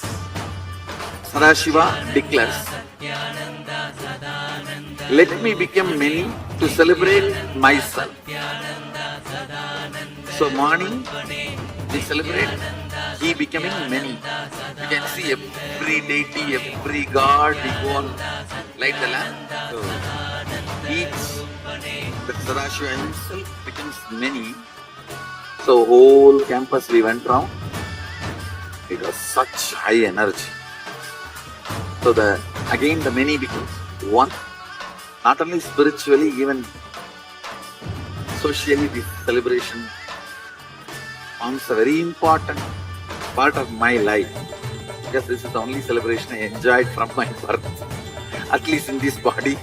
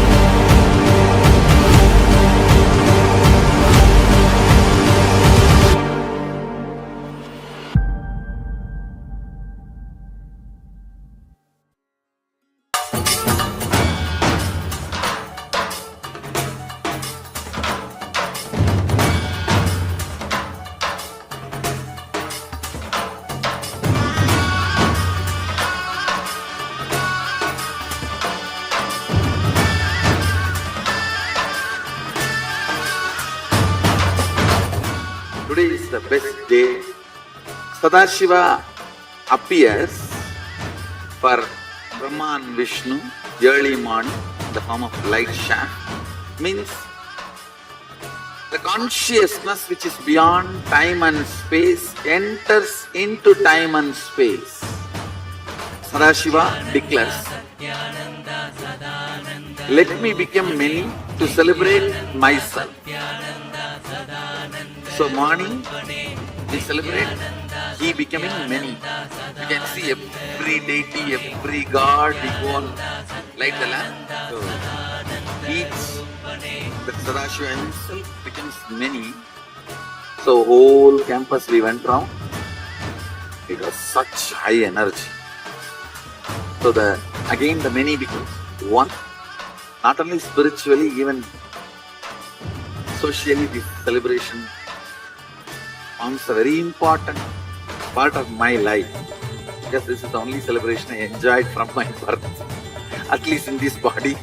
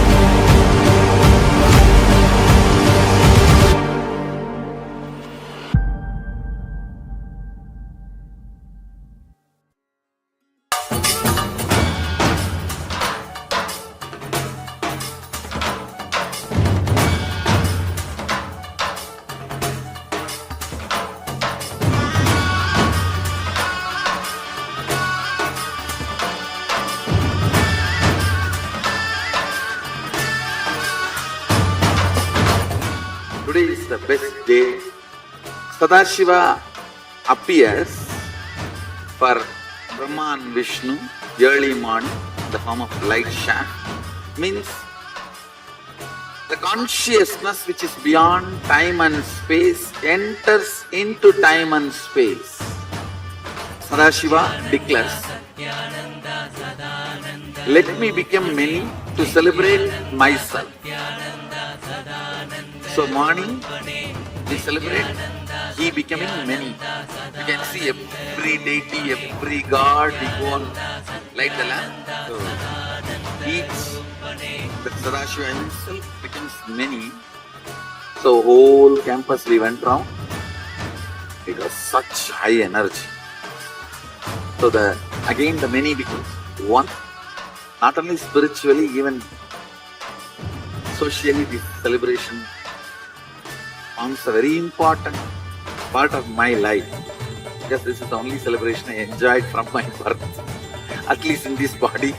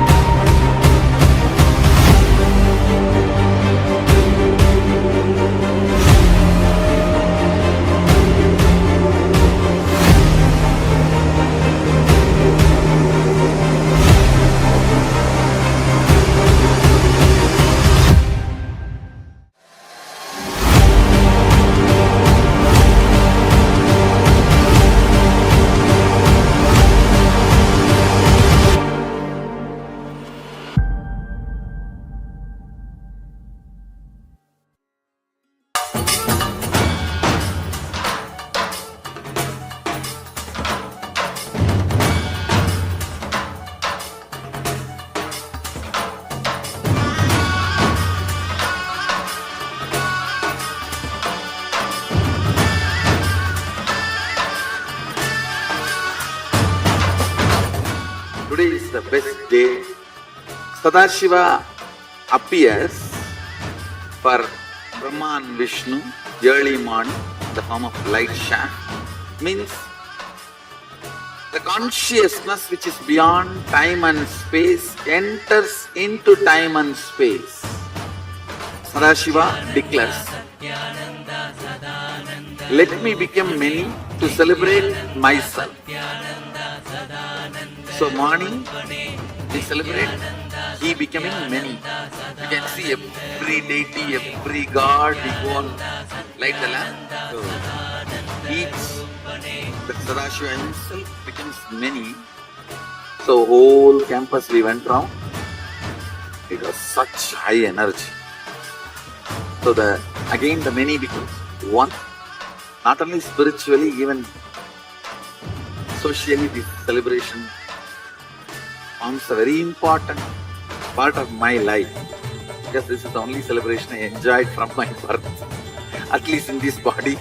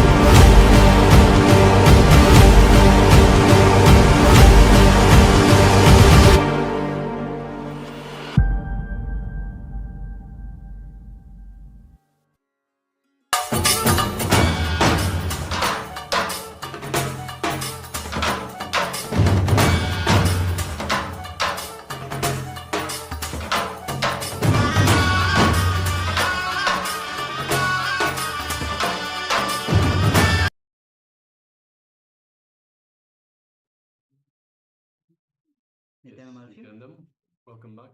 Sorry for the technical glitches that we have been experiencing, but we should be back up and running now. So let us continue with our program. So now we are re-entering into the power manifestation. And power manifestation is the most exciting sessions as you allow Parameshwar to manifest to you. And when you manifest the power, you know that yes, Parameshwar is there and he is manifesting through me. I also have that potential to allow Parameshwar to manifest through me. So let's get ready. Today we'll be manifesting the power of remote vision. So in this round, the acharyas, we ourselves have few items in front of us. You'll be scanning these objects, these items which is in front of us. So you can sit with your head, neck, spine in a straight line. You can close your eyes or you can keep your eyes open as well. And visualize Swamiji in your inner space. Remember, it is that deep feeling connection with Swamiji. It is that deep feeling connection with Bhagwan that you start manifesting the powers. So visualize Swamiji in your space and visualize his infinite grace, his love, his compassion overflowing through you.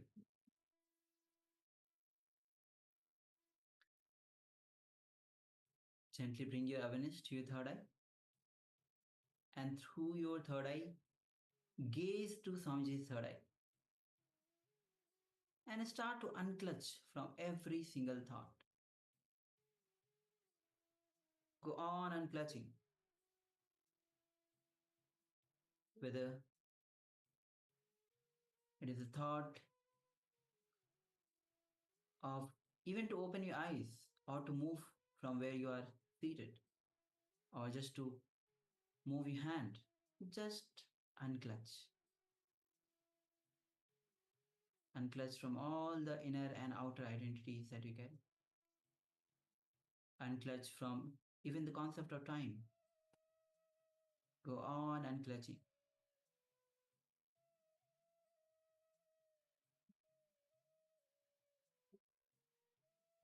And finally enter into the space of that pure unclutched space, the pure nirvikal samadhi. Now let's start chanting the Mahavakyan. Om Nithyananda Paramashivoham. Om Nithyananda Paramashivoham. Om Nithyananda Paramashivoham. Now, as you keep chanting the Mahavakya, let's manifest this power of remote scanning. You can start scanning the objects with a strong declaration ask Swamiji to reveal every detail, the items, the objects which are in front of the Acharya. Let's begin this manifestation. Nithyananda Paramashivoham.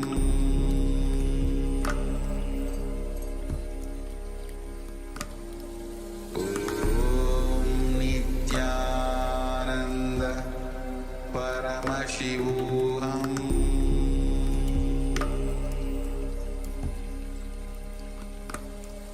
Om Nithyananda Paramashivoham.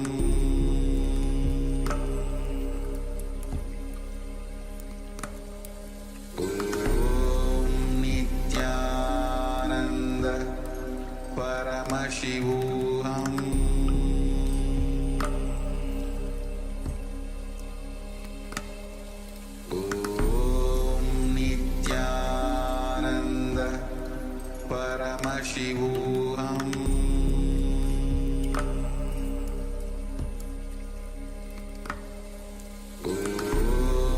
Nithyananda Paramashivoham.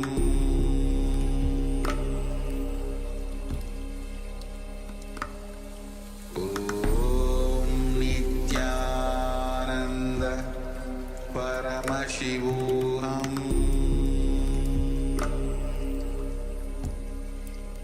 Om Nithyananda Paramashivoham.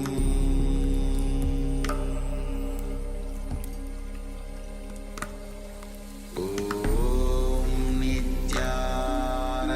Nithyananda Paramashivoham.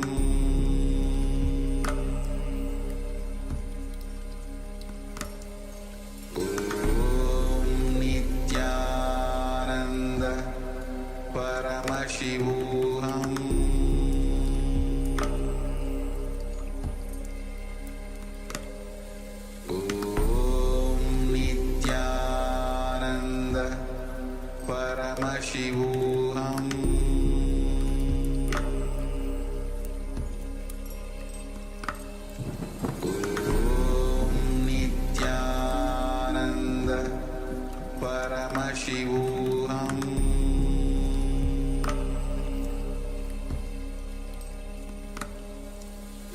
Om Nithyananda Paramashivoham.